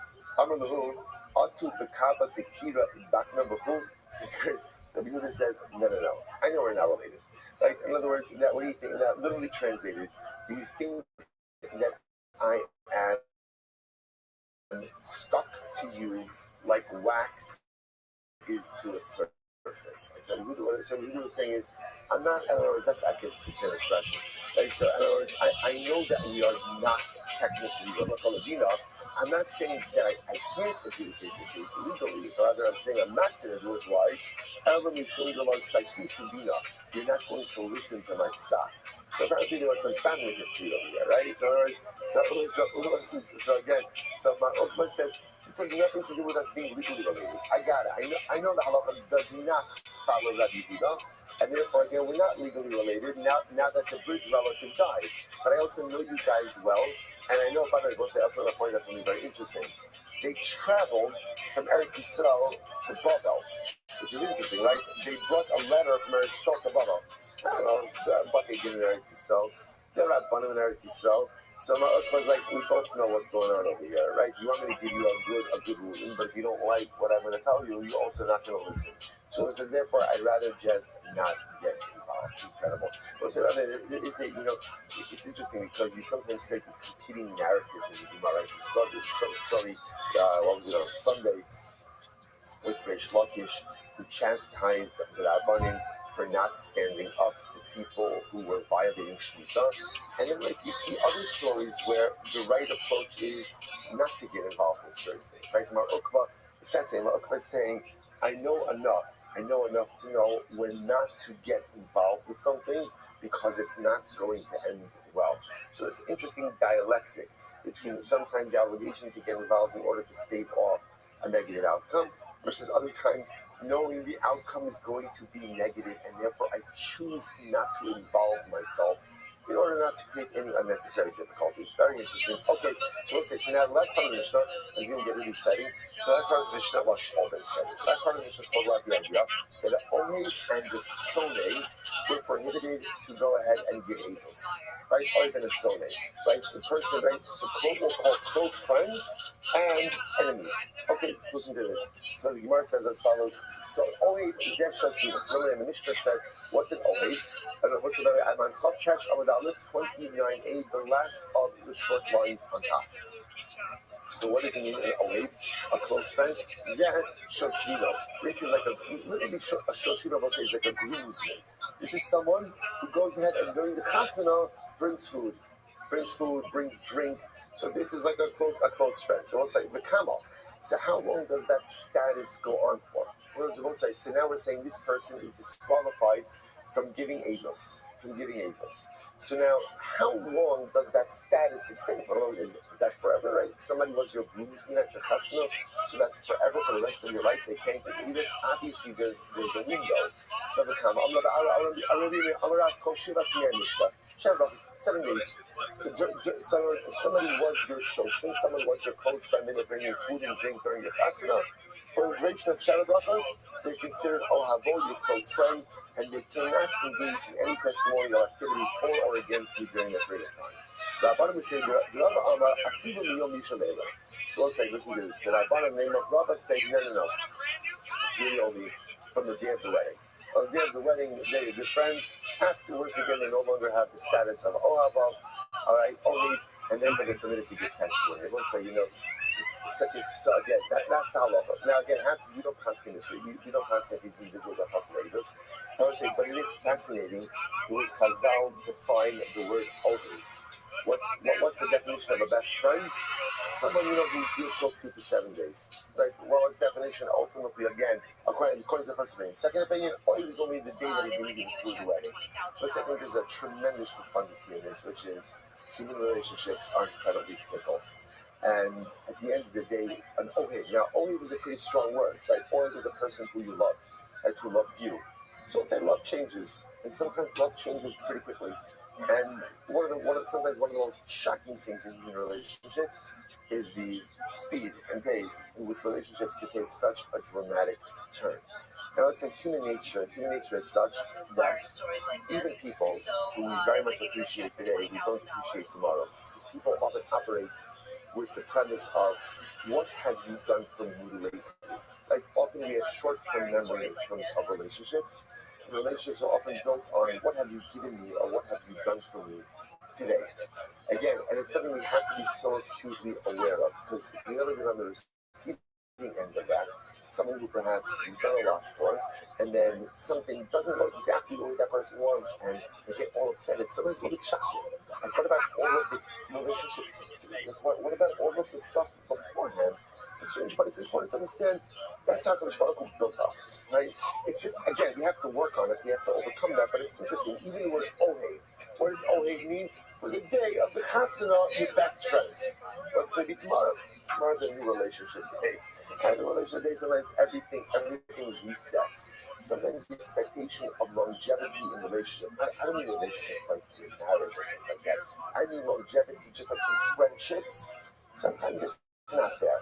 And it's important to understand, again, if you look, I would have thought, for this schema, I would have thought, what's the definition of an Ohev? Someone who Chazal are calling an Ohev? I don't know, I would have thought an Ohev, I don't know, childhood friend. Someone who's been like your friend for 5 years. What's the definition of an Ohev? Someone who brought you food and a bottle of schnapps at your chasana, right? And how long is your Ohev for? That day. That day. Do not expect anything the next day. Okay, maybe it'll go for Sheva brachas. It'll go for Sheva brachas. They'll say sometimes one of the most difficult things to accept in life is that people are fickle. They don't have a lot of relationship historical perspective and are only focused on what have you done for me lately. Sometimes they'll say one of the most liberating things in life is do not count on people to be your long-term friends. But if you need something, and when you do that, what you end up doing is you empower yourself to get things done. Because you recognize, I really can't, there's always a small circle of people, of course, that I can rely on. But that doesn't apply to most people. If you do, maybe it applies to your closest loved ones, maybe relatives, maybe a very minute circle of friends, but you can't really depend on people. If you want things in your life to happen, you gotta make it happen yourself. Because even the Ohev, which is a very strong term, a day, 7 days, but not really a very long time. A difficult lesson, but a very empowering lesson for personalistic life success as well. So let's go back there. I promise it's going to become more upbeat. So what it says as follows: Hasone, called Shaloti, right? So what's a Sone? What's an enemy? What's an enemy? An enemy is anyone you have not spoken with for 3 days because of animosity. So Tanah Rabbanon, so the says as follows: Mohu lo oyev lo yidenu. So let's say, so remember again, the pasuk. Now again, the pasuk is Mohu lo oyev lo mevakesh ra'asel. So let's say, so this is actually talking about someone who kills someone else accidentally. Told you don't do a testimony. So again, the halacha is if you kill someone accidentally, you go to Goddess. But again, if there was a negative relationship history over there, then again, Chazal, the Torah is a little bit suspect whether or not it was actually accident. So it's the So the Gemara mentions if he's not an enemy, lo yidenu. If someone's not your enemy, he can testify on your behalf. And again, someone who doesn't want anything bad to happen to you, he can testify on your behalf. So we'll say, so now I understand that an enemy, someone who's my enemy, which means, or we'll say, what does it mean an enemy? Someone who doesn't, the definition of an enemy is someone who wants something bad to happen to you. That's the definition of an enemy. So again, the Mishnah is giving a more defined definition. Someone who's so angry at me that they would not speak with me for 3 days. The definition of an enemy. So the Gemara says, Ohev, from where do you know that someone who you love, all right, a close friend is not going to get the testimony as well. So Kari Behafi, Hulo Ohev Lo, Hulo Ohev Lo, you eat that. So the same way I can select a level of play on words. Hulo Ohev, that's the pasuk, and it also sounds like Hulo Ohev. He's also not your best friend. Someone who doesn't want bad things to happen to me, someone who doesn't want good things to happen to me. So the Gemara says, come on. That's not what the pasuk said. The pasuk was only talking about the enemy. The pasuk's not talking about a close friend. Ella svara. Rather, the Gemara says it's a svara. My time in Mishum Leberach Daite. Nami the Mekarba Daite. So we'll say, remember, friends and enemies are two sides of the same coin. Two sides of the same coin. Right? My enemy can't testify against me. Why? Because ultimately, again, he's estranged from me, and therefore, because he's estranged, he may have a negative perception. My good friend, my close friend, who is very close to me, because he's close to me, may also be skewed in what it is that he's saying. So I'll say, isn't this fascinating that Ohev and Oyev are they're two sides of the same coin, which again is another dynamic in human relationships. That the Ohavim of today could become the Ohavim of tomorrow, but conversely also the Ohavim of today can also become the Ohavim of tomorrow. But once again, it's highlighting this dynamic of the ficklekeit of human relationships. And I will say this is incredibly important. It is important to understand how fickle human relationships are. And that's why, again, a person has to be so careful, number one, in relationships in which they invest, and how much you depend on those relationships to accomplish the things you need to in life. Because as much as it would be nice to think that the friends of today are the friends of tomorrow, it doesn't necessarily work that way. So if I'm putting all of my, so to speak, accomplishment eggs in those friendship baskets, that may be a very dangerous thing to do if you really want to accomplish in life. Incredible Yisodos. The Gemara says as follows. So the Gemara says, Rabbanon, hi lo oyevi of lo mevaki Yisrael. So my gosh, what did the Rabbanon do with this? So the Gemara says, Chad v'dayim. So one ultimately again is teaching the halachas regarding the judge. So also, so remember again, the Rabbanon disagree with Rabbi Huda or with the Tanakama in the Mishnah, right? But Rabbanon don't accept this idea that of an ohev, of a son, yes, but not of an ohev. So what do they do with it? But even the Rabbanon who say that even someone who's your close friend, they can testify on your behalf. The Rabbanon would agree that someone who's your close friend cannot be a dayan, can't be a judge. Can't be a judge. So the Gemara says, good. Idach, can sign the Rabbi Yosef Rabbi Huda, but who lo oyev lo mevaki Yisrael. So so I will say they use the other one to teach us that two Talmidei Chachamim who despise each other cannot sit on the same base there. So I say, interestingly enough, that halakha l'maisa again, which makes sense, because if the basin is not able to work as a cohesive unit, that undermines the integrity of the judgment that they're going to do. Incredible, I'll say. All right, so halakha l'maisa again. So first of all, you should just know, halakha l'maisa, the Rambam does not accept this idea of the ohev and the sohev. Right? So halakha l'maisa, even if someone is your close friend, they are believed to give testimony. Even if someone is your enemy, they are believed to give testimony. And I will say now, the next mission we're going to talk about how we cross-examine witnesses.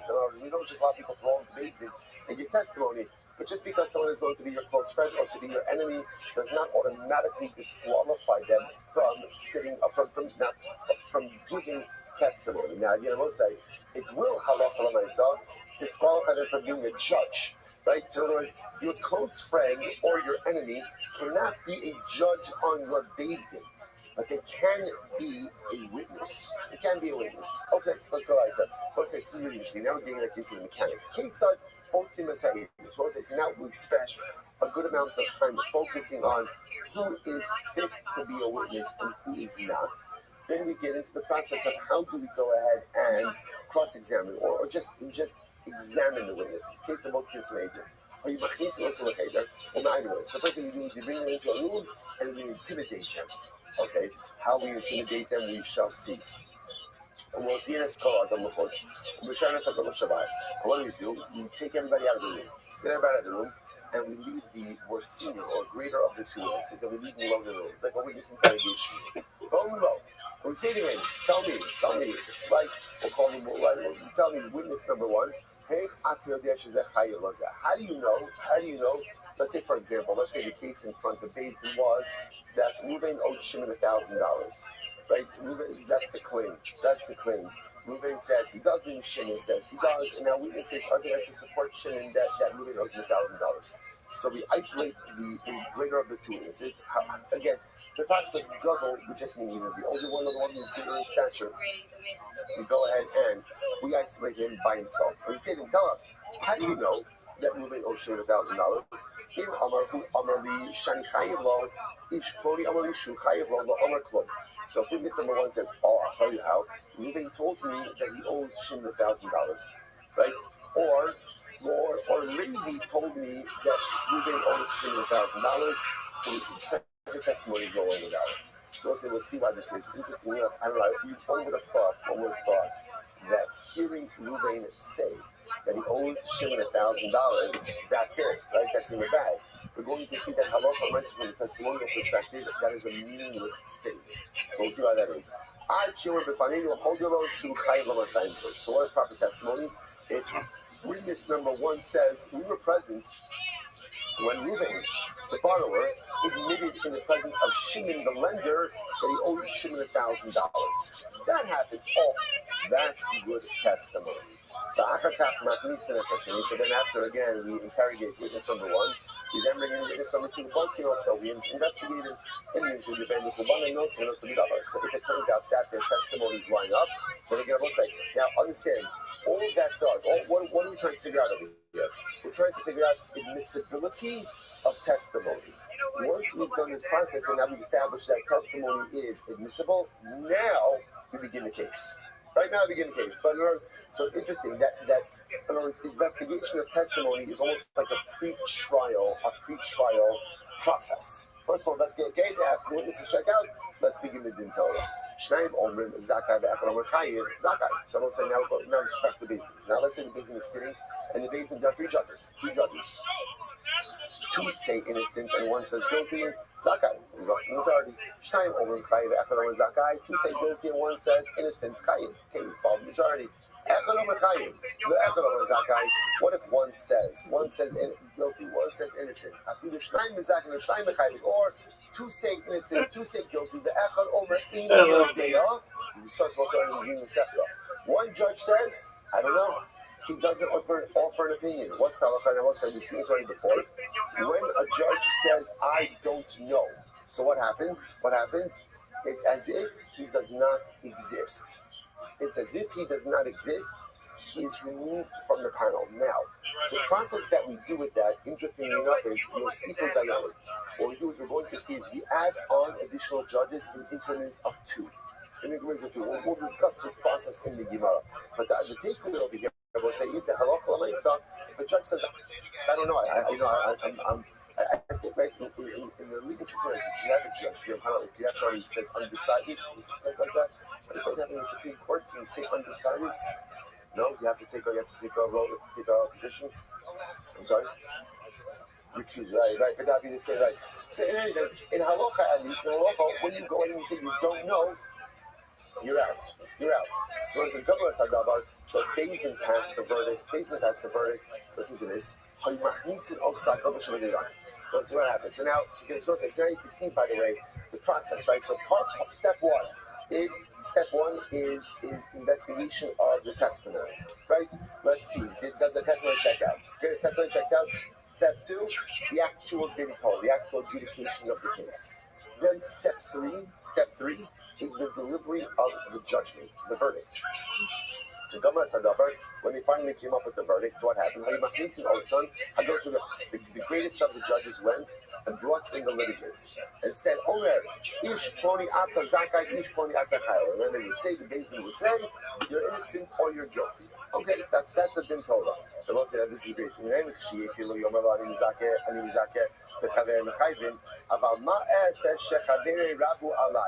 say this is great. And then Mishnah says, but when the case is over, the judges, right, girls, can you imagine this happens all the time in organizational work? Right, then what happens? There's a group decision, and then what happens? One of the members of the group goes over to somebody adversely impacted. I don't know, I just want to let you know. Right, I really sided with you. But what can I do? The majority is the majority.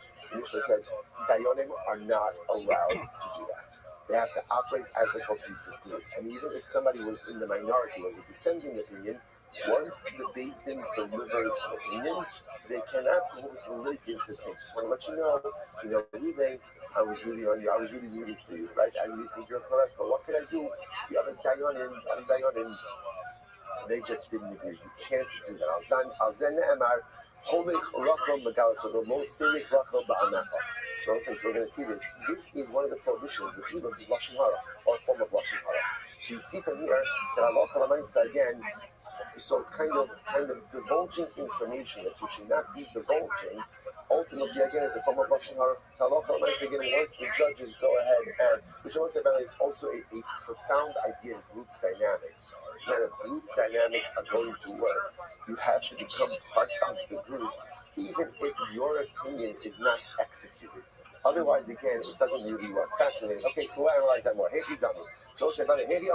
So the first part of the Mishnah was that we go ahead and when the witnesses come, we intimidate them. how do we intimidate women, right? I say it's so great. I always thought witness intimidation was awesome. So apparently it's encouraged, right? So how do you go ahead and intimidate the witnesses? Now, when we say intimidation, obviously what are we trying to do over here? We're trying to show them that giving testimony is incredibly important, and take seriously what you're doing. So intimidate doesn't mean we're trying to get them to say one thing or the other. The only thing we want out of them is the truth. So how do we intimidate them, so to speak? And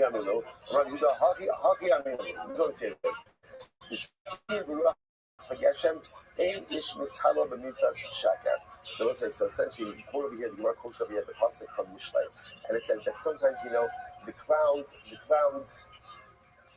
and the wind could be there, but ultimately, again, the rain doesn't come. Why? Ish mishalim zashaker. The penalty of lying is that lying can often result in the withholding of rain. So essentially, what tells us What up, Zoo? Long time no see. How you living, pimp? Impacting yourself. Your lie and your corruption of justice. Are you ready to lose? I'm just mentally struggling. All right. Well, what else is new, big dog? So there's no stand up tonight? I'm going next week. It's hard for me to do stand up. It takes me to. I love doing it, but it takes me to a dark place. I wanted to be a comedian since I was 13. No, even younger than that. Maybe 11, right? But Rabbi, Yes, my sir. brother bullied me growing up, right? And he thought it was funny to be a bully. When I do stand up, my goal is not to be a bully, right? He was bullying me and he thought it was funny, and it's never funny to bully someone. We can agree with that, right? It got to the point where every day, from 11 to 14, 15, I would be beaten up by him because he thought it was funny. Physically, emotionally, I started a Facebook account at 14, and I have blocked him on Facebook because every time I would post something, he would make fun of me for everything I did, and he would make fun of me in front of his friends. It made me extremely uncomfortable, and I had a hard time fitting in at school because the bullying was so bad that I didn't know how to socialize with other kids because I was always afraid if I say anything to anyone, he would find out and bully me. And I was trying to fit in with the other kids, right? Right. And a 14, 15-year-old kid, I remember, it was another kid, right? I was trying to fit in. And I got into a fight with this kid later on and punched him later on. But he grabbed onto my dick because he thought it was funny. I remember the smile on his face. He used to bully me, call me retarded and all this other shit, right? And he thought it was funny to grab onto my dick, right? Okay. And then my brother physically abused me. I blocked it out for a long time, but there was a time where, I don't know, I blocked it out. I thought he was going to rape me at one point. He pinned me down.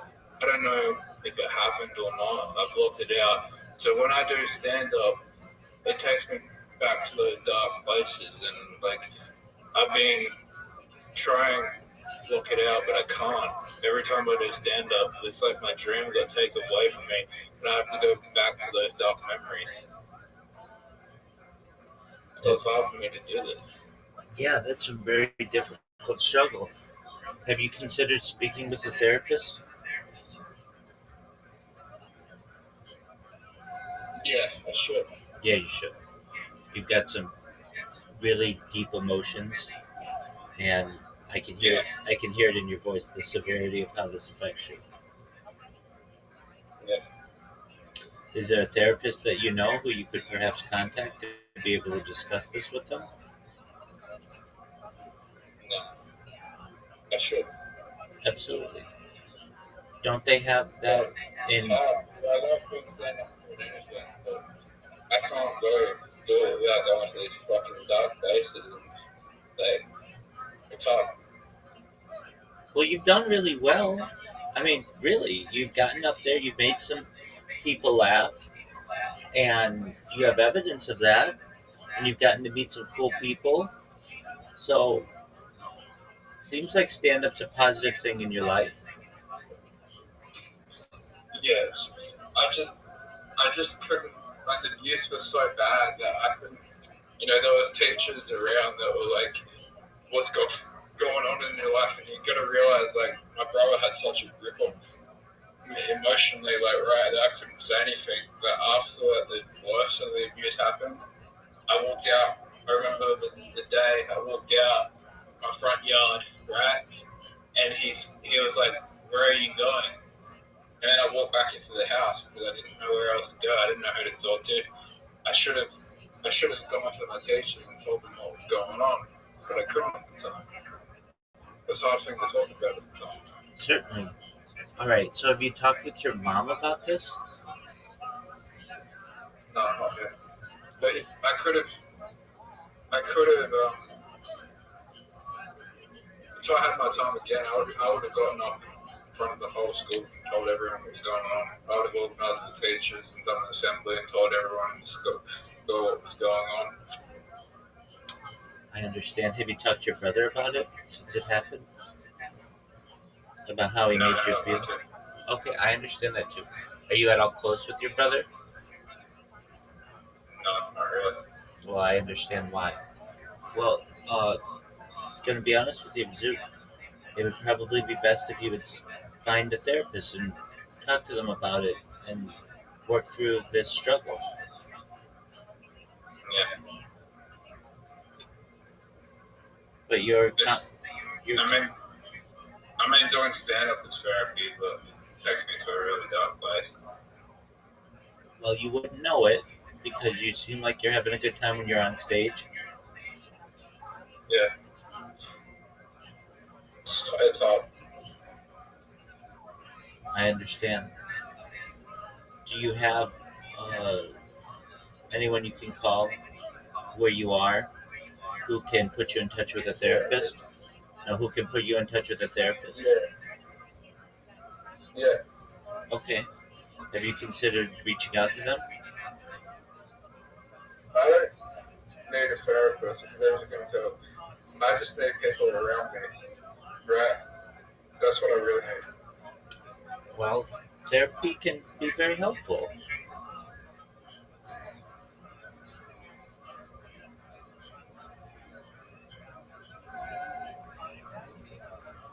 Perhaps there's more to this, and that's why you perhaps need a medical professional to be able to have some of these.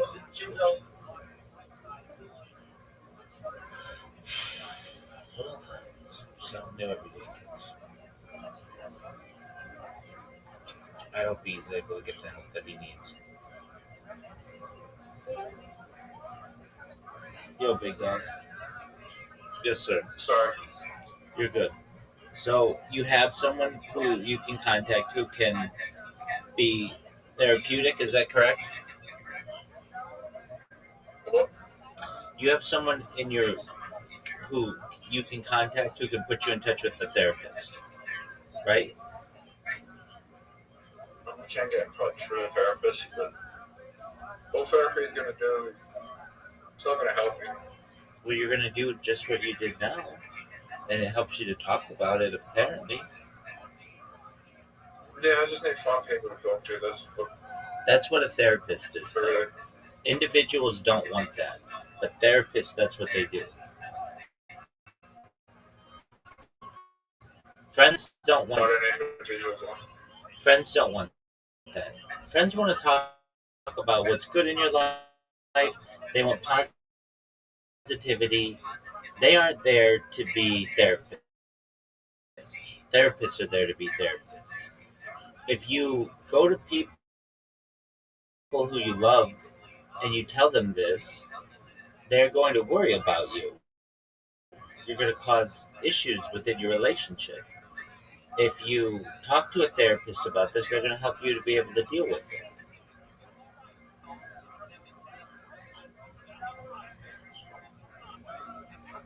The people.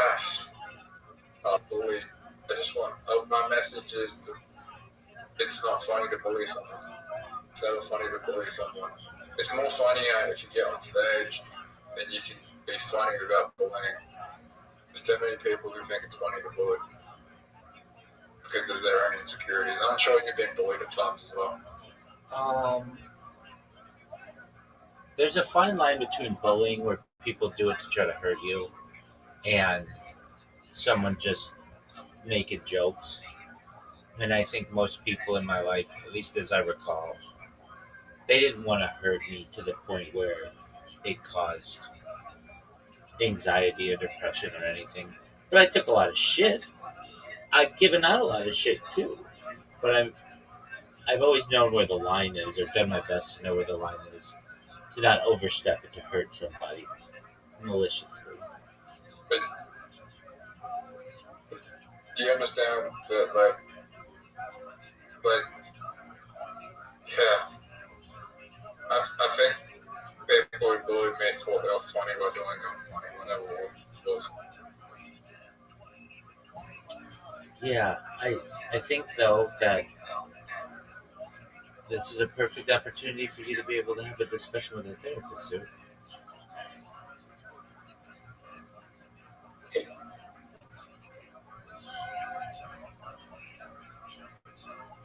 I think you should look up the telephone number of whoever in your area can help you with therapy, and just make an appointment with them. You can even do online therapy. It's relatively inexpensive. A lot of times it's covered by your health provider or whatever it is you have. You just need someone to talk to. There are even, I'm sure, telephone numbers you could call. And you just call them and explain to them what happened and how you feel. If it isn't the Jew nigger toe, if we just sit in his bed all day. Oh, look at this guy. Look at this guy. Aren't you cool? Aren't you cool? I'm glad that you're here. Cool, man. That's a really great story. Do you want to say anything else? Yeah? Okay, anything else? Oh, 24? Talk about 4 years. Go fuck yourself, loser.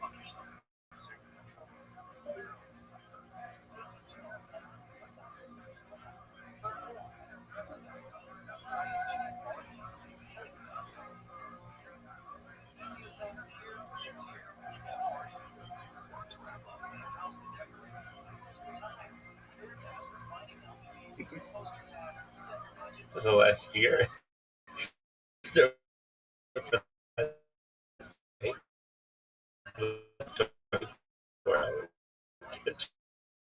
tried 4 years.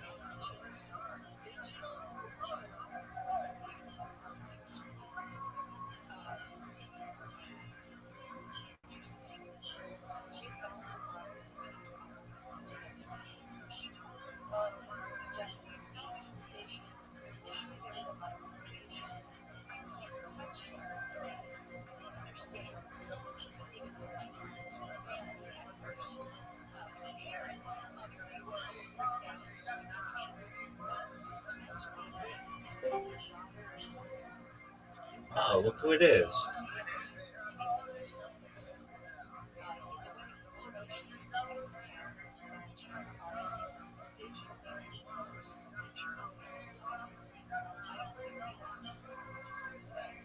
Hey, go fuck yourself.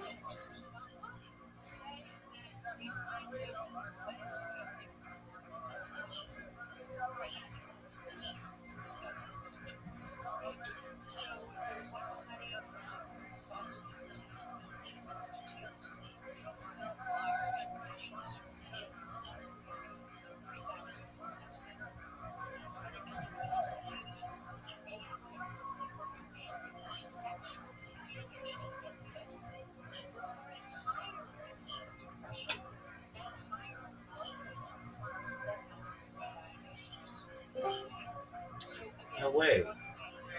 Welcome. How are you? What'd you say, big dog? Dirty fucking pick up your fucking shower, you fucking kid. Wow, thanks, man. I really appreciate it. What's new in your world? What's new in your world? How are you, my friend? What's good? What's going on? What's I got nothing against it. I just got crazy. I've been here for fucking. What's that? Wow, that's cool. Thanks, I appreciate it. Hey, big dog. Hey, take care, big man. Look who it is. Tradesway. Are you gonna make me wait 25 fucking minutes to be able to play pool with me? You can't hear me? Is that my fault? Are you ready to play? Are you ready? I mean, let's be honest. Are you ready to play? Not at this time. What a legalistic answer. Okay, well, talk to your asshole when it's ready with its friend to get kicked. You let me know, because I whooped your ass last night and I'm ready to do it again tonight, big dog. But I'll play whenever you're ready. You just let me know. 1 out of 6, baby. Again, have you ever seen the head of a lion pride play with its children? That's what I was doing to you. I was Mustafa, baby. You were Simba, okay?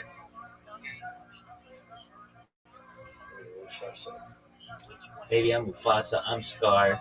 I'm Simba too. I'm the sickest motherfucker of all time. Do you want me to play the video of me winning last night? Because that's all I can remember. All I remember is that it was perhaps the greatest comeback in the history of humankind. It was an amazing comeback, folks. I was down like 65 balls, and I came back. It was amazing. In fact, I'll quote you when you said something like, it was something like, I'm going to be so pissed if you make this shot. And then I made that shot, and then I made another shot to win. It was one of the greatest efforts that we've ever seen, not just in pool, not just in mobile gaming, but in the history of the world. It was amazing. It was one of the greatest things I've ever seen.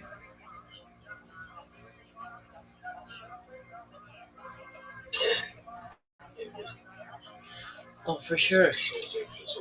For sure it was.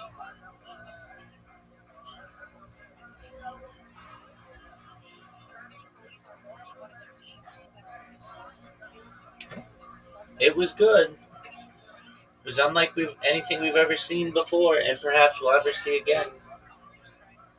I turned on the charm. And isn't that cool? Isn't that cool what people do?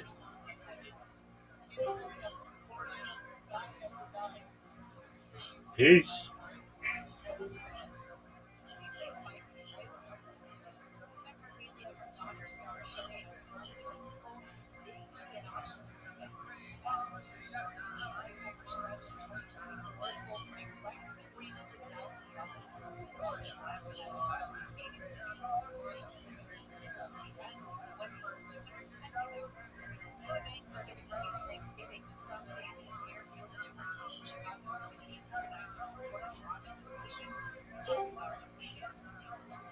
Well, look who it is. Welcome, Wildberry. How was your day? Excellent. Cheers. It was lovely, thank you. And thankfully.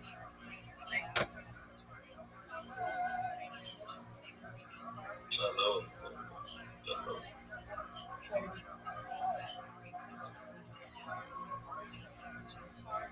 We gotta get a game so that Wildberry can play.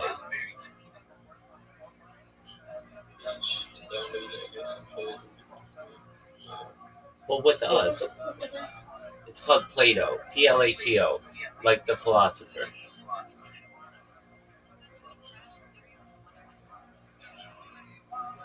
Plato. The icon is like two die.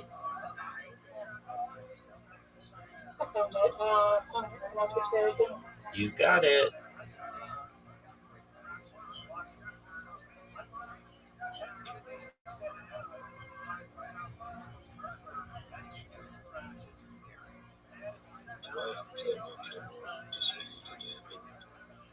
Do you have to turn your camera on for what, my man?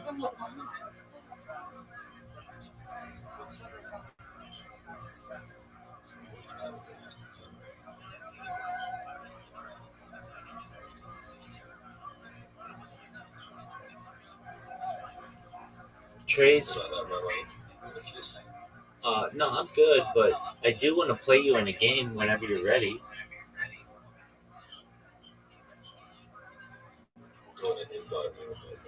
Well, we'll wait for Wildberry. And there are some 3-player games you can play, and then when Miss Aquarius gets here, there are a lot of 4-player games you can play. Um, so just be patient. We'll wait for Wildberry to get her account set up.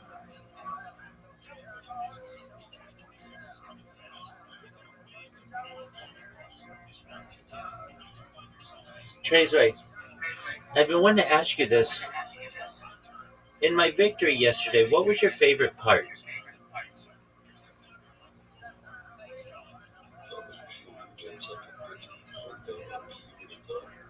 Nobody remembers that. It's not even a real thing. As I've previously told you, it's like the fatherly lion playing with his cubs. He's got to allow them to gain confidence. And that's all I was doing for you.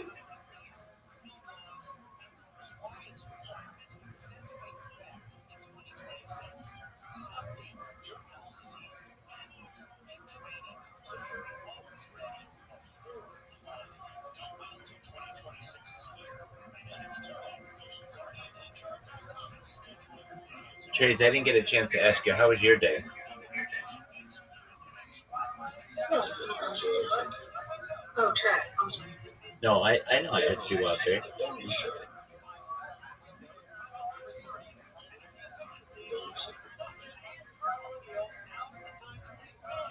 Wildberry, do you like berries? Personal. Do you have a favorite berry? Probably raspberry. That's a good choice.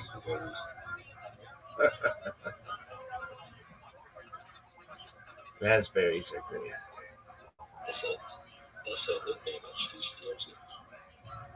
I'm sure that's not her.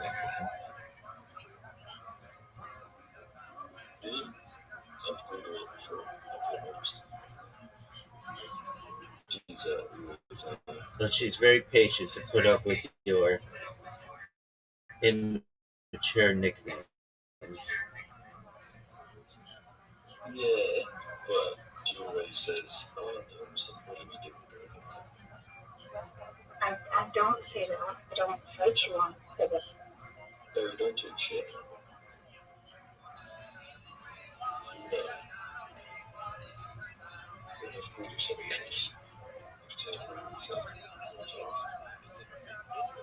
No, I've said something else. When you've put other people, they go, hold on, that's fine. That's fine. So that she get defensive. No, I'm just used to being compared to the show.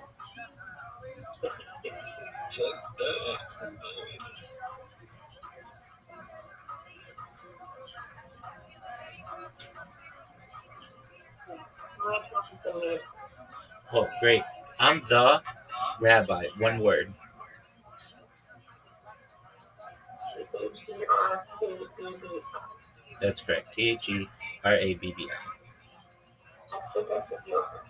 Amazing. All right, Traceway, are you ready to lose? Well, what's Tracy? He's Traceway.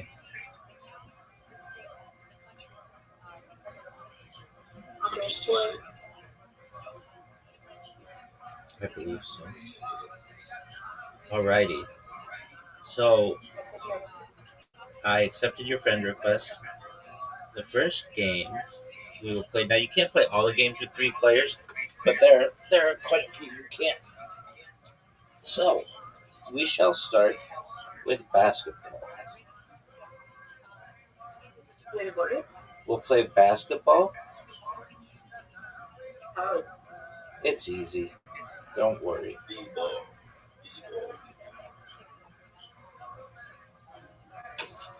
All right. So you just kind of flick the ball forward into the hoop.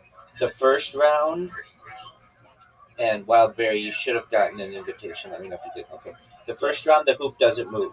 The second round, the hoop moves from left to right and right to left. The third round, it moves left, right, up, down.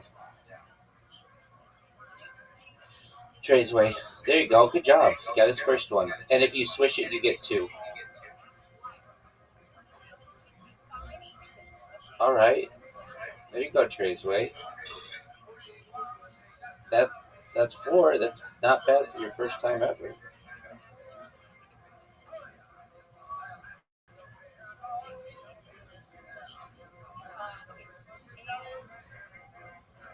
Wildberry with 1. Wildberry with 2. you too. Wildberry with 1. Well, now she's got 3. Get that shot off. All right. Trey, you ready for this? Say what, baby? Yeah.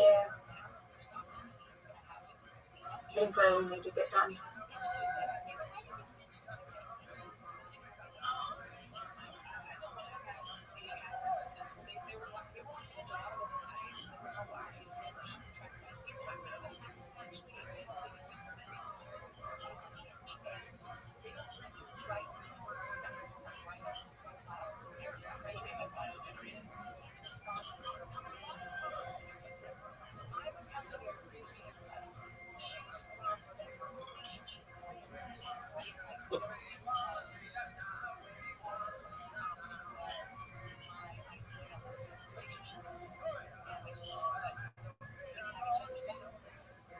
That wasn't bad, Trace.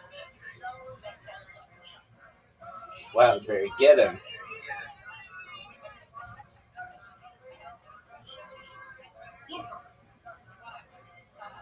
All right.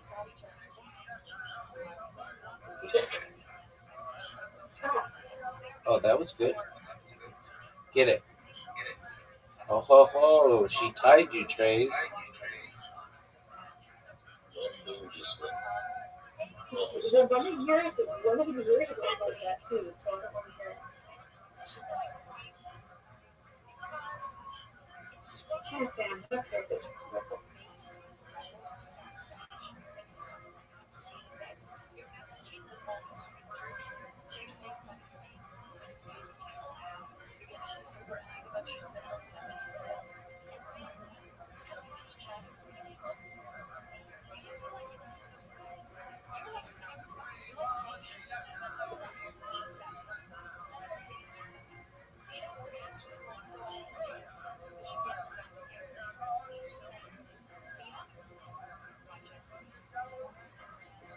Trace beatable. Wildberry, you can get him.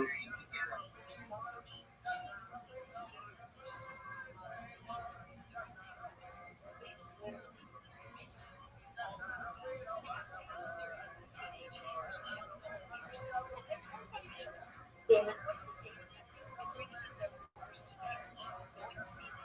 One more, girl. I think that keeps going. One more, girl. Oh, she tied you. Trace, she tied you, and her finger kept slipping. How does that make you feel?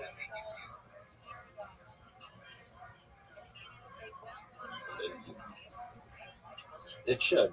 How do I get robot? That's what people say. I get accused of that a lot. I get accused of that a lot more than you think. All right. Oh yeah. Wildberry. I love the picture of your dogs. They're adorable. What are their names? Belmont and then the time because Belmont and Kensington. Beautiful names. All right. Let's try it again. Wildberry and Traysway. I thought it was 7 minutes because my ride is she's gonna pick me up. Yo, what up, Billions Mighty Crypto? How you living, big dog? What's new? Morning. Good morning. GM. Hey, I just saw your message. Billions Mighty Crypto. Yeah. Okay, what's the next plan that we talked for you? Did you create all your videos yet? Not all the videos were already created one because I told you I used my friend's device to make one. So looking at the Grok app, like Grok platform, I think that one is going to give me short videos. So do you suggest I use them? Yeah, they're fine. Just 10-second videos. That's all you need. And then you're going to start trending on Twitter and on TikTok and on Instagram Reels and on YouTube. That's all you need. All right. So after creating the videos, you suggest I start posting them No, on YouTube, no, Twitter. no. I suggest you send them to me, and then once I say they look good, then we're going to upload them to YouTube with titles and descriptions with hashtags. Very well, very well. Excellent. So once you've got the 10 made, Rabbi, yes, sir. sorry. I want to ask what's your Telegram so that I can be reaching out to you directly. You know, there are some things I want to send on X. I will have to send multiple times before it will go through. Okay. I don't really use Telegram. I mean, I'm live in it right now, but the best place to send it to me, just send it to me in Discord or Twitter. It's alright. There are a lot of scammers on Telegram, so I stay away from at least messaging people on there.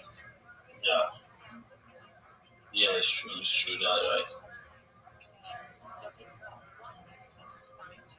You know, it was even through you I managed to learn this of the Discord. You know, Discord is very, very complicated, you know. Yes, it is. You'll figure it out, though. Yeah, definitely. So do you know how to make it? Billions Mighty Crypto. Do you know how to make a video using Grok? Using Grok, right? Yeah, do you know how to do it? Yeah, I think I made one. I've not even seen it because after making the video, I got a call after an engagement. So let me check. I think I made one, but you know the Grok is not clear. Let me send it to you. I mean, I saw the one that you sent me, and it could be better. But like I said, have it do. Have it. That one is not Grok. That one is the one I made with my friend. Oh, okay. Well then, make 10 on. Okay, this is the one I made. Okay, this is the one. This is the one I made on Grok. You know Grok. Let me send it to you. Okay. Let me send it to you.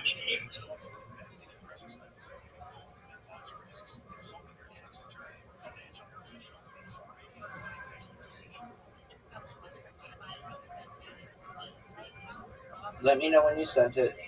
To my friend Wildberry and Traceway. My favorite game on here, I'm going to send you an invitation to it, is mini golf. You guys are going to choke when you see how many times I've played this game. But I love it, and I played in here more than any other game with people who join the server. So you're being invited into a very elite club. All right, once you guys get the invitation, um, you can hit those balls, that pyramid of balls. The arrows are like a hill, and you can take out the trees.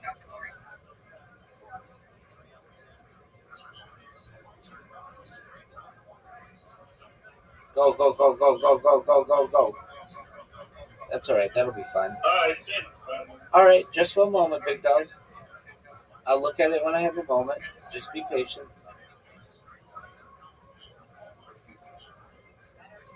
All right, you just helped Wildberry.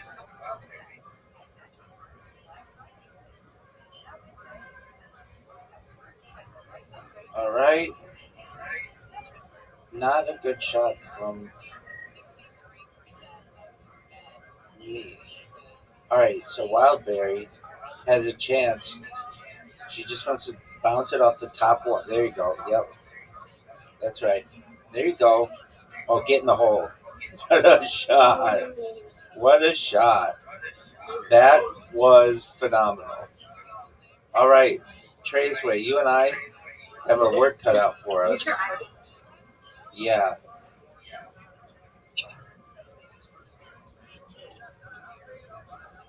Wow. All right, so she's going to get 2 points, and Traceway and I are trying to fight for 1 point. Ooh.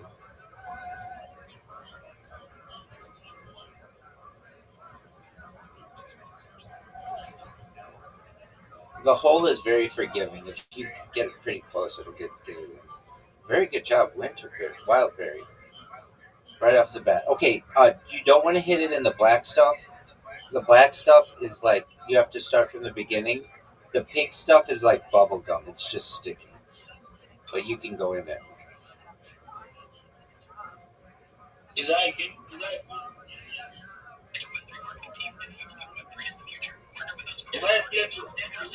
Hold on. Hold on. Okay, I see that video that you sent. It's not bad. Billions Mighty Crypto. I just saw the video you sent. It's not bad. Alright. But use Grok. Use the prompt that I sent you. Yeah.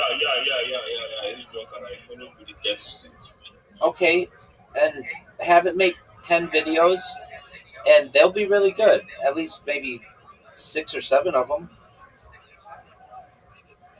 Okay. Once you're done, let me know, and I'll look at them, okay? It's alright. And when I'm done with the video, I think the writing sent to me, should I think of my own write-up? Should you what? Should I look up at my own write-up? Should I edit a new write-up in order to make the video more personal? More yeah. Like editing a new write-up, the one you sent to me, like make it mine. So you make it whatever you want. YouTube. It's your video, so you make it. If you want it to be personal, you make it personal. If you want it to be formal, you make it formal. Whatever you want. Wildberry, that was very unfortunate. YouTube.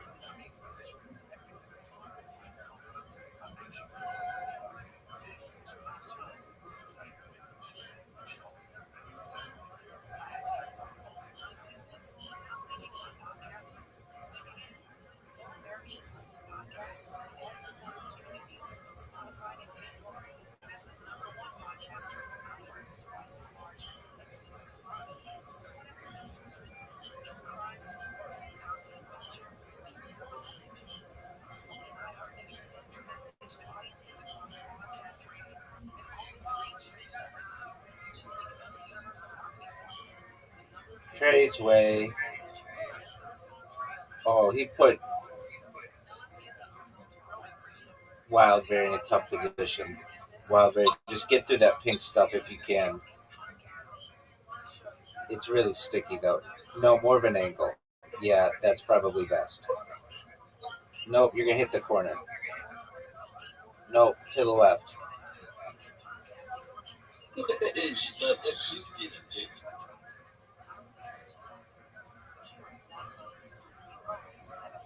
There you go. That's a good shot. That's a really good shot.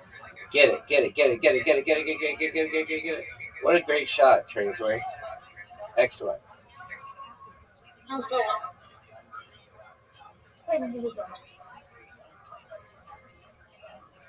Oh no. I just went in the water.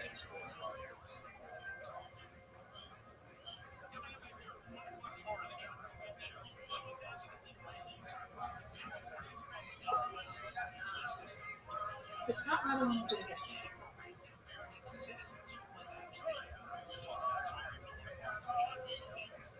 It's not letting me do this. It's letting me. You can't pull? Drag back. Drag back. Drag back. Yeah. It's not letting me. Okay, It's okay. you could close the app and reopen. I have to. I mean, you're not too far back because Trey's way just went in the water and I went in the water.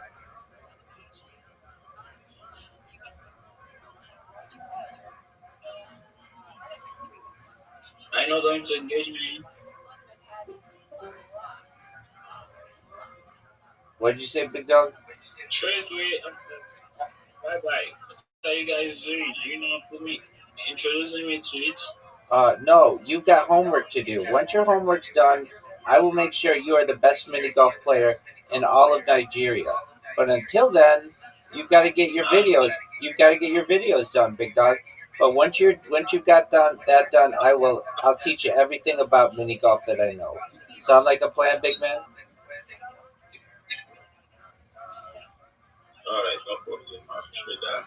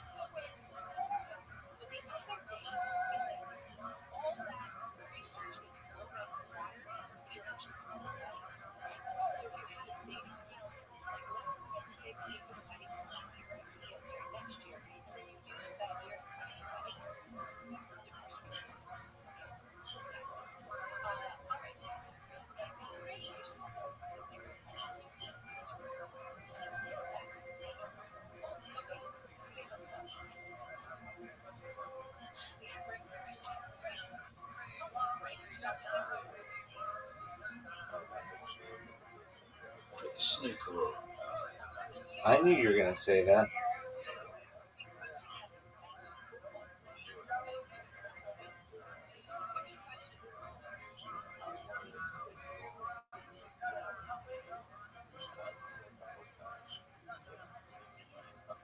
Look how sick that shot was. I made it.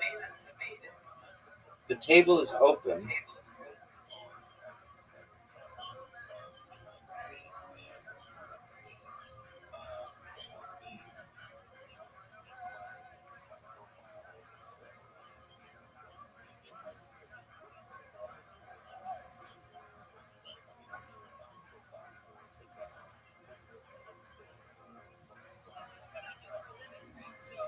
Oh.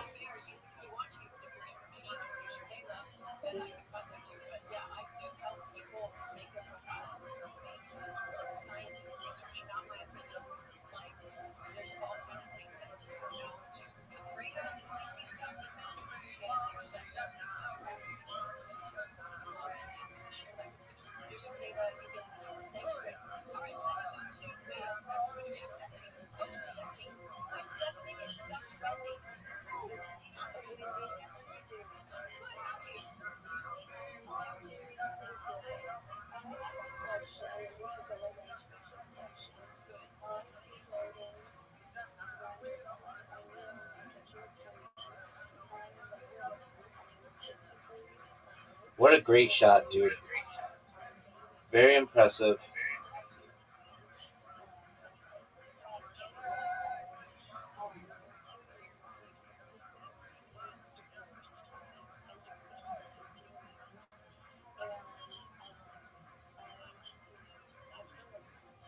No way. This is garbage. Dog.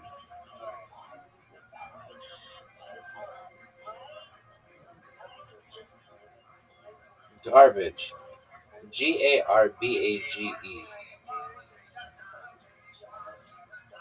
No way.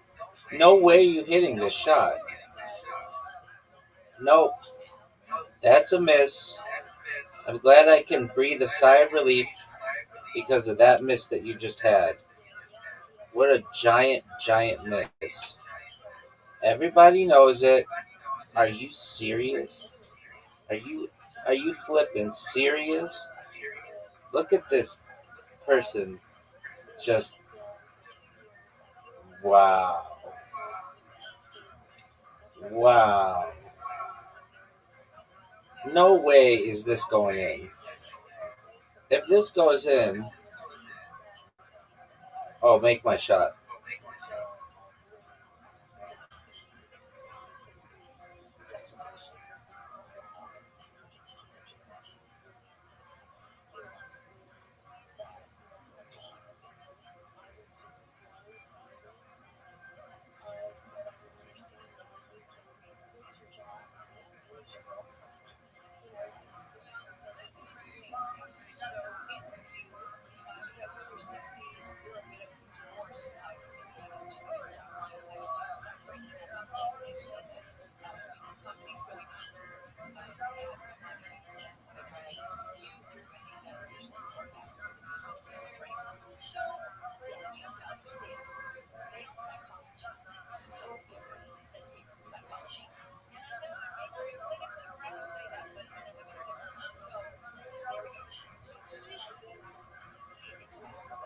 Oh, bull.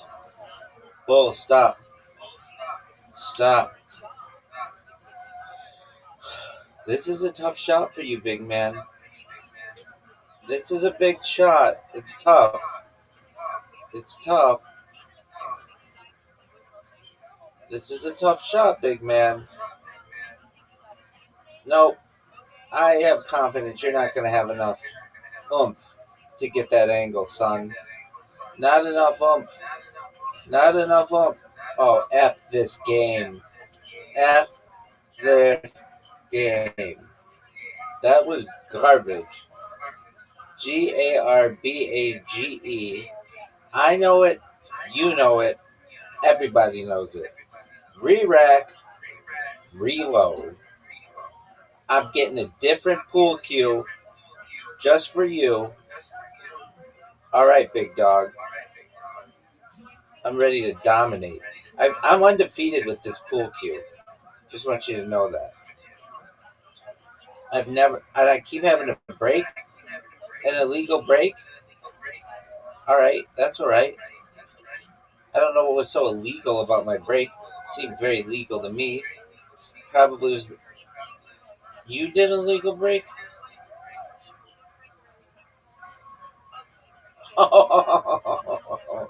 Does that count as a break?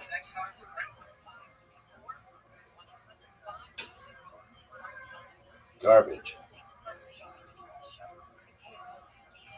Is that a legal break? What?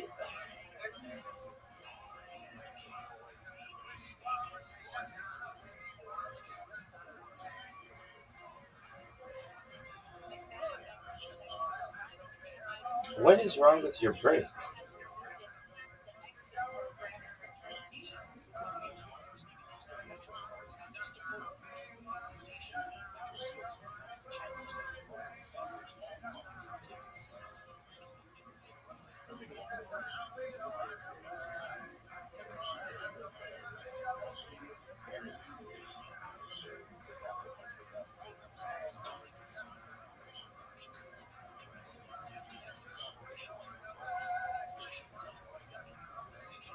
Are you effing me?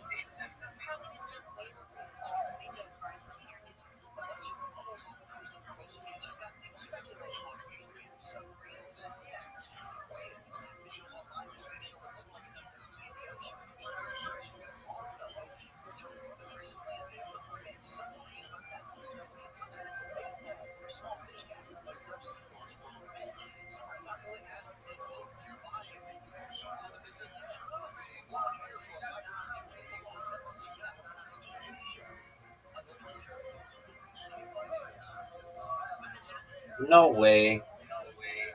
Okay, that I believe, but the other one, get out of here with that.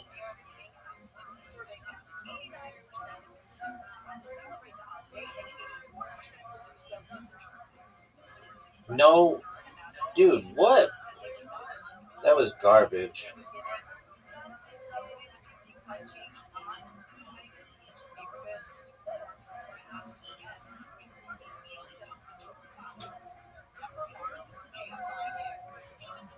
No way.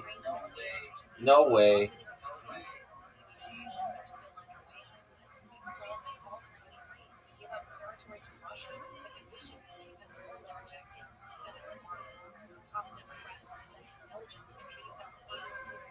One of the best shots we've ever had the privilege of seeing.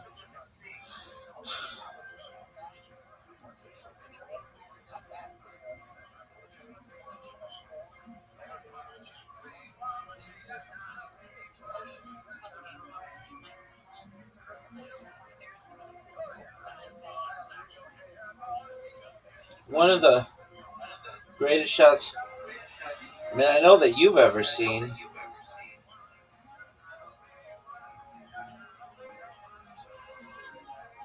Look at, I'm not just good, but I'm sexy.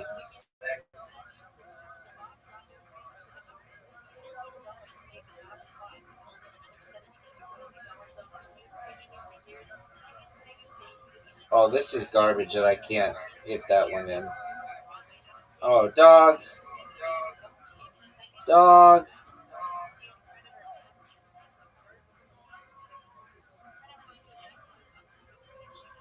Dog, this is... Oh, that would have been the sickest shot of my career. That would have been the sickest shot of my career. But boy, did I make it difficult for you, son. Boy, did I make it difficult for you. Boy, did I make it difficult for you. Son, you're done. You're done, son. You're done, son. Snooker, you got snookered, son. And you just gave me one of the... Oh, no. One of the easiest shots in the history of this game.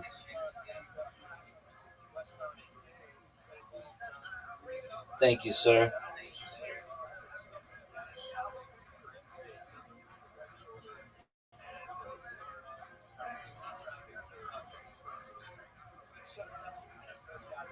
Oh, big time. Oh, that is garbage. That is garbage.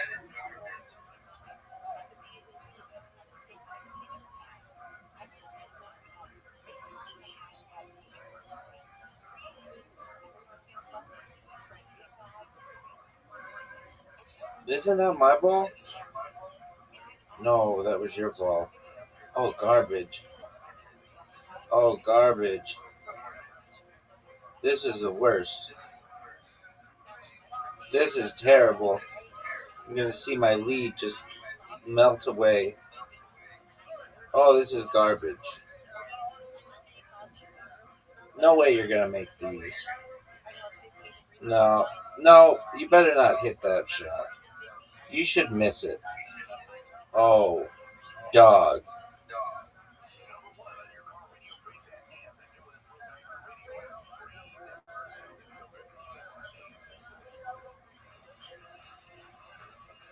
Give it to me. Oh. Oh, ho, ho, ho. Dog. This is the worst. This is the worst. No way you make this shot. There's no way. I don't know why you're even going for this shot. Because it's obviously a miss. Yeah, that's what I thought. That's what I thought. That's a miss. Please be a miss.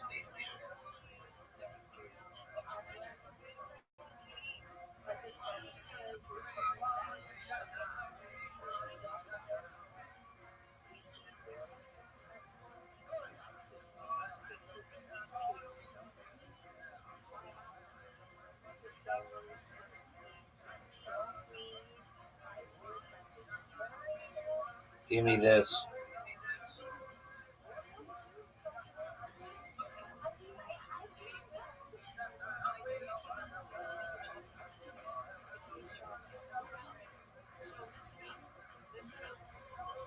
Baby. Maybe the greatest shot we've ever seen. Oh, that was garbage. Don't go in the hole.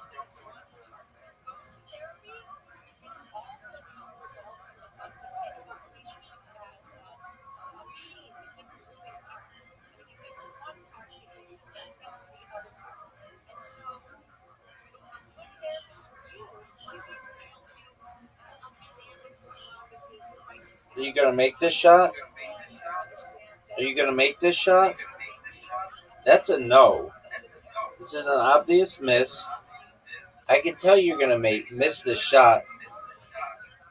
No doubt. I don't even know why you tried.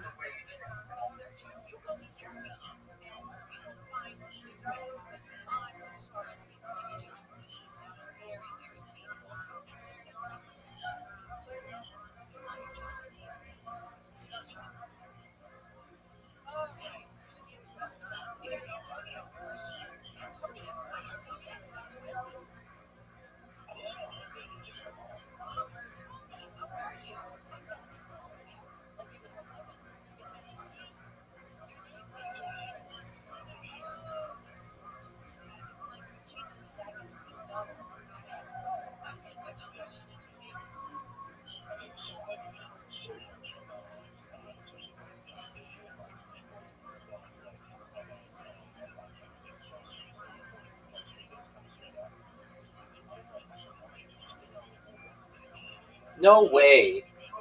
Wow. That was really close. We haven't had a lot of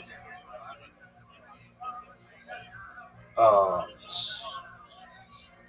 scratches, but we have had some of the sexiest gameplay in the history of this game that you're witnessing right now, folks. Folks, if you're watching at home, get ready. I'm dedicating this shot to my man, Trazeway. Trazeway, this one's for you, baby. This one's for you. I need a break.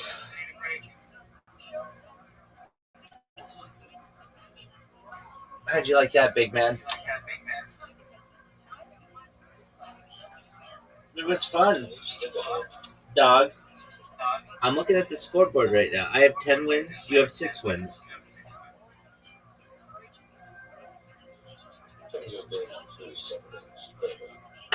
I mean, I'm just looking at the scoreboard right now.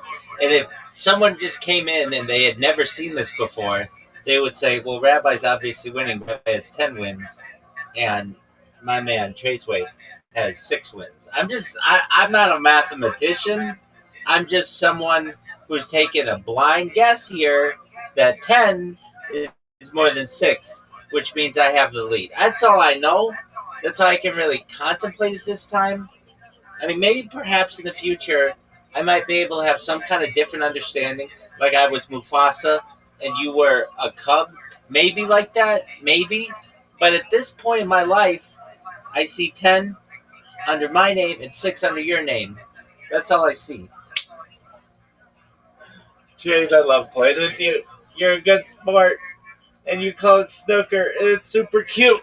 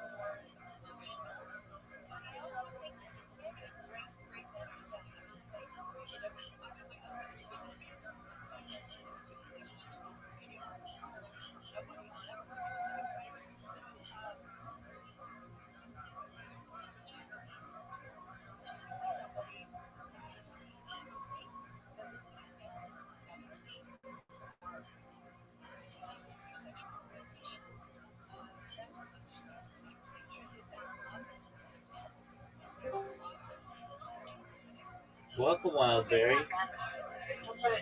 Rapid departure earlier, No worries. but my friend got done with work, and she's my ride home, and I didn't want to treat her like a driver. Oh, absolutely. I totally get that. No worries at all. Let me just give you a recap on what happened. Trace used cheat codes to perhaps sort of almost defeat me in the first game, and then I wiped the floor with him in the second game. Trace, is that not correct?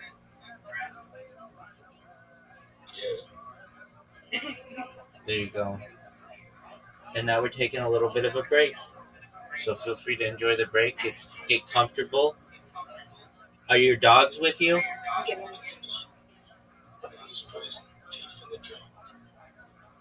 Here's one. Oh, hello. Look how adorable. Look how adorable. Oh, it's so sweet. What a sweetheart. No face kisses, Bubba.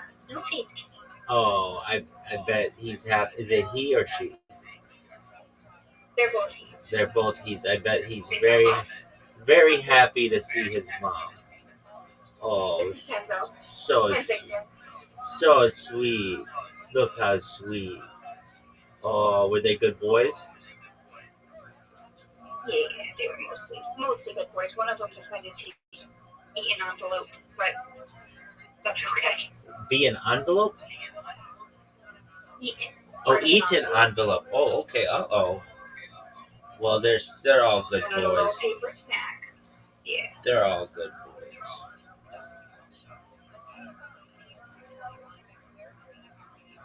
They're good boys. Not true. They're actually going to get dinner in just a second.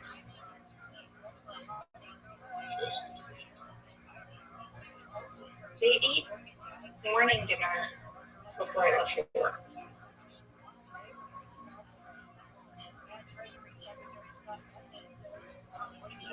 Give me dinner? What about you want dinner? Come on, let's go. Let's get it.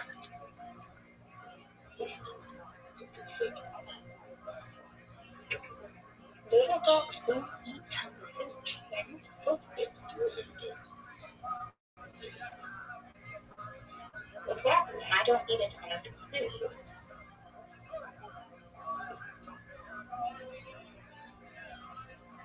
Let me put the stinky breath powder on it. You get to get stinky breath. Stinky breath powder.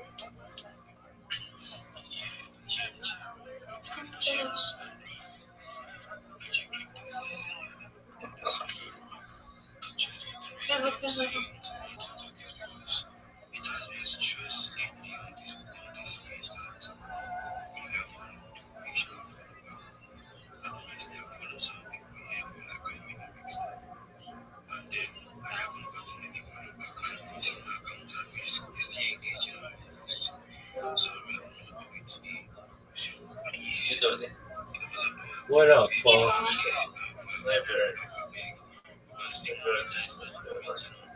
Just chilling.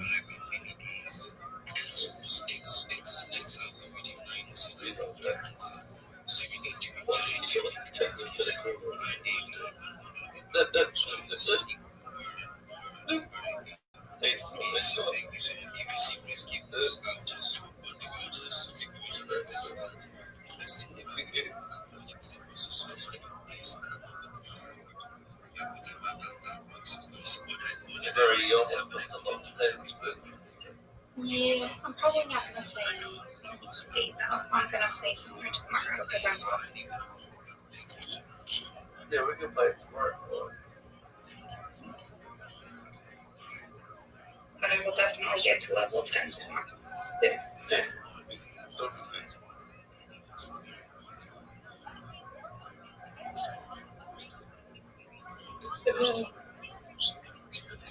They switch back to the early morning shift, which because Yeah, I quit my job yesterday. did you? Yeah, I couldn't do it.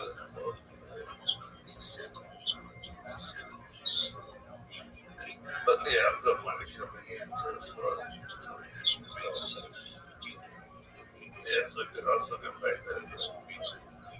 You and Clay can finally start your own. Yeah, right. We can start that.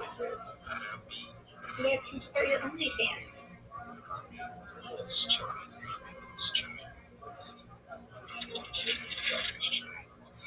You and Chocolate. Handle your love affair. We can call it the homicide and tramway cat.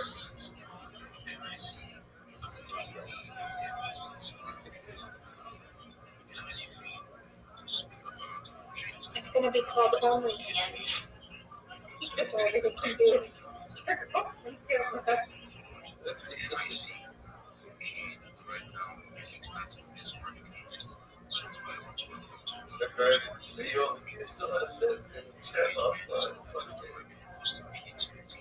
Saw some of them, yeah. Couldn't see all of them. I don't usually score too high.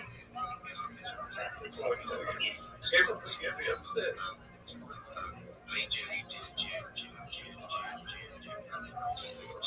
Well, those kids that I don't give a shit.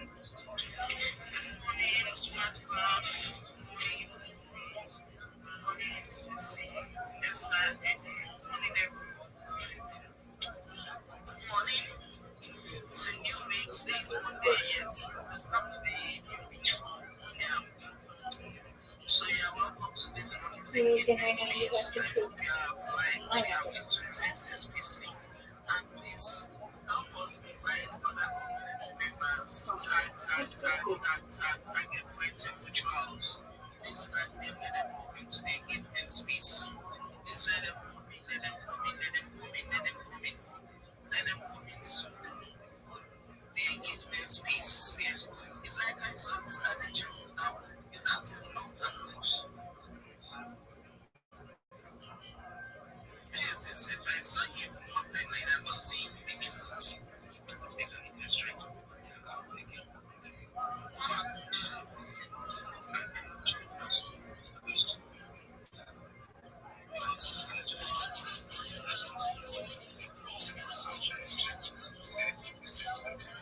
Good job, Bubba.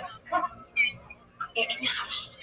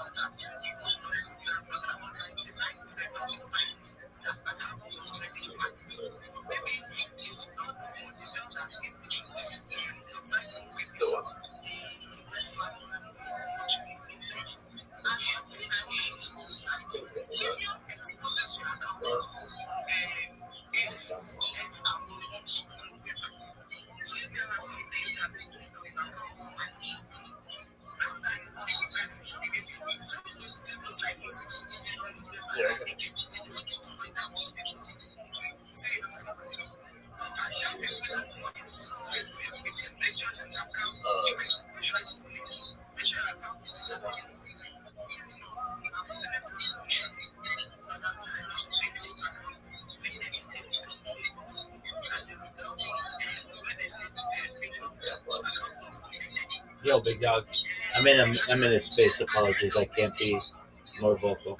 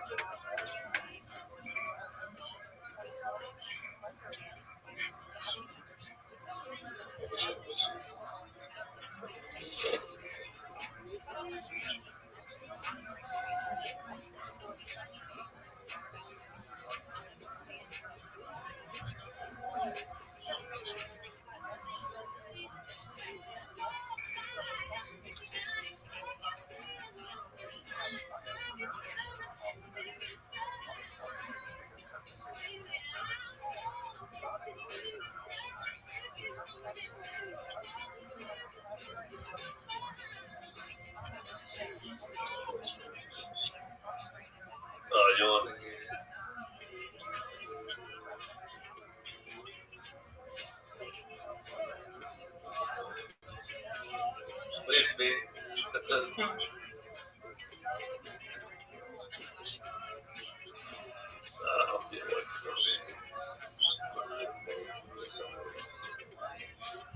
Okay.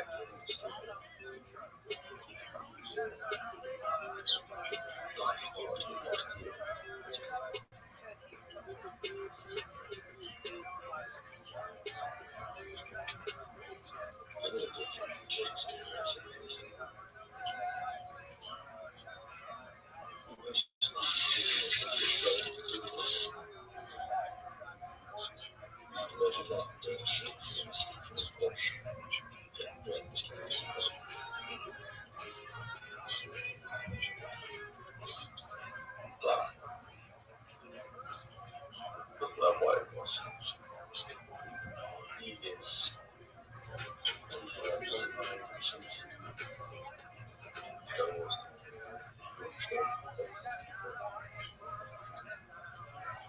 More love. The guy is that. Like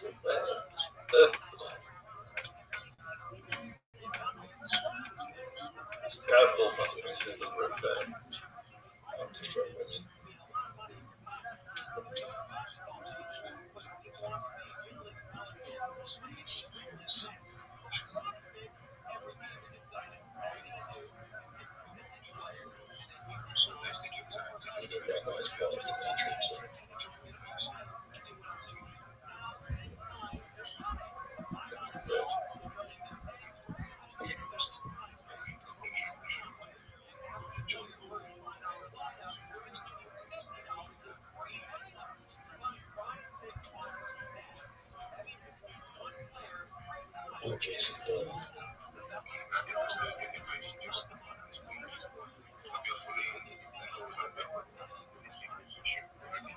Absolutely, thank you so much. I just want to give the room some alpha on perhaps growing your account.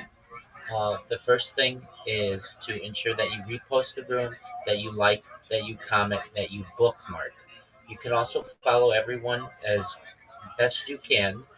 Some other things that I find to be very helpful: if you are tired, you can fall asleep in one of these follow spaces. When you awake, you'll have 10, 20, 30 followers, and you follow all of those people back and you engage with their posts. That helps a lot as well. Some other advice that I give to people who want to expand their networks: it's very important to have a link tree. If you don't know what a link tree is, it's one link that has all of your social media in it. And all of the advice that I'm going to give you is free. What is also important to do when you are let up in a space or you ever have the opportunity, you at the host, at the co host, and thank them when you're done so that they know that you appreciated it. You can certainly clip people's spaces and tag the host, tag the co-host so that they know that you were engaged and that you were listening. Other things that I find to be helpful: join X communities. That's certainly a great way to be able to connect with people. If you are a Web3 marketer, or you're a moderator, or you are some other shiller, raider, reply guy, and you want more business for yourself, which is kind of maybe what many of you are looking for. If you have that link tree and you look in the purple pill, I put a post of the about the top 30 free social media platforms that are out there. You want these for four different reasons at least. The first, it gives you more places to be able to promote yourself. Secondly, it gives you more places to be able to promote your customers or your clients. Thirdly, it gives you 30 more opportunities for people to be able to connect with you and give you business or follow you or be able to connect, perhaps network with you on another account. I know somebody was up here and they had lost their account, and that's an unfortunate situation that occasionally happens. But if you can connect with those people on different social media, you're not going to lose all of those connections that for which you worked so hard. Once you have your link tree connected, what I always advise, and I'll help you with this as a person who's just helping the community for free. If you want, send me a DM. I'll help you. Follow me. I'll follow you back, certainly. What you can do is put content on your social media. Good quality content. You can make AI videos with Grok that allow you to basically say, hey, my name is XYZ. I'm looking to network. I'm looking to expand my network. I'm looking to increase my community. and send me a follow, send me a DM. I'd love to connect with you. Other things that you can do, you can make memes. And if you already know how to make memes, that's great, but you can market yourself with memes.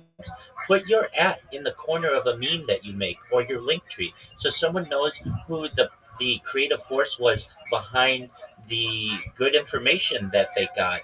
Another thing that you can do when you speak in a space, you want to make sure that people can hear you clearly, that you're not rugging, that it's quiet in the background. Oftentimes, people are in traffic or they're walking or there's a high wind. It's hard to hear you. So you want to make sure that you communicate clearly. If you're able to do these things, you will, within a month or two, be having thousands of people in your followers list. And again, it's so important that you follow people back if you want engagement. Thank you so much for allowing me to share.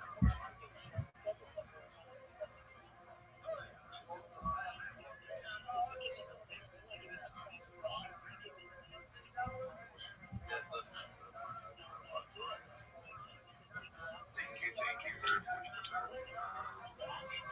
Everybody understand the system here. Tree, the link tree. We just want to see this one does need to so thank you for being here. That's what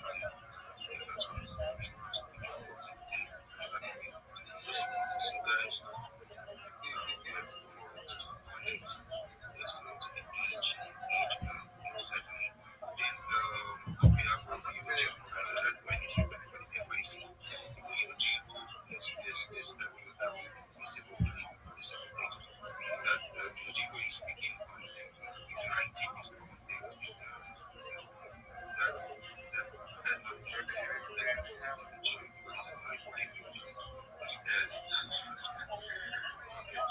please do review responsibly. Please keep up trust these ways we will take the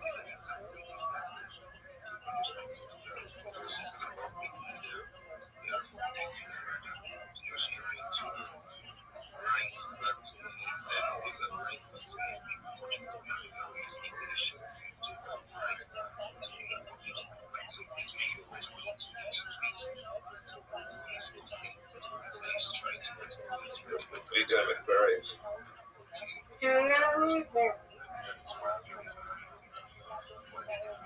I mean, everybody had the camera.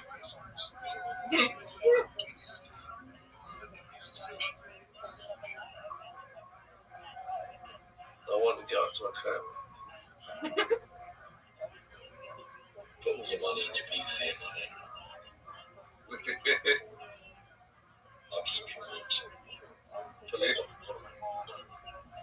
You put it in the freezer. Miss Aquarius, how? No, I'm ready for you. So, to our friends here, Miss Aquarius and I, we have a tradition where we do 2 games of bowling every night. And so, with that, I'm going to send her an invite. And then, when I'm done playing with her, I'm going to go back into these spaces. Miss Aquarius, how was your day? Miss Aquarius. Excellent. How are you doing? It was lovely, thank you, and thankfully.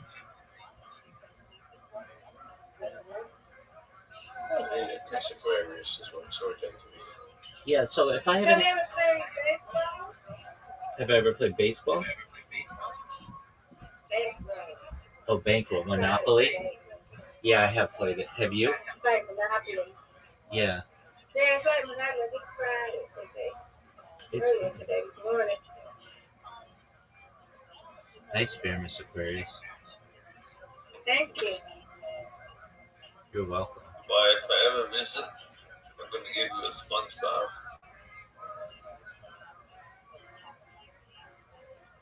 What's your birthday? Thank you. Boy, you got that 2 times in a row, Miss Aquarius. Get it. Good job. Thank you. You're welcome.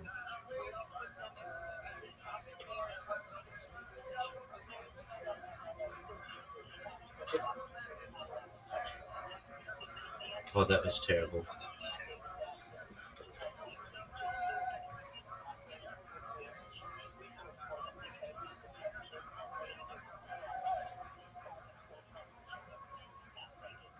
That's difficult. Okay. See? That one? Ooh, that was good.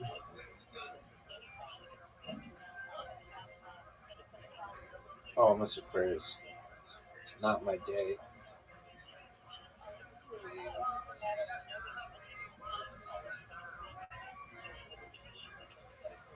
We love you, Rabbi. Thank you. I appreciate it, Traceway.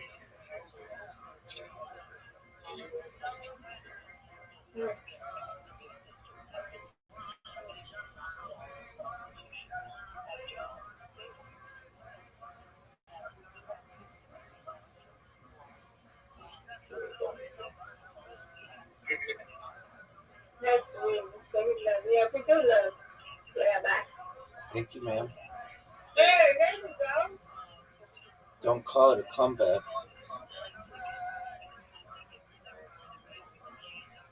Get it, girl.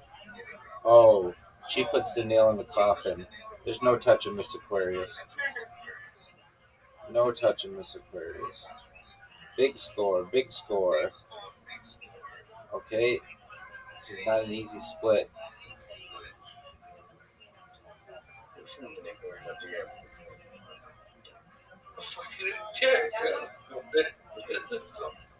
Right, come on, Rabbi. You got this. That's right.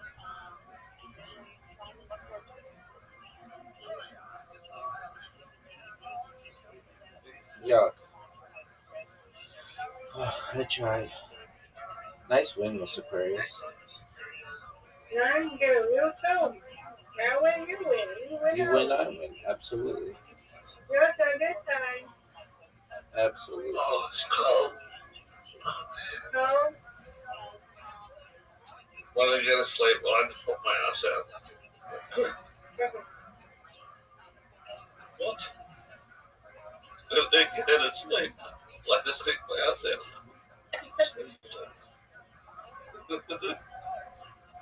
Get it. Miss Aquarius, that was beautiful. No, Rabbi. Yes, ma'am.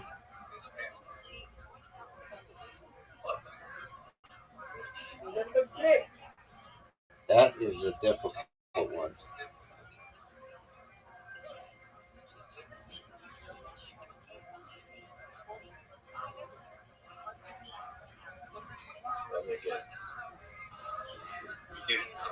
There's another one.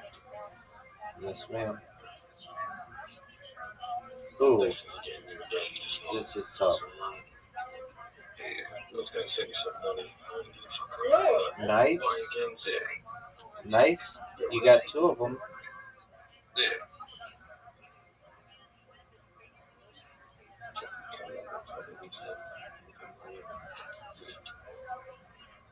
Oh, come on.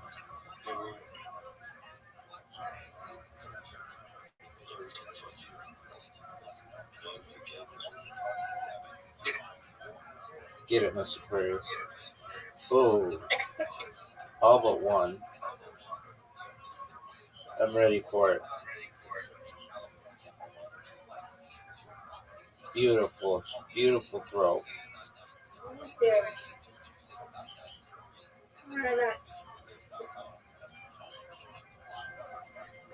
Yes, bye.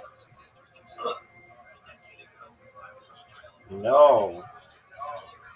Mr. Aquarius on a roll. Wait, if you're buying calling a game and I'm buying you a game, why don't I just buy calling a game and you buy your own damn game? I'm saying, damn it. No, you got it, Rabbi. Yes, ma'am. Buy your own damn game, Trey. I'll block you. Get it.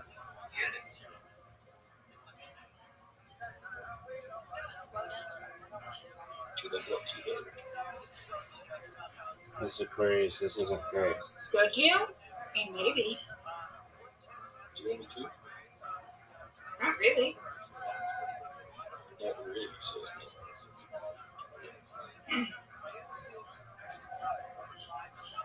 mean, that's not on my list of wants and desires currently.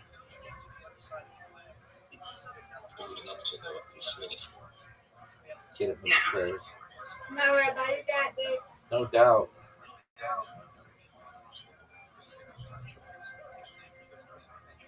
Oh, not good. Not good at all. Ooh. Nice win, Miss Aquarius. I win, you win. You win, I win.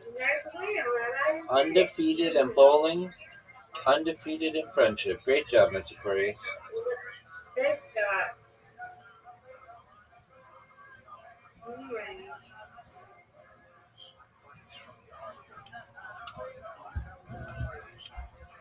Now you left the people in here, they have a later night. Not being mercy, tomorrow. Okay. Sweet dreams, Miss Aquarius. God willing.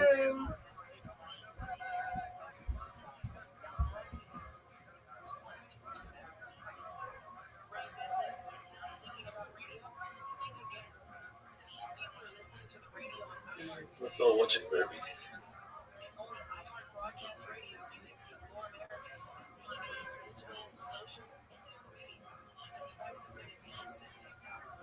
We can do the energy. They replied to you. It was a block you and Barry.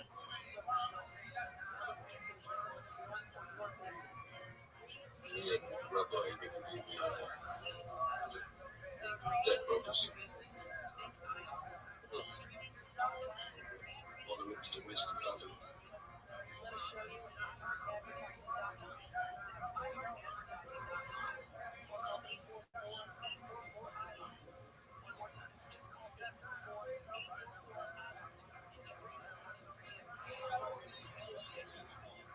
You're such a decent friend to me. Why do you hate me so much? Because I love it. I don't remember the first time we met. That's how bad we took case. Talking to he thinks top tier. Right there.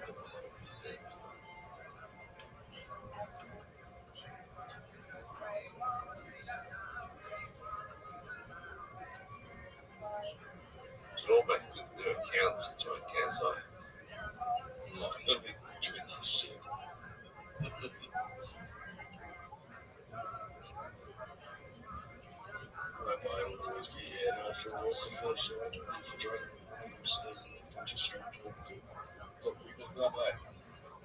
God willing.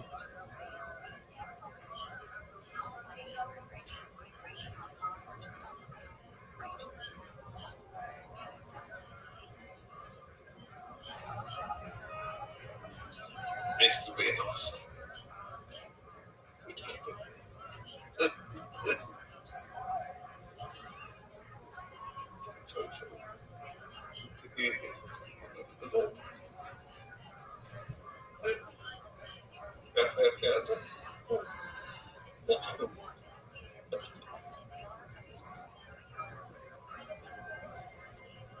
I'll be back.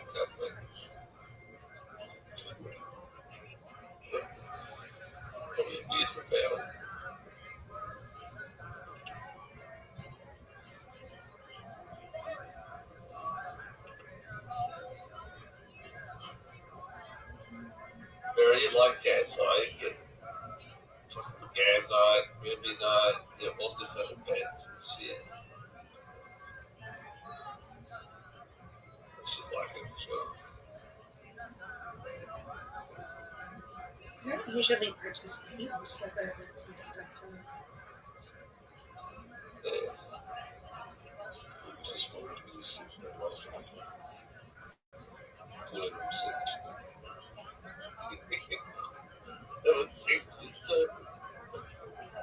The old fucking things. Sit there, little kids making a non-racial comment. Yeah, kids will fucking. I'm sticking up here and there's like shit.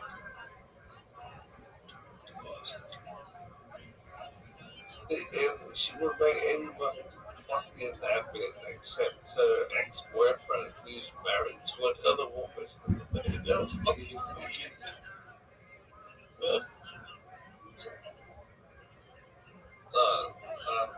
Six's ex-boyfriend, she might name it. I can't remember his name, but she wouldn't make any reference to admin for all officers again. So like, isn't that weird, Barry? It's fucking weird. Like, she was married to another woman and she made him admin. I wouldn't make that happen. Sounds like she's trying to get back together with him. Yeah, man. He think this.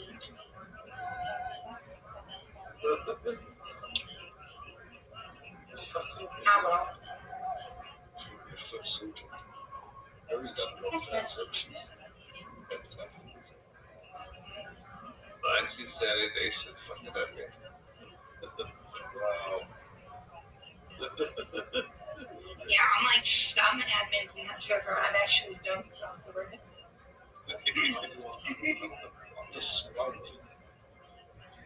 I think you're the recruiter. You're the primary recruiter. Nothing fun though.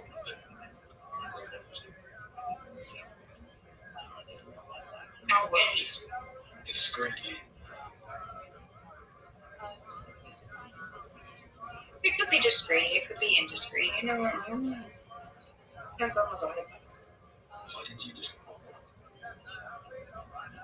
She might be about certain Do what? we should make new rolls. Like for the peasants. No, I need to. I know I did the color rolls. I think I did the color rolls, right? Yeah.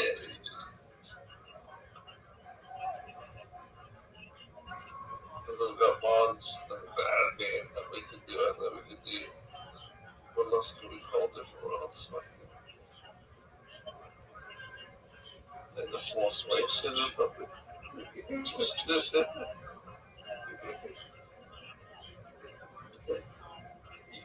Everybody's a sausage.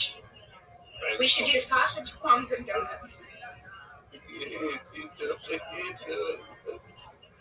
Sausage, plums, and donuts. How do you do that? How do you do it wrong? How do you do it? I can't do it right now because I don't have my computer in front of me, and it's just easier to do it on my computer. Carlbot is in our server. He's probably the easiest way to do it. Yeah, man. It's not that hard. You just have to go to like the Google Carlbot, and it should pop right up, and then you just log into your Discord through Carlbot. Well, but I'm not tonight.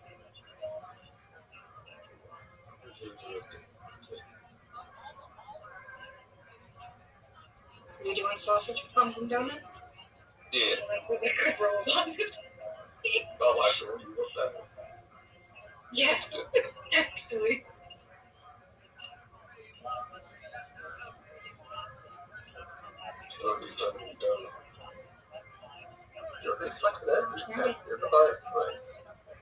I mean, I think we can change the name of admin to something else. Create another admin role, create a new admin role that is still an admin role, and just have it specifically be called general donut.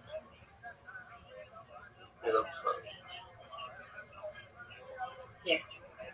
I can work on it tomorrow.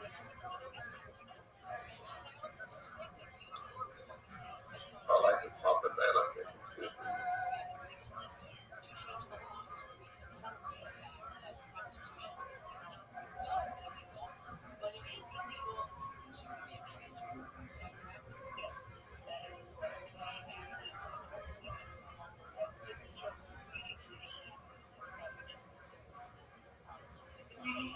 I'm gonna be right back. I gotta wash my face.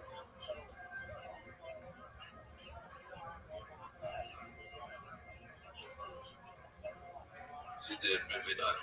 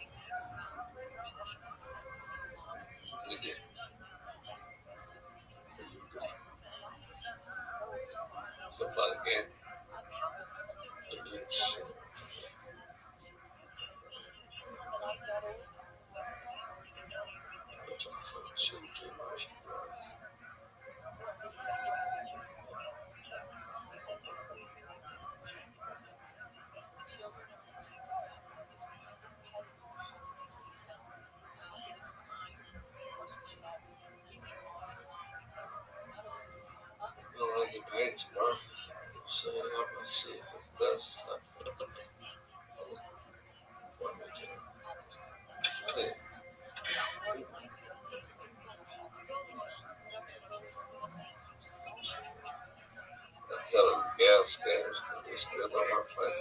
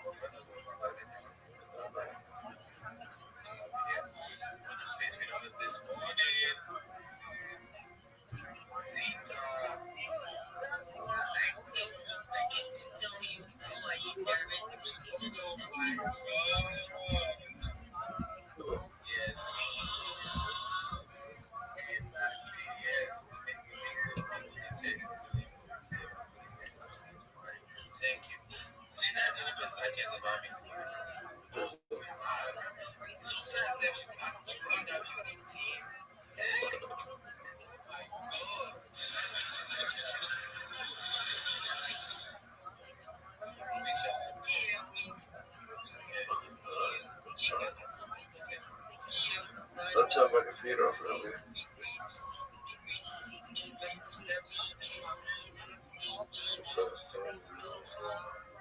Okay. You don't have to do it every day. It's strange.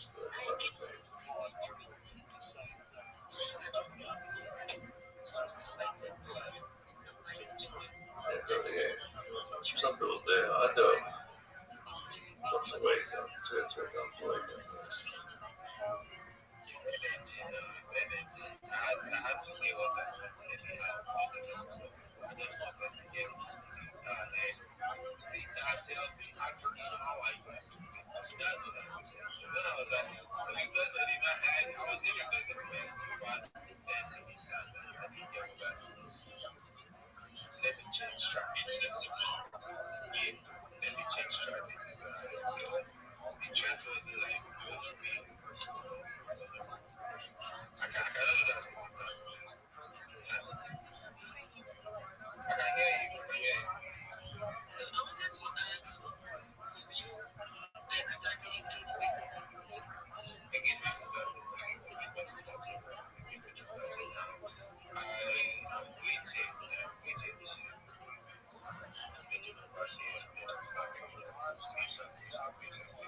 Yeah, I'm gonna play.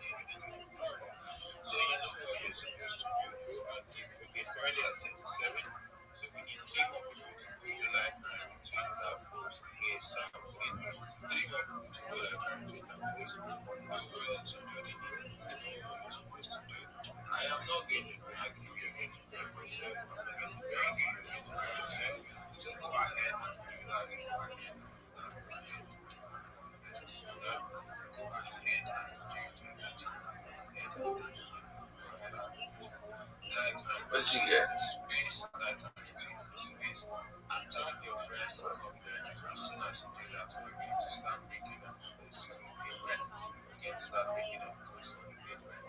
Everybody prioritize JT prioritize JT prioritize JT prioritize JT unless that doing that prioritize JT unless that doing that.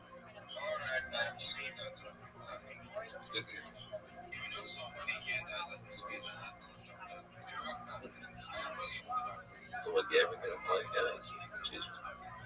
It's for you lifetime between that space. It is They won't get a fucking family again.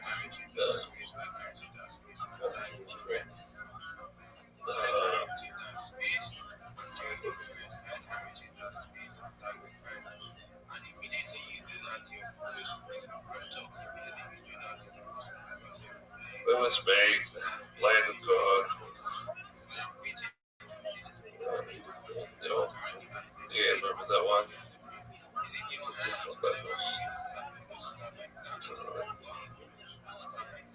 Kind of predatory. Why is so awesome? It's hentai. It's fucking predatory, yeah.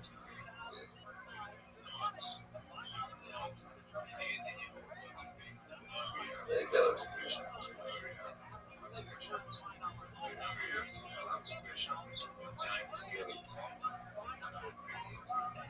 What is all? Yeah.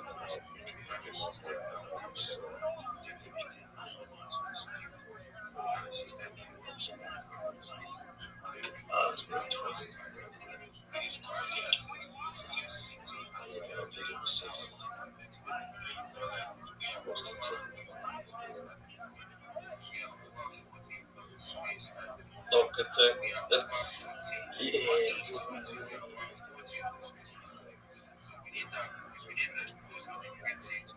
say something else if you want.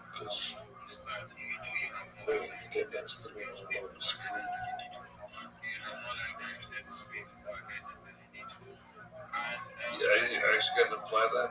Let me apply that. When does it come out?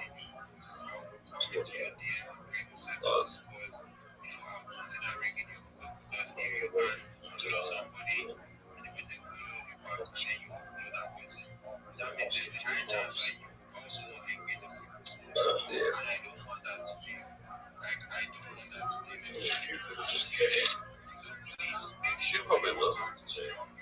You'll probably shit out of the shit like shit out.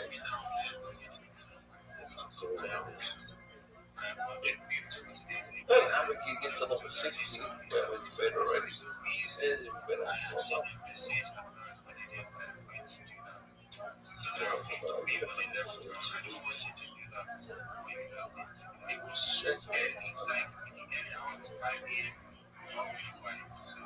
Yeah, I get a shitload of side quests. But it's big gas. There's so much.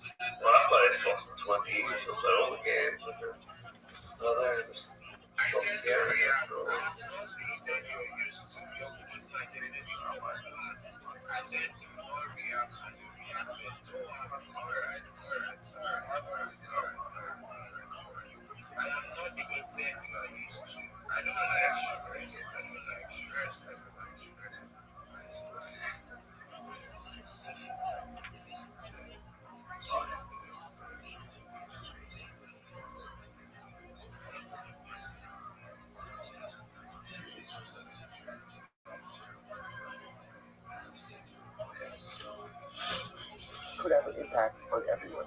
Those things are very profound because a lot of times in psychology of sin, like why we commit averos. So there are many different levels why we commit averos. But one of the reasons why we commit averos is because we think kind of like on a macro level, what I'm doing doesn't matter. It matters on a micro level. In other words, I'll accept the fact that what I do matters for me. And I convince myself that what I do does not really have an impact on anyone else. I live in a silo. And if you didn't know, yesterday's that, whatever I do impacts you, and whatever you do impacts me. And once I sometimes that is the greatest place to start. Because I recognize that at the end of the day, so my actions have an impact not just on me, but on everyone. So tell Diana, so sorry, tell me to say they do a great job. That can result in almost a for you to have an impact. So us, is fill out a quick questionnaire. That's like an impact on this is why. Shell China the capital events of family extends for 7 years. The above thing will follow. So the biggest deal is what the news is my profession is not dependent on the rain. Right, so I'll be alright. Even if it doesn't rain, it's not going to impact because once I said what Rabbi is saying is you're presupposing that the witnesses care about anyone other than themselves. So if they care about other people, that might be a good argument. If they only care about themselves, then they're holding the building is not necessarily going to be a motivation to get them to tell the truth. I want to know what you say that. You say that my thoughts, the Torah, the faith, each one of the so each shekel. So let's say that the whole other parts, like every time it comes up again, the fact that these swords and spears and terrible punishments that happen, someone testifies falsely. And we're actually, all of the men are shiny have a Muslim. So the witnesses could always respond, even if there are 7 years of a terrible plague, a person never dies earlier than they're supposed to. Again, these are theologically astute witnesses. And they can say back, I got it, I get what you said. At the end of the day, a person never leaves this world with people who wants to leave this world. Okay, I'm going to ask you. I'm going to be nuts about I'm really sorry. I'm really sorry. Guys, so it actually says, here's what you say to witnesses. Guys, just understand, people who lie, false witnesses, even the people who hire them, don't respect them. Don't respect them. It says,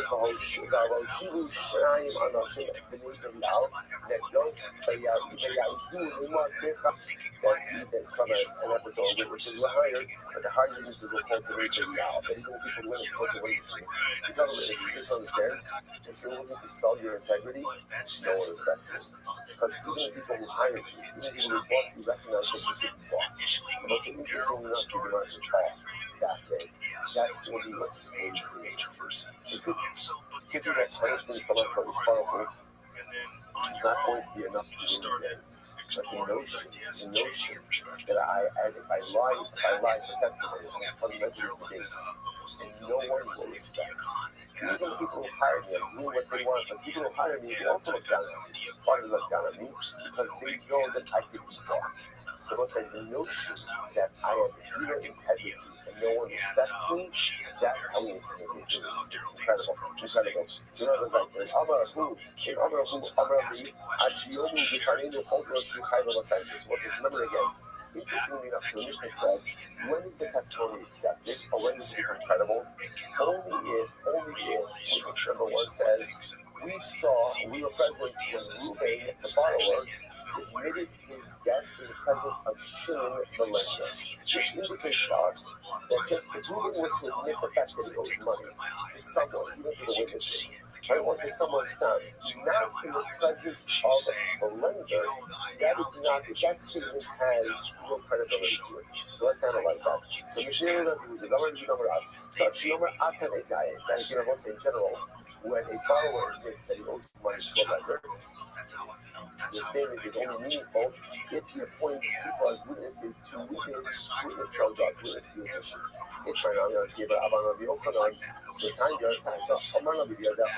Amar lo, hey, so let's do this. So Shimon goes over to Reuben. So Reuben, you owe me money. Reuben says, yes, I do. Amar lo, today next day, Shimon goes over to Reuben and says, give it to me. Amar, Mishaka, Yibachah. And Reuben says, I was just kidding. What's that about? Potter. Reuben is Potter. Why am I excited? Because an admission that only takes place between the borrower and the lender is not halachically valid. Halachically valid.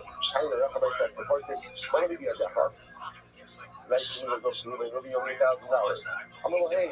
And Reuben says, yes, I do. I'm a little to Reuben. The next day, Shimon says, Reuben, give me my money. I'm a little shot and the fall. And Reuben says, I was kidding around with you. I was just kidding around. Salacha, I said, what's Salacha? So the word is Potter. Ultimately, again, Reuben is going to be Potter. Again, the admission that was made between Reuben and Shimon has no halachic stand. No, that was this. If not even a whole together. What's going to do this? So Shimon ends up Shimon goes like this. Shimon goes over to Reuben, and he has Shimon has two witnesses hiding right behind the wall. And he says, Reuben, you owe me $1,000. And Reuben says, yes, I do. I'm not paying for some pressure to like this make phony. And Shimon says, are you willing to admit the loan in front of two witnesses? And Reuben responds, oh, no, it's not right. And Reuben says, no, I'm not admitting it. I admit that I owe you. But there's no way I'm admitting it in front of witnesses. If I do that, you can drag me to Beis Din. So let's say that. Meanwhile, remember again, there are witnesses who hear this whole thing. Shimon knows about the witnesses because he brought them. Reuben has no knowledge of them. I'm a little too early. The next day, then, Shimon comes to us, Reuben, give me my money. But I'm a little, ultimately, again, and Reuben says, I was kidding around. Nevertheless, Potter. The most say, now what's the Kiddush over here? The Kiddush over here is that even though there were witnesses, right? But because the witnesses were not known by or appointed by Reuben, therefore the admission halacha has no teeth to it. However, the itonim lemesis. The most say somebody incites his friend to do avodah zarah. Beis Din does not advocate on his behalf. So what are you talking about? Mesis man dekashmer. Who's talking about an asis? So it's incredible. It's a piece missing what it means to say. In a low ton, in torn and low. So we'll say in general,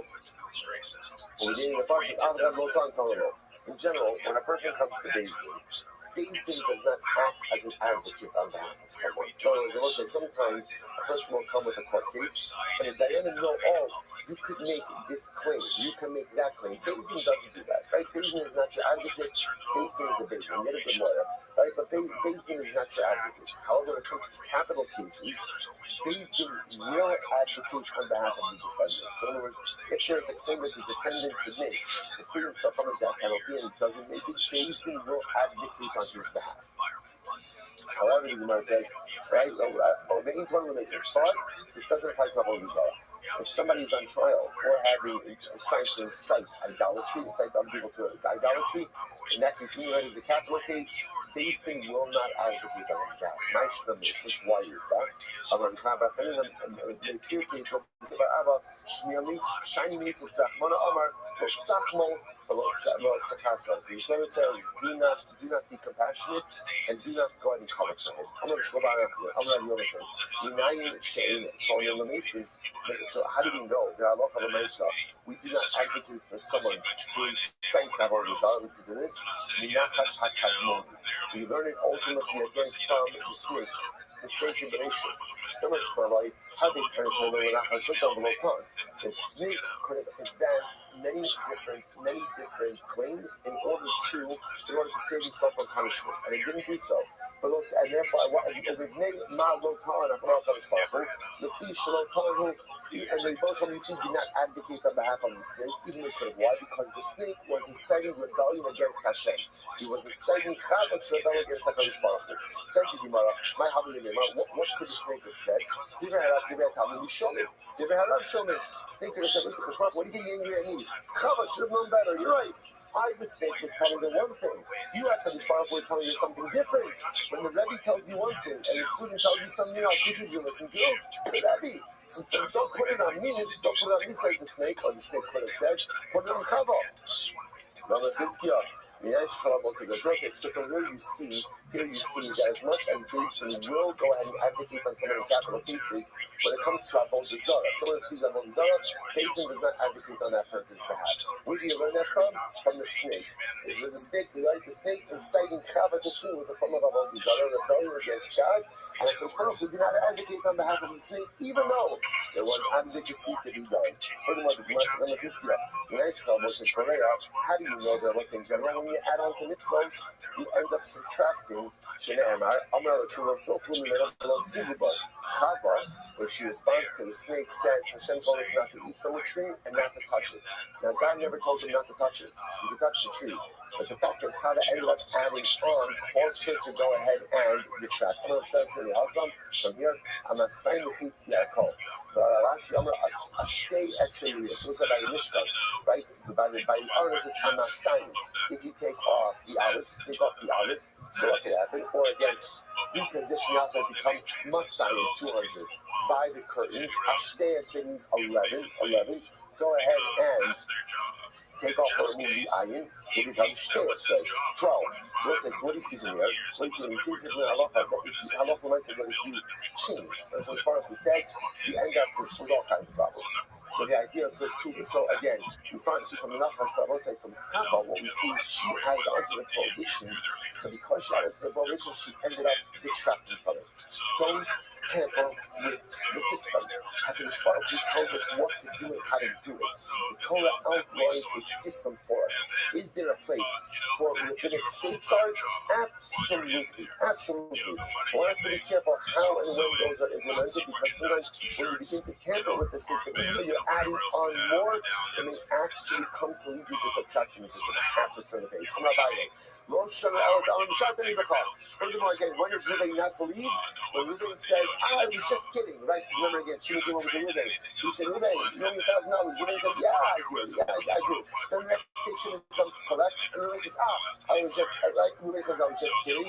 So the man says, he's Patra. What is he Patra? When Imam says, I was just kidding. Abba, Omar, on the days. Abba, Omar, know how you tell me. Omar, books are kafra. So ultimately, again, but if he said, no, I never borrowed money from you, so you're going to say, so now he's literally doing a 180. Yesterday he said, I owe you money. Then today he's saying, I don't owe you money, then he's a liar. If he said, yesterday I owe you money, and then today Shimon comes to correct, and Reuben says, I was just kidding with you, that's fine. We can justify that. But if you say, I owe you money, so Papa is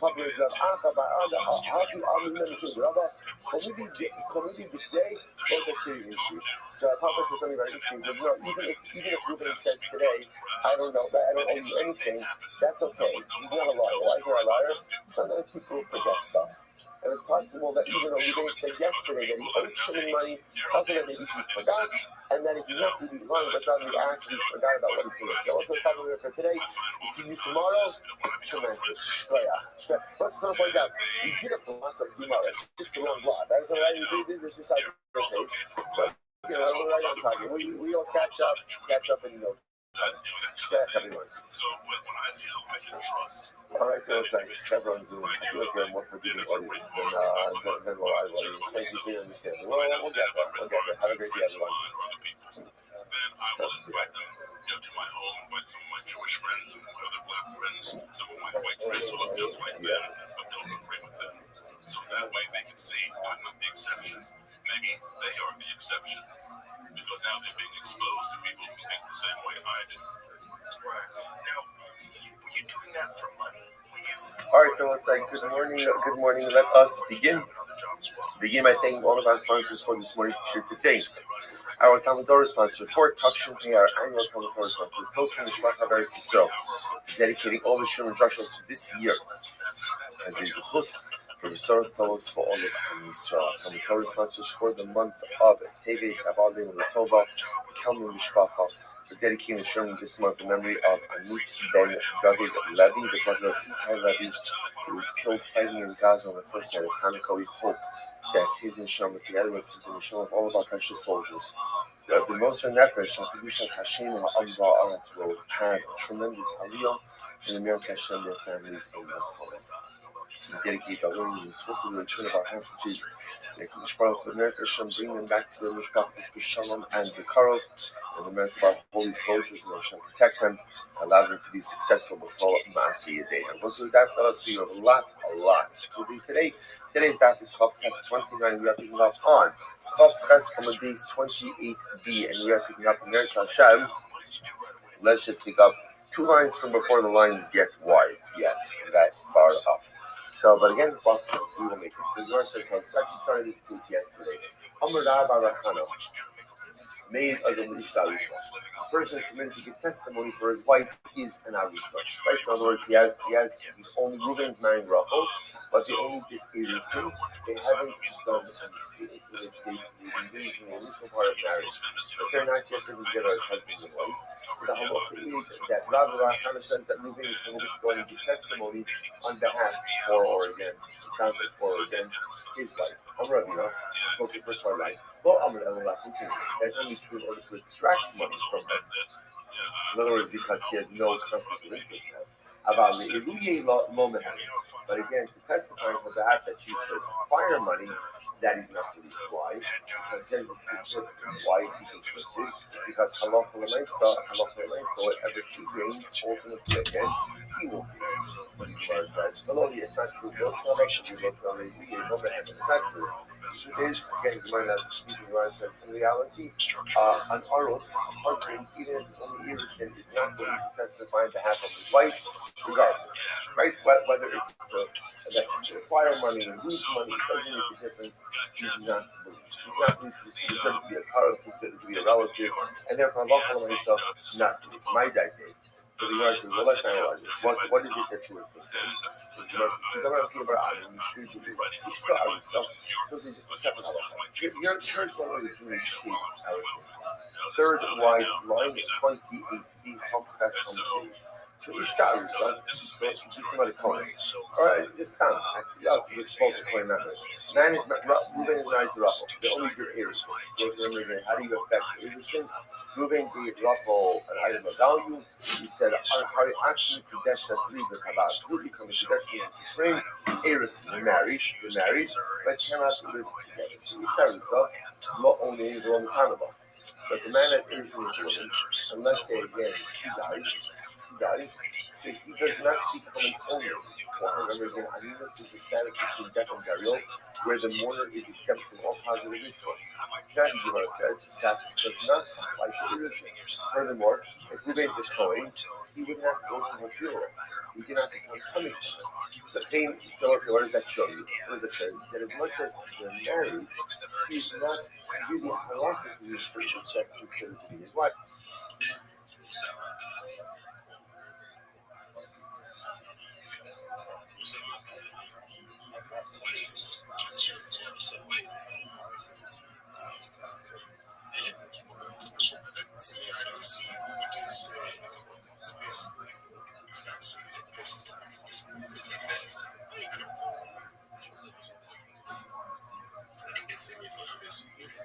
Anyways, it's all good. Nice to connect with you.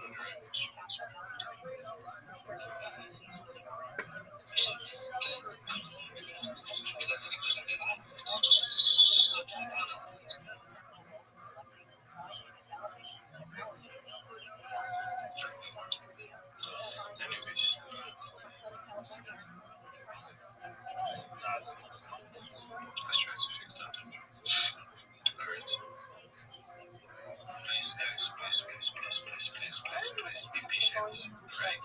I never go to anyone who's not bringing those down. I was still in the middle of bringing those down, right? And I still am. So, let's see how much this one. Right? Let's see how much this one. Still bringing. Okay, let's see.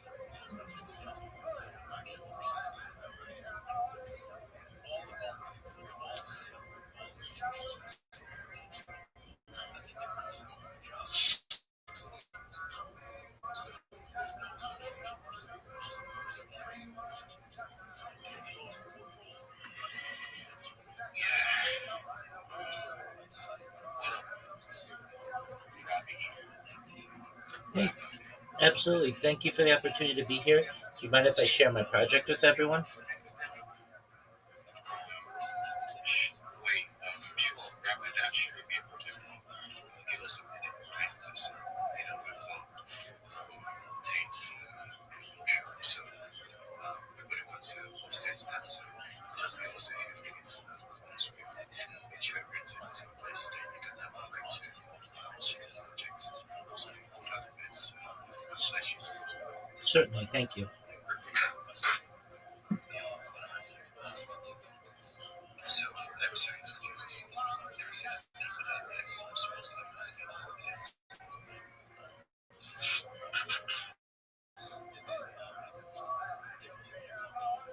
Alright, so, Lex Wealth. Lex Wealth. Okay, good there. Okay. So, Lex Wealth. Daniela, I think let's see, let's not get away with something. Listen to that. So, let's lay engagement. I didn't like share me for deal. Right? To see. This is KBC. I don't get this. This is my first time in this space. But I think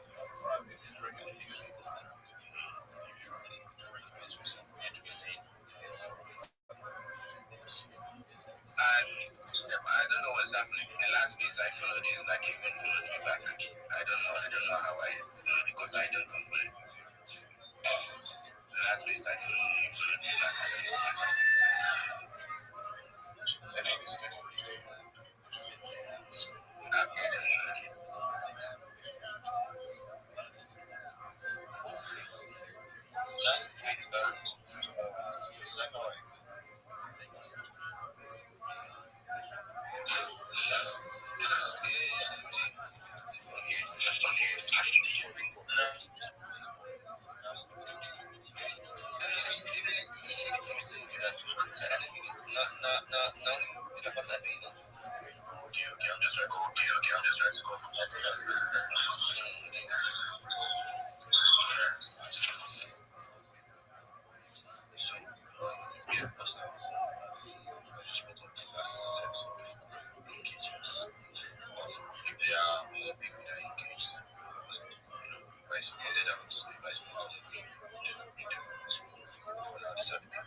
it's second. So, please, when the time is 7, right, I'll be dropping all the posts from the job. When the time is 7, I'll be dropping all the posts from the job. And I expect each and every single post from left and engagement. I'll post from the job. Right? So, also the least engagement is going to be the marker for the next round. And as you the price that you engagement on the post of the usually have anything to worry about or if you defaulted. I'm sorry, we can't find you. That's it, right? There is no hundreds of experience. There's no hundreds of experience. So you can't find you the post of the there is no engagement for you. And if you are using space, you are requesting for like your connected videos and there's no video coming up the speaker section. I don't understand how you want to expect to speak in the house when you are not showing the very least of support. So they host that they post, right? Don't make no sense. They expect them to act on the stage. So, Rabbi, you have to like please and they also make it quick so we can get back to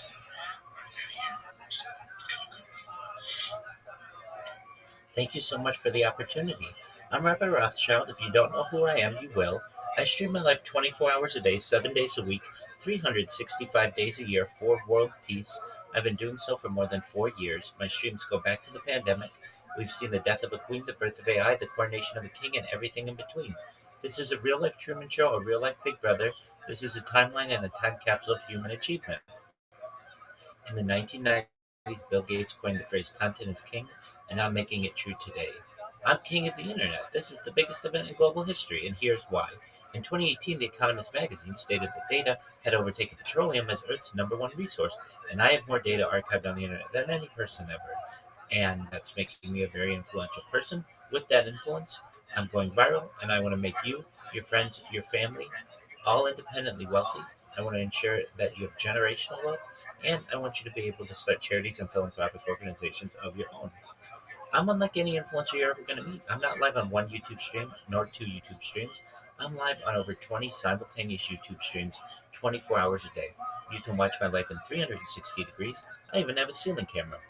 If you want to view these streams, the link is in my profile. Additionally, in my pinned post, you'll find a link to my YouTube streams. You're also going to find a link to my link tree. I dare you to look at my link tree. Nobody dares you to look at their link tree, but I do because I have more social media than any person on earth. I have more content than any person on earth. You'll find a video about me as well as a link to my Discord, which is discord.me/rabbi. We have over 2,500 people in the Discord and continue to grow larger every day. In addition to making you all wealthy and wanting to help promote world peace, I want to help promote an end to world hunger through the use of technology such as agricultural drones, floating greenhouses, saltwater greenhouses, hydroponics, vertical farming, cloud seeding. I want to help end world thirst. I'm sponsored by a cryptocurrency that's worth about $100 million. And one of the things that we do is we build wells and water towers in developing nations such as Nigeria for the benefit of the less fortunate. Additionally, I'm an advocate for the LifeStar program and most importantly, desalination technology, where we pump Earth's seawater onto land to make it drinkable. If you're a reply guy, if you're a Web3 marketer, if you're a raider, you're a shiller, send me a follow, I will follow you back. Send me a DM, I will respond. I am here to help you with whatever your goals are. I want you all to know that I'm here to support you both personally and professionally. I'm here to be a positive person in your life. I'm here to have an optimistic view on the future. And most importantly, I want to give people hope. And with that, I sincerely want to thank you for the opportunity to share. Thank you so much, Rabbi. That was very concise and compact. You obviously sound like this. That was your first rodeo, right? Convincing. Thank you so much. Thank you for your kind words. Absolutely. Many times people think I'm reading it, but I'm not. I've been doing this for 4 years, so I have it memorized. Thank you again for being so nice.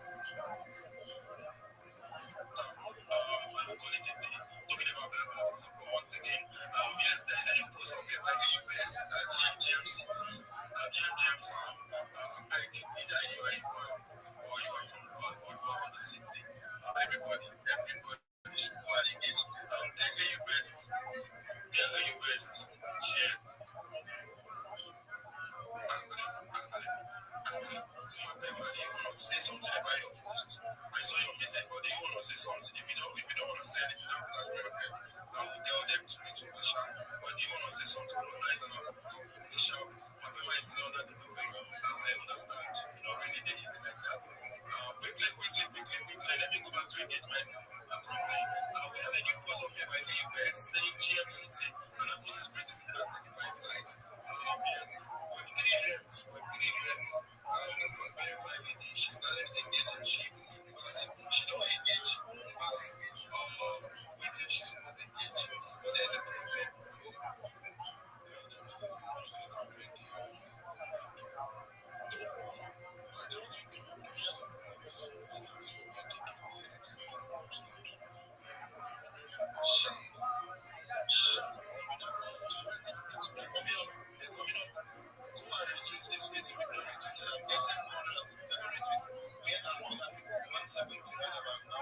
Yes,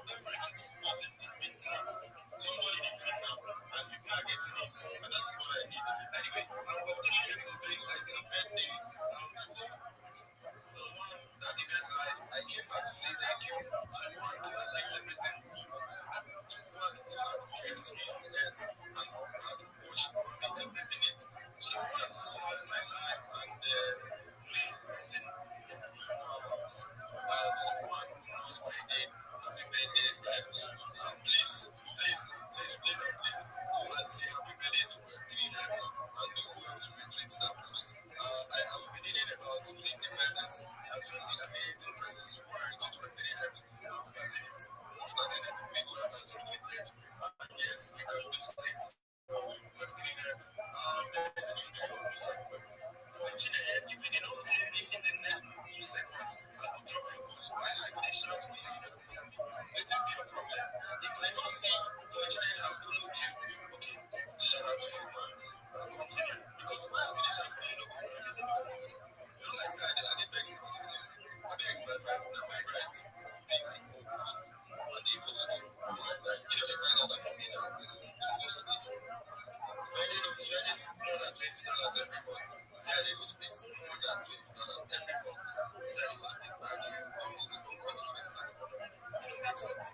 So yes, that is as a meeting say it's okay to looking at the future modern protocol and the watching campaign revolution. Yes, please I need something for you. Because you want to take as a meeting say supposed to that was going to sit at 45 lights. I need about 100 people to go for exhibits to if not even return, maybe not return. Beg, make it return. Yes, those from Chinoye, Chineye, or Chineye, no Chineye, a very pretty me, my girls. This time around is a boy, because they've never seen you right before. All of us will call them fine girl. Why are you using KPS? But that's not by the way. That is done by the way. There's a bit is talking about one of them and that post is even on the board. There's a bit is that you got over this in and it's working for you. I can see that persons on that comment section. I don't know. People are saying, I think there's a bit is on another space. I'm saying the likes of Lulu and yes, please, we can push that post to 100 from this space. I know the post on the Jumbotron will be going down, but once it is, let me give 6 minutes from now, this segment.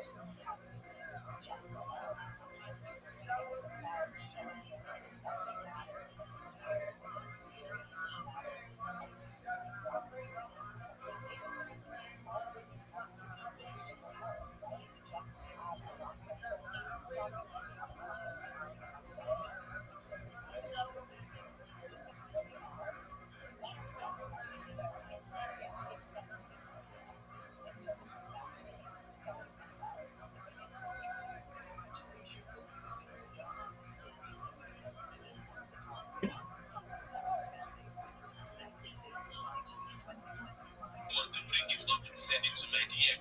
Fire that engagement to you.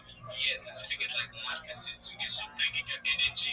He said my energy cuts passive, you're not contrary for the space. But thank you so much getting the massive energy. My follow up post on the JT. New post will be coming up. I still want to see massive energy. I want to see massive energy. Alright, in 10, I'm not talking about I wanted to do. The mic is yours.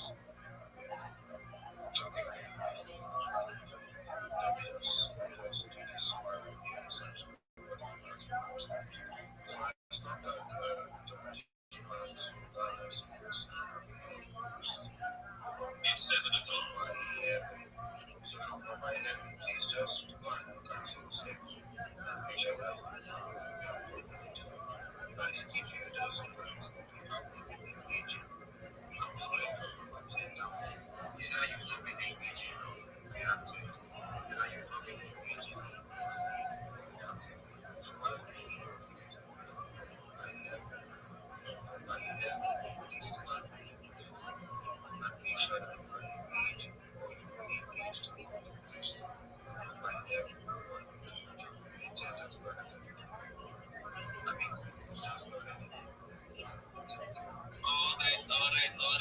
I was just maintaining with me asking common sipping Google saying I was just so proud. But intense saying no, thank you so much, guys. Now massive energy.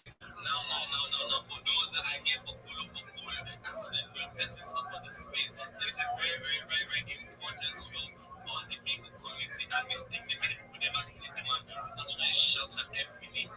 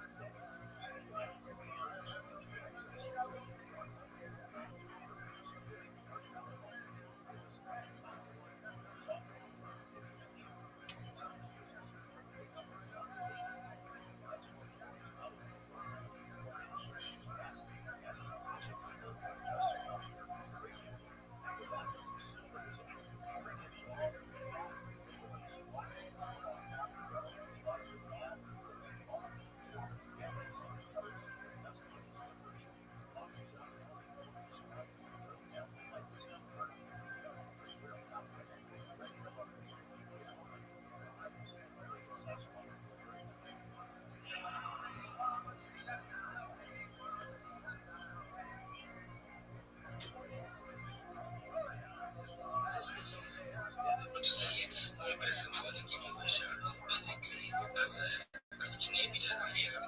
You might not play with that. It's just that, that moving now, you have to go to the website, register, and then drop your email, and then I'll send you. Play games. It's just for the gamers actually. We'll talk about it.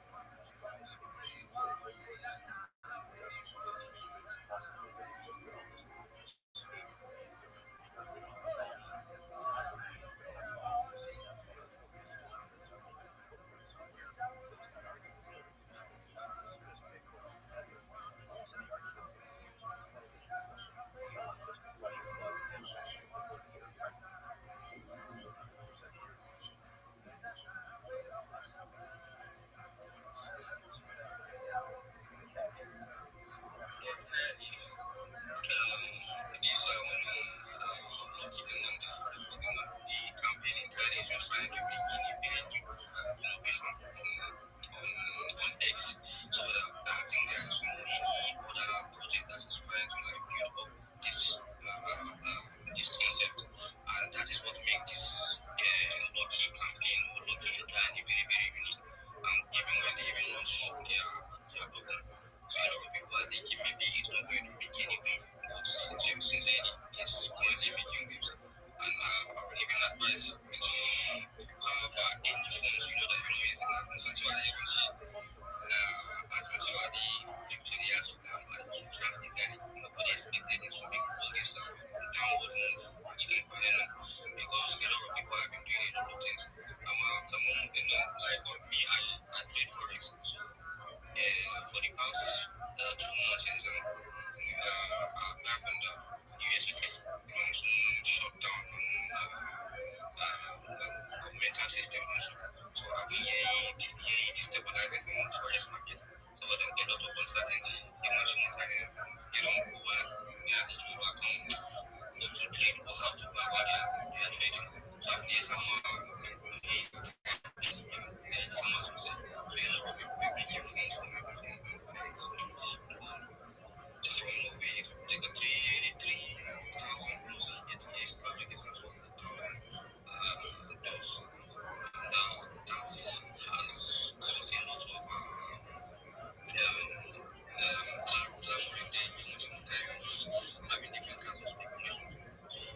I think that particular crypto market she must say because essentially all from the beginning of this year was going to continue market expecting maybe heavy upward movement on cryptos, especially altcoins from January up to this month of now. Myself is just not making any serious move, and the worst part is this month, last month, and this month, and years of last month. And definitely, we're going to some social policy, which they are happening in the game. The one that we're now constantly, but that can be used. Happening there.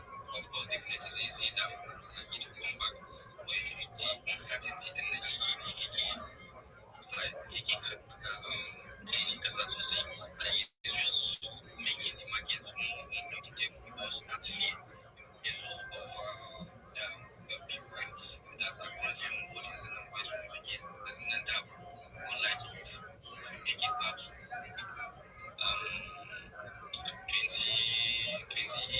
2019, 2020, you don't see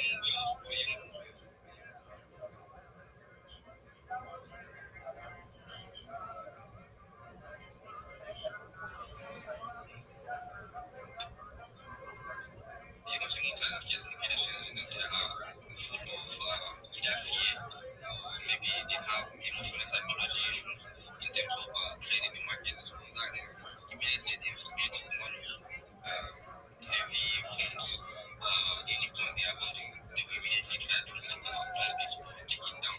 That happened is hip, which is very, very unexpected from also affecting other tokens.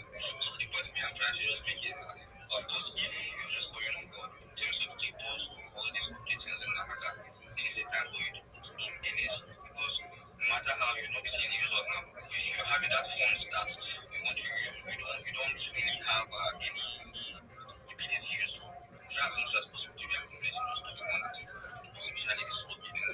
Realize you are looking from nowhere thinking what dollars I don't know. So this time as actually right, people have heard about that thing. So but they are very, very positive on money.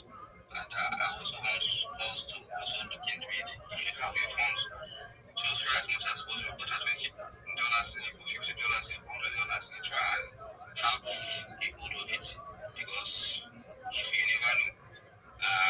Of course, December is here, January is coming, and essentially whatever goes up should come down. Now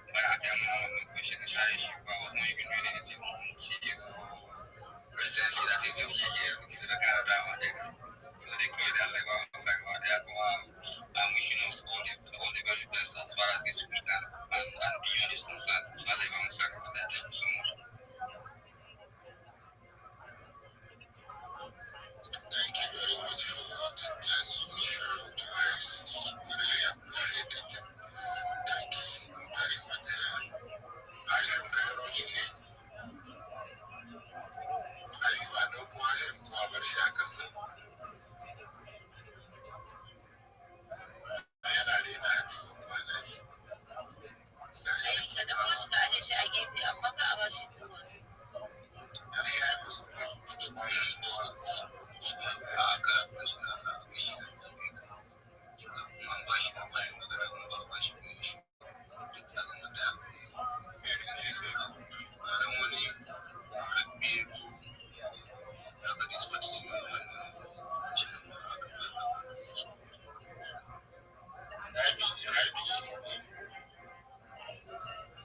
Thank you for the opportunity.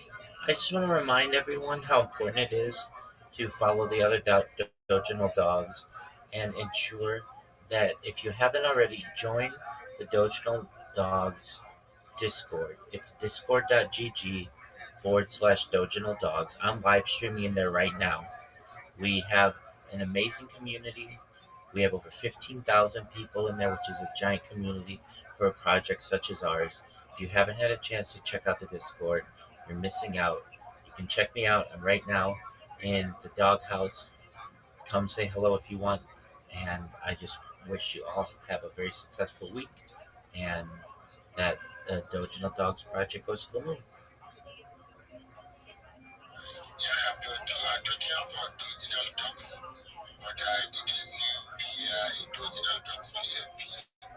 Yeah, I don't do that. I've got a lot of different PFPs, but I support the project.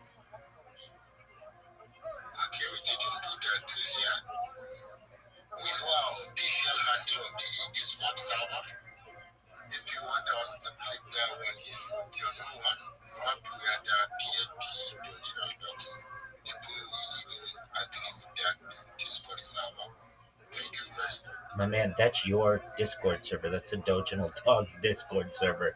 This isn't some secret server that I created. Go to the Doginal Dogs Discord server. You'll see me in this space right now.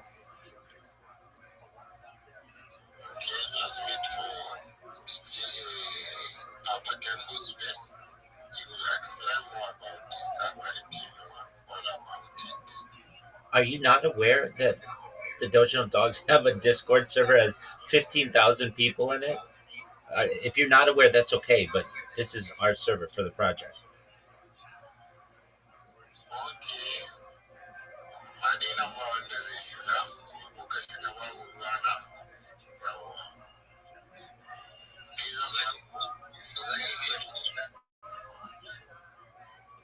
That's how you treat a fellow. And Bjorn Boy?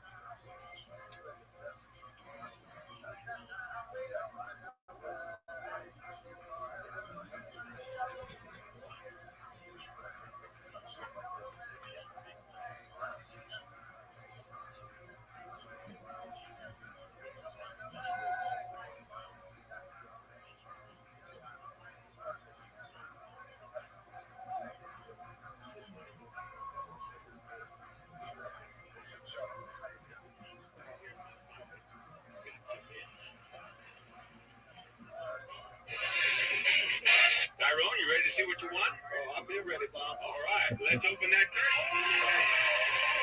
Just like you've always said, you gotta play to win. And look at this, Mr. President. 2 tickets, front and center to a night at historic Ford's Theater. Well, congratulations. You're gonna love it. Thank you, Bob. I reckon I will. Bob is stupid. $10.27, Bob. 10.27. Actual retail price, 10.27. Of course, your jolly green giant ass would get that right. This is wild. You're taking home a lifetime supply of get out of jail free card. That's buckets of white paint. Go on, start painting it on. All right, Sally, let's open that curtain. There it is. Your husband knows everything. It's over, bitch. Congratulations. I'm sorry, Jen, that car wasn't yours today. But don't worry, I still have something for you. Let me just...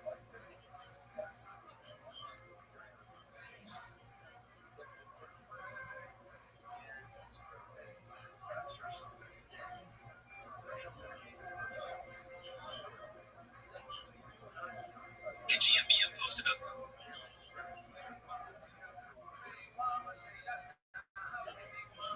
Showcase isn't just a meme coin, it's a movement powered marketing machine of control tower to see.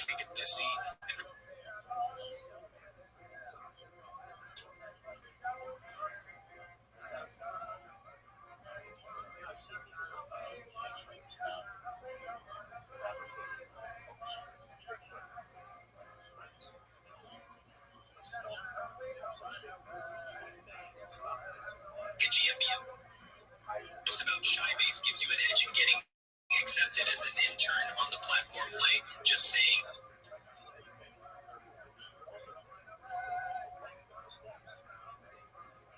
Mighty, how they're making Web3 known across the world and all social media and top community.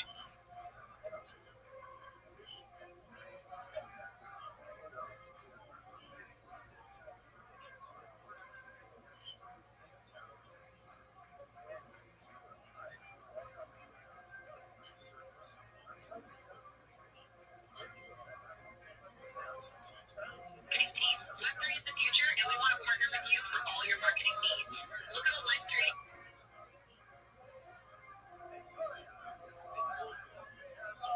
Making Web3 known across the world and all social media.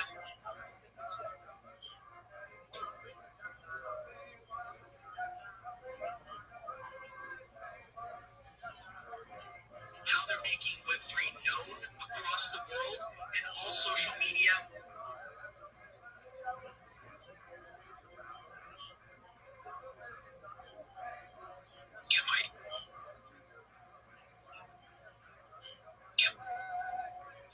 Mighty.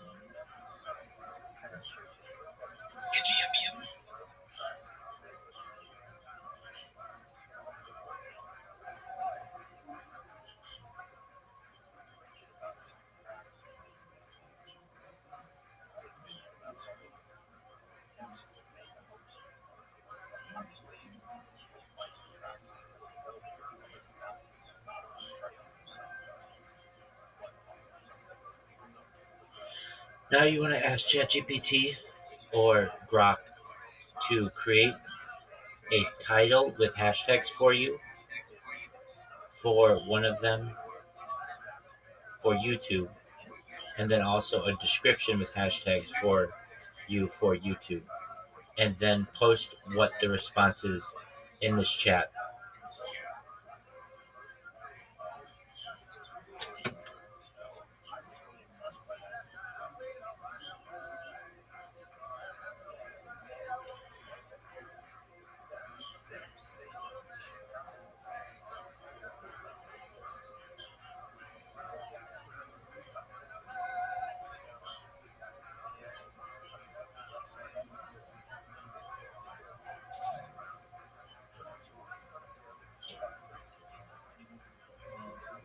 They are okay for right now. Period. Well, not perfect, comma. You can always switch them out when you get better videos. Period.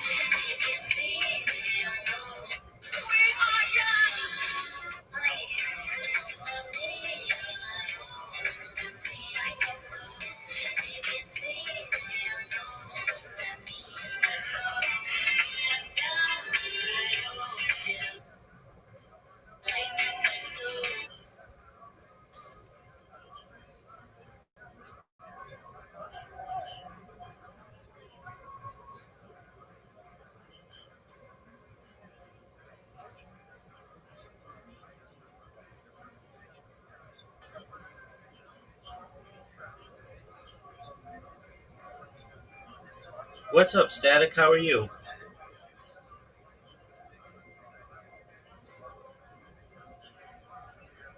Static, can you hear me? I can hear you, Rabbi.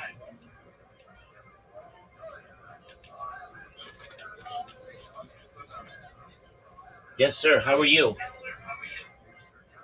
Yes, thank you. Excellent. Okay.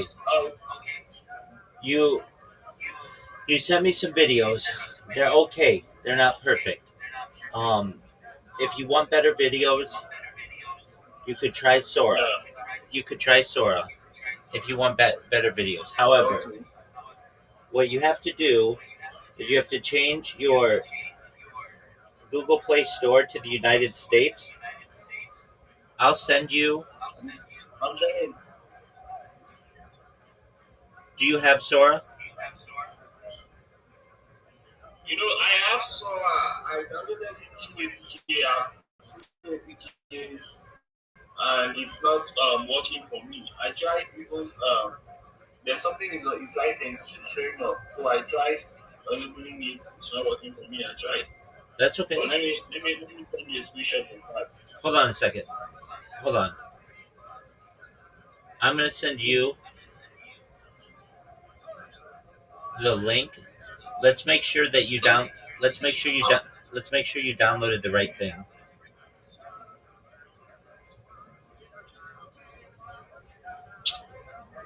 Hey, thank you for your kindness with those guys. I was literally just being like, hey, if you guys haven't joined your own Discord, make sure that you join it. And they're like, why don't you have the PFP? It's like, look, I don't do that. That's not my thing. I represent a lot of different projects. And they're like, get this guy out of here. And then they kicked me out. And I was like, okay, whatever. I mean, if that's what I'm not. Oh, my friend, Billions Money Crypto, you've got to imagine how many people have kicked me out of their places on the internet. It's like, so, it's... I'll be like, I'll be like, Rabbi is a very kind and patient man, when you're talking, people are cutting you off. When you're talking, people are saying, "Oh, what's this guy saying?" But nobody has the best gig. You have the best niche. Nobody has the best niche that you have. At least you're really, really doing well. I appreciate it. Thank you. Um, yeah, I can't win them all, so that's okay. But another people, Change country. yeah, don't worry. Don't worry. With your niche and me coming up, people will start understanding and knowing that, oh, what Rabbi has been preaching, Satoshi didn't preach about Bitcoin for long before people adapted to it. That's Some were against it. Some were saying, "Oh, what this guy doing? But I of it." okay. I am going to. So you see what I said to you? Yeah. Get this app for play. That's also The app installed on your device so the is link not you working. sent to me. The link you sent to me. This is what the link shows. Hold on. Okay. Did you change your country? I tried to. Okay. So you have it installed. You have it I installed. have it installed on my phone. I can't play it. If I try play it, it will say enabled from Play Store. You see what I'm showing? Yeah. Don't worry. We'll fix that. Um.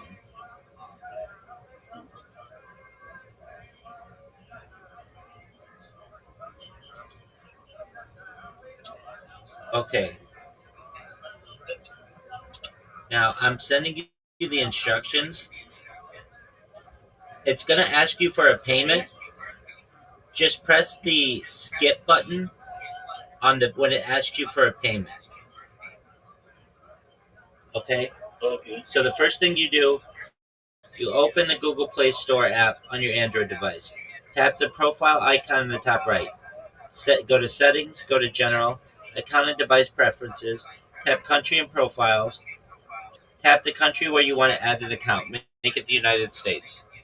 Then it's going to say Add a payment method for this country by following the on-screen instructions, and you want to press skip. No, sorry about that. I sent you the instructions on Twitter.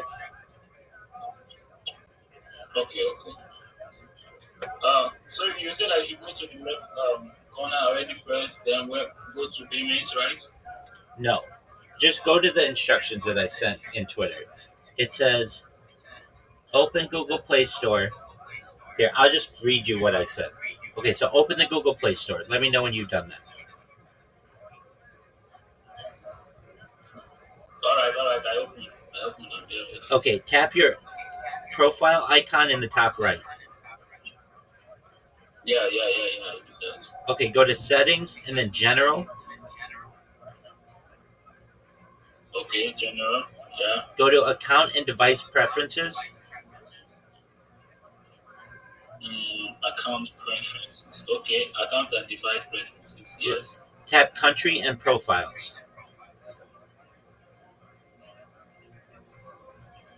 Okay, country and profile. Yeah, I added another. Okay, that's all right. But they don't have it. Only like the U.S. and like Canada has it right now. So try the United States. Okay.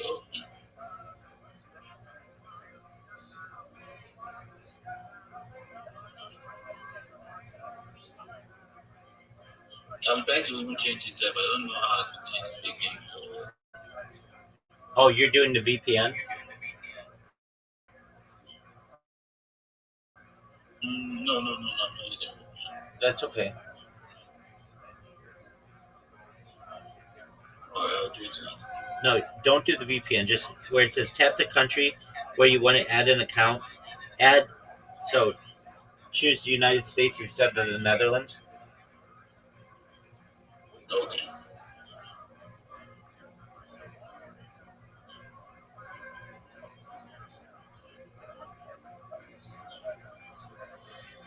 And then it's going to ask you to add a payment method for this country, and we're going to press skip.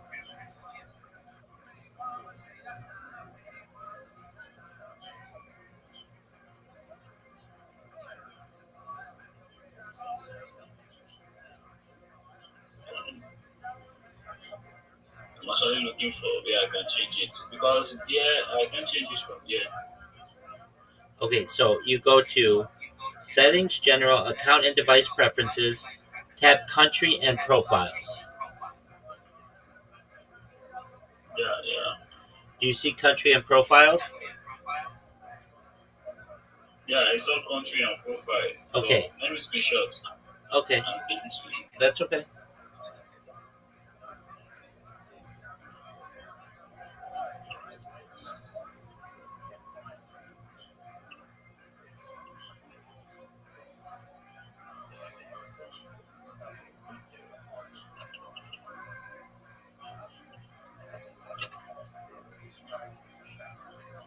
I can't change it from here. Okay, I'm looking at it. It says Country and Profiles.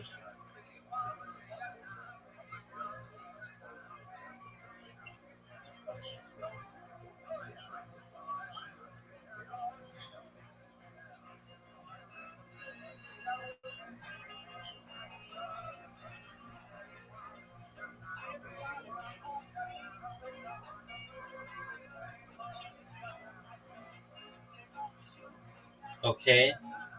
What happens when you click Nigeria? I am trying to edit it and remove it from Nigeria. Okay, do you see where it says? I want to look for.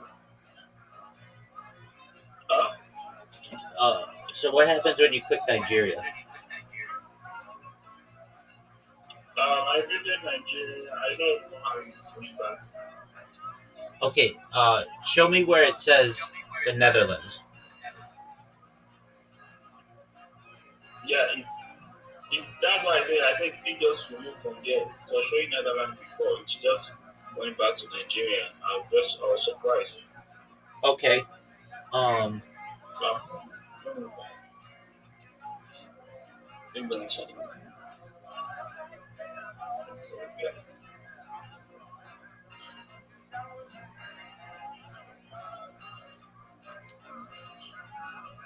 All right, it's not that big of a deal.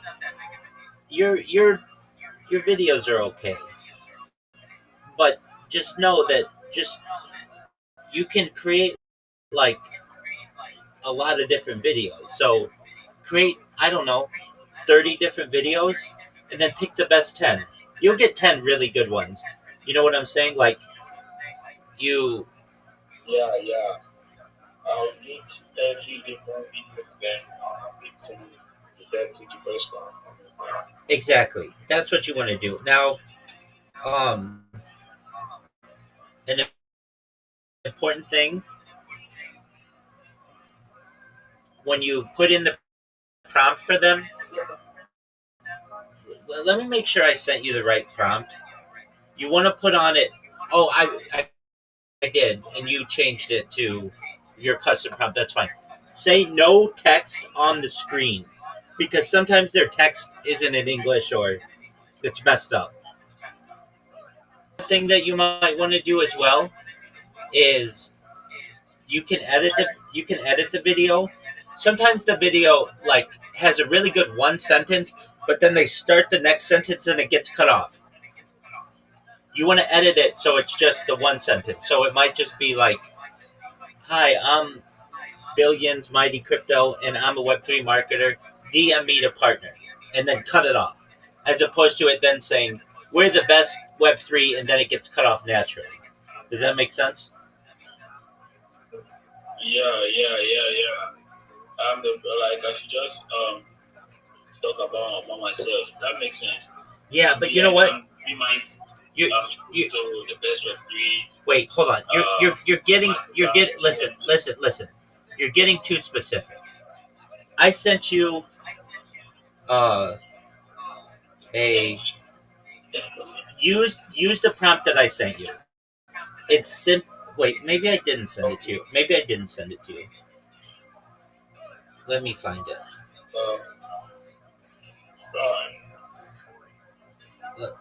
Because I had somebody do this, and they have a really good. It worked really well for them. Their videos are excellent. Every single one they could use.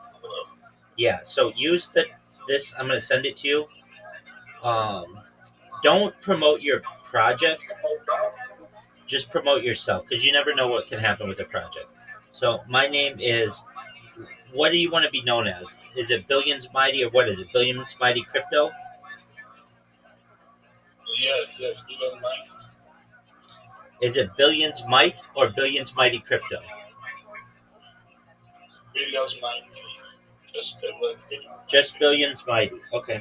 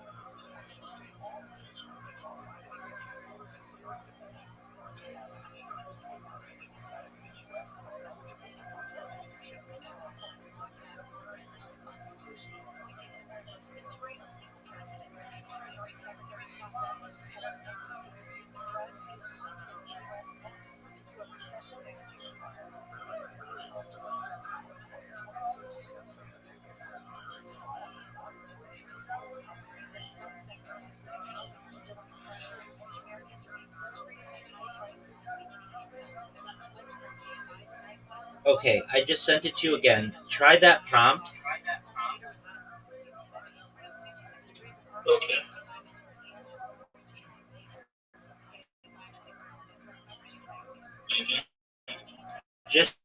Just send that prompt right now in Grok, and it should take, I don't know, a couple minutes to generate the video, and then send it to me, and let's see how that prompt works. I'll be right back. I'm just gonna grab some water. All right.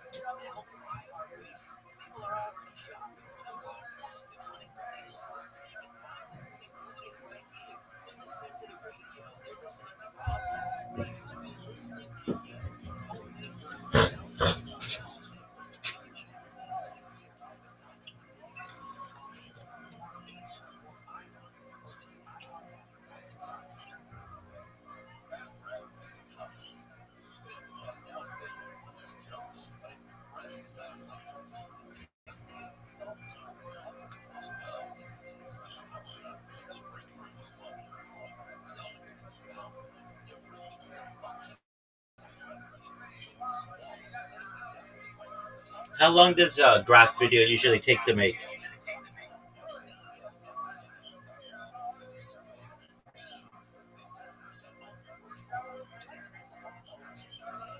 Billions Mighty Crypto.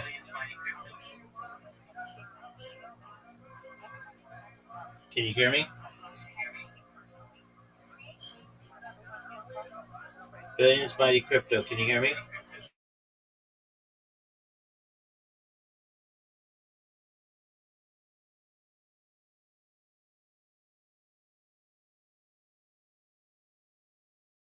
Mighty crypto. I said. Can you hear me? Can you hear me?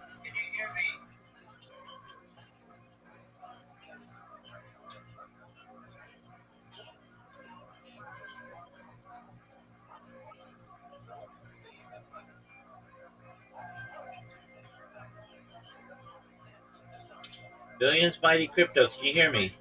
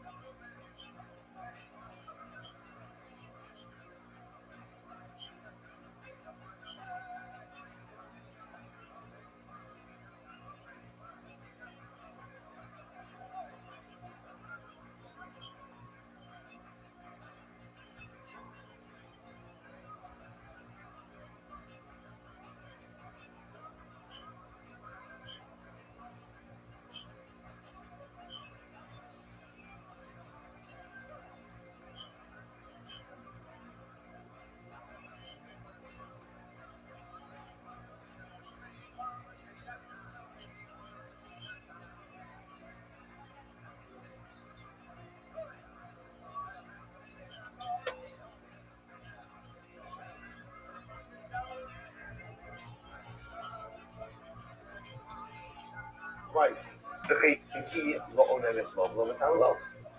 Similarly, again, she does not become an owning for him if he were to die, nor does she become tamid. I will say now again, what does this mean? So actually points out it's just really making it symmetrical. Remember, there is no thing of tuma by a kohenes, right? The daughter of a kohen, a basically is permitted to become tamid. No, it's just making it symmetrical. Mesa in the Yosha, if she dies, he does not inherit her. Mesa, if she dies, she will collect her ksuba. And it actually points out to what does that mean? There's no ksuba until after Nisuin. So actually points out what that means is if he promised her, he could remember.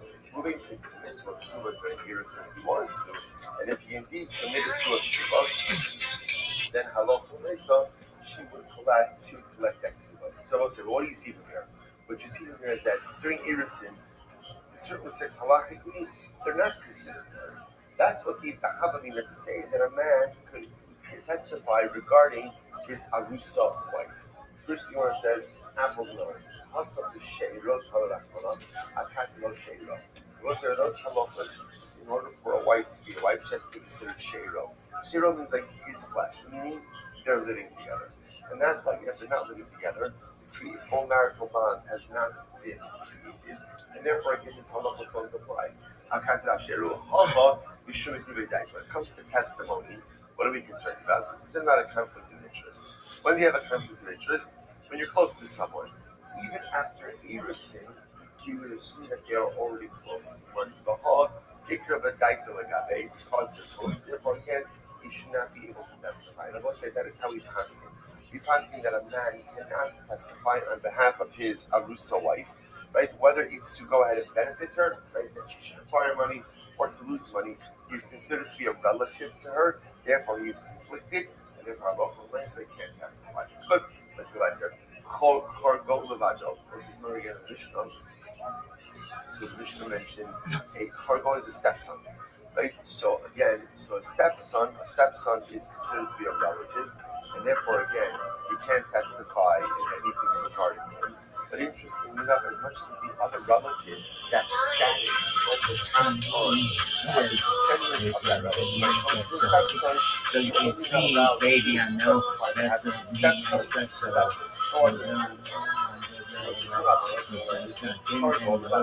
so you can sleep, baby, I know that's not me. I can't relate to desperation. Or on vacation. So not to any of the descendants or offshoots of the brother-in-law. So the tiny Yidah, another Raisa says, Yisol Vado, Yehuda Omer Chorgo. Raisa says, again, Tanakh says, only a brother-in-law this applies to, but Yehuda says, no, it applies to a stepson. My comment, what's her feeling of Happy Kamar, Chorgo Levada Hoja would be so for saying like this, now Allah, and I saw, you can't testify or against the stepson, but you have also, it's not like I was in yesterday's stuff. So a lot of times when you can't testify on behalf of relatives, you remember again we saw yesterday in the doc, he was like uncle, remember again who it was? Uncle, his son-in-law, right, what we call third degree relatives. So now it's more different what we do is have to write the same as follows. When it comes to your stepson, you're only not allowed to engage in testimonial matters regarding the stepson himself. But the stepson status does not extend to any additional layers of relatives. The same law applies to a brother-in-law. Only a brother-in-law, no one else. Lazar Yosef in the Iraqi sold about double in the Fargo, and Yosef says that no, it applies to the brother-in-law, right? And also to the stepson. So, who know the first no money? Or you do it Mishnah. Because the Mishnah says you can't testify on behalf of your brother-in-law, right? Or involving your brother-in-law. And that applies to your brother-in-law, who his son and his son-in-law. So who's the king is that? Lo Rabbi Rabbi Yossi. We could be Rabbi Yossi, the Ella, Hachikam, that's what it means to say. Farkol Levado. Usually the halacha is like this. You can't get involved in testimonial activity regarding your stepson, but that only applies to your stepson. No other derivative relatives from your stepson. About so when it comes to your brother-in-law, who know the custom. Right, when it comes to your brother-in-law, again, you can't testify on behalf of your brother-in-law, and also again, your brother-in-law, his son, your brother-in-law's son, and your brother-in-law's son-in-law. All those individuals are also part of the testimonial prohibition. Rabbi Yossi comes along and says, he's sold about no, it's your brother-in-law, and only your brother-in-law. Aval Fargo, when it comes to your stepson, so then again, the testimonial prohibition will apply to who could know the chasno. Then it'll apply ultimately again to stepson's son, and his son-in-law. The Elahad Merkira, Shmonas Abosh and Esen Ba'arba. So it's yesterday's daf. The cases of the 8 fathers that turns out to be 24 relatives. Whose opinion does that reflect? That was yesterday's daf. Look, Rabbi Yosef reflects neither of those opinions. Elahad comes to the same. One more time. Farkol Bado. The truth is, when it comes to stepson, the prohibition on the stepson applies to the stepson himself. No other derivative relatives from the stepson. About so when it comes to your brother-in-law, who would know the first no? It applies to your brother-in-law, right? Your brother-in-law himself, his son, and his son-in-law. Rabbi Yossi comes along and says, so levado, the culture king Hargo. Rabbi Yossi essentially does what Rabbi Yossi agrees when it comes to the stepson, but he says that the brother-in-law is treated like a stepson. And therefore, Allah says again, both of them are treated, but again, for testimony, but none of the derivative relatives from them are included in the punishment.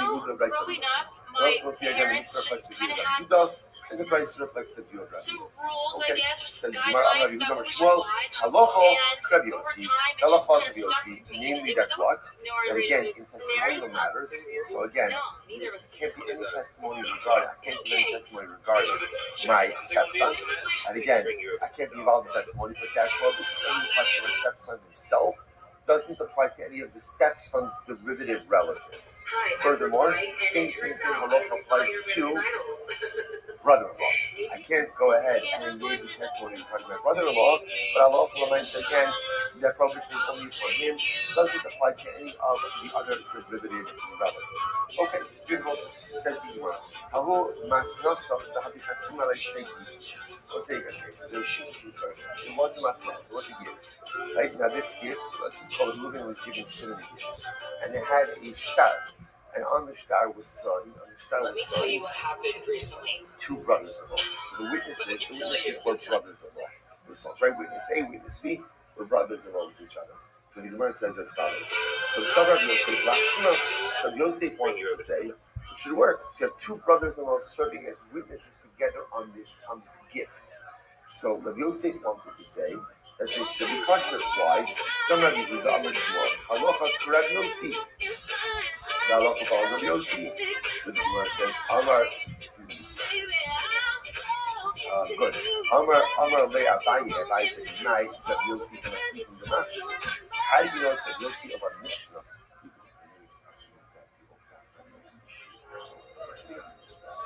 So the Gemara says as follows. So the Gemara says, so how do you know that it's Rav Yossi of our Mishnah that ultimately holds that it's kosher?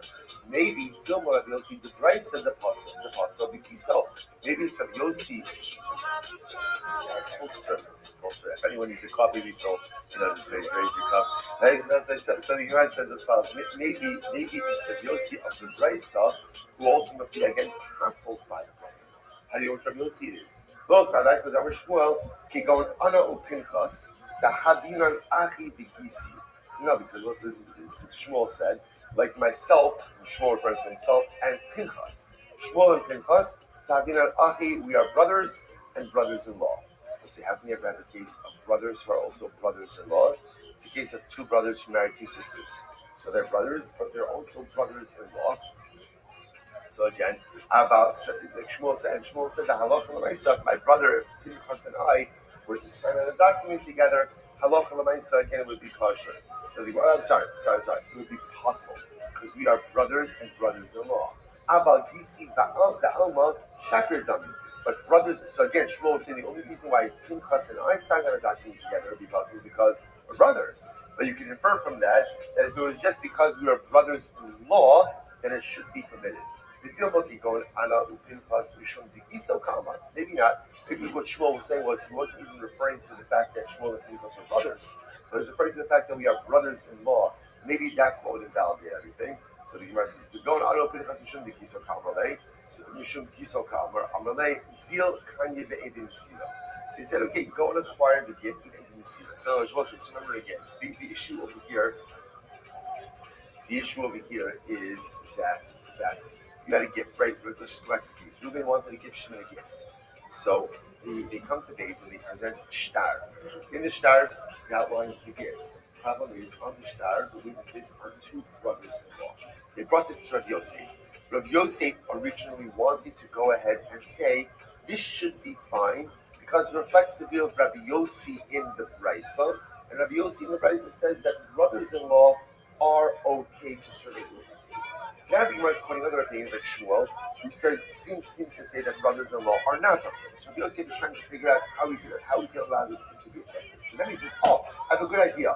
Let's rely on Edim Mesira. We'll say back to our Gittin days. Remember again what Rabbi Allah said about Edim Mesira? Rabbi Allah said Edim Mesira Karsin, which means that it doesn't really matter who signed the shtar. What matters? Who witnesses the giving over of the document. So give over the document in front of two valid witnesses, and we're good to go. First thing is pulled up. The Gemara says, Rabbi Avamod, Rabbi Lazar ben Muzuyif Nitofo, Shuhu Pasul. But Rabbi Lazar holds, will say, even Rabbi Lazar who holds that Edim Mesira cards will say like this: if you have a document, and inside the document it appears that the document is inherently is inherently void. For example, if you have witnesses that are clearly invalid, that will invalidate the shtar. So even the Belazar who says that even the Sira Karasi, again, if you have brothers-in-law signing in the shtar, would that not automatically invalidate it? To which the Gemara says, Hamalei, Zil. So Yosef says to the two guys, sorry, you gotta leave. Zil, Loshak Gili, Das Ginalach. I'm sorry, you gotta leave. There's no way I could affect the validity of this guy. So Yosef essentially said, okay, I'm stuck. Because you've got the brothers-in-law signing in the shtar. There's nothing really I could do to allow this shtar to be effective. Okay, beautiful. Rabbi Yehuda Omer. So it says, remember again, Rabbi Yehuda in the Mishnah said that halacha l'maisa, even if he gave the case of, or let's say again, Reuven has a daughter. In this case, we'll call her Rachel. Reuven's daughter Rachel marries Shimon. Now what happens? They have children, and then Rachel dies. So Rabbi Yehuda in the Mishnah said that Shimon, Reuven's son-in-law, is still considered to be a relative of Reuven, even though again their mutual relative, i.e. Reuven's daughter, Shimon's wife, died. So it appears to be that actually the presence of the children that keeps father-in-law and son-in-law connected. So the Gemara says this how suppose they were on Chav Chesed Mitzvah 23, 6 lines up in the bottom. The Yudomer, Rabbi Temple, Rabbi Papa, Rabbi Rona, Rabbi Rabbi son-in-laws, right? Father-in-law, son-in-law case. They remain related by dint of the grandchildren. By dint of the grandchildren, even though again the daughter wife has passed away. Rabbi Amra Nachman, Rabbi Yehuda. I said,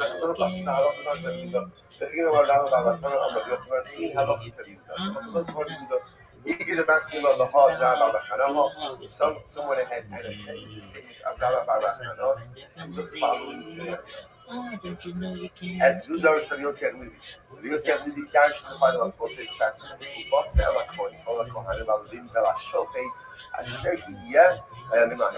You will come to the Kohen Levim, to the judge who will be living in your days. The boss said, "You ask now this question." So I said, why does it have to tell me if you have a legal matter? Go to the judge who's alive during your days. What? The Torah wouldn't have said that. What? I would have gone to a judge who's not alive during my days. Like, why does the Torah need to put in that statement? Rather, what it refers to is the following: that a judge is only disqualified from you if he is related to you by a min hahem in that time. But a judge who was related to you, but is no longer related to you at the time of the judicial proceeding, is permitted to adjudicate. And therefore, again, the Gemara says that halacha l'maisa, this would seem to dispel the notion of Rabbi Yehuda, right? Yes, that again, we're arguing Rabbi Yehuda because Rabbi Yehuda says that since your grandchildren, you're still related to your son-in-law. To which the Gemara essentially says, no, you're not.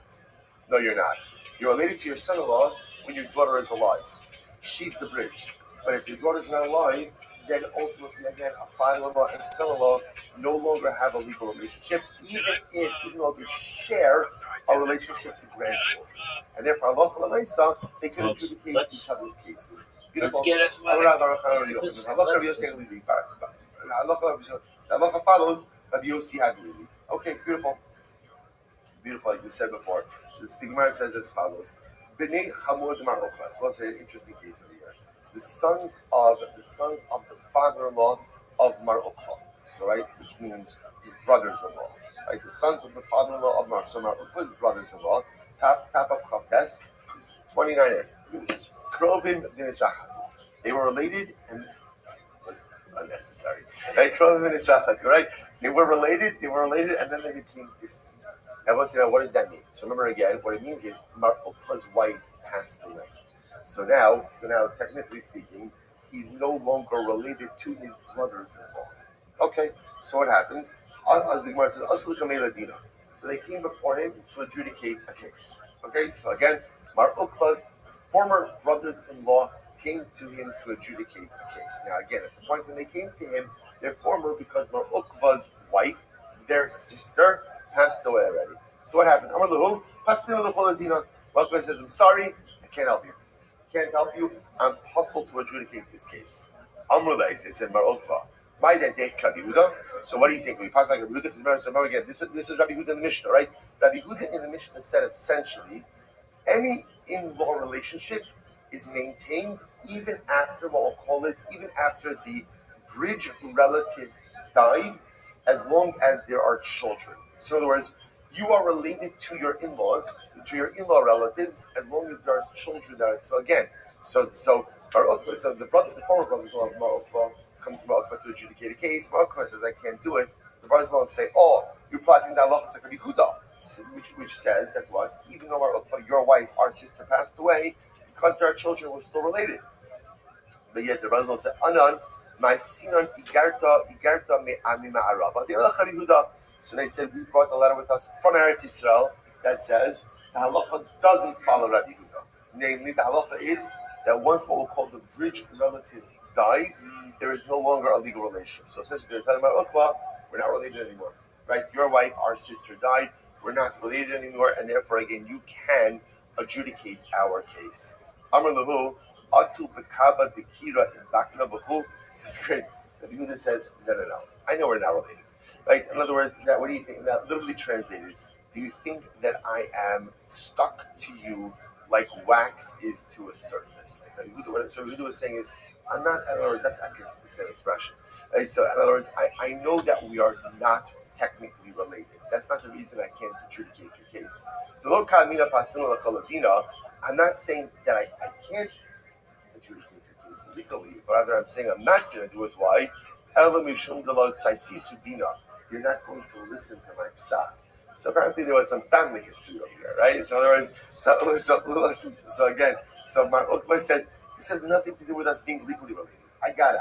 I know the halacha does not follow Rabbi Yehuda, and therefore, again, we're not legally related now that the bridge relative died. But I also know you guys well, and I know, by the way, I also want to point out something very interesting.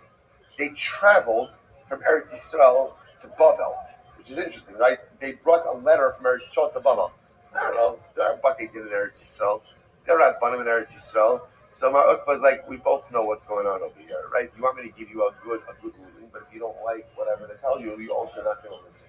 So this is therefore, I'd rather just not get involved. Incredible.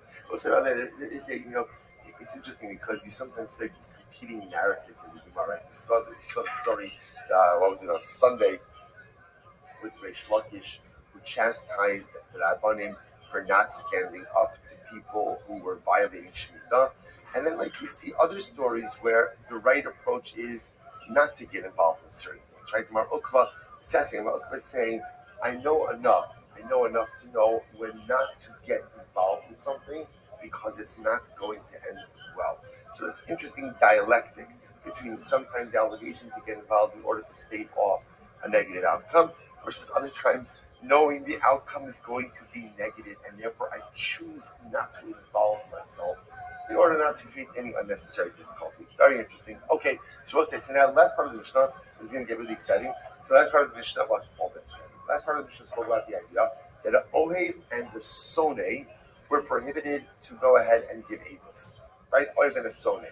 Right? The person, right, we'll call close friends and enemies. Okay, let's listen to this. So the Gemara says as follows. So Ohev Zeh Shoshvinos. Remember the Mishnah said, what's an Ohev? I'm on Chav Tes Amud Aleph 29a, the last of the short lines on top. So what does it mean? Ohev, a close friend.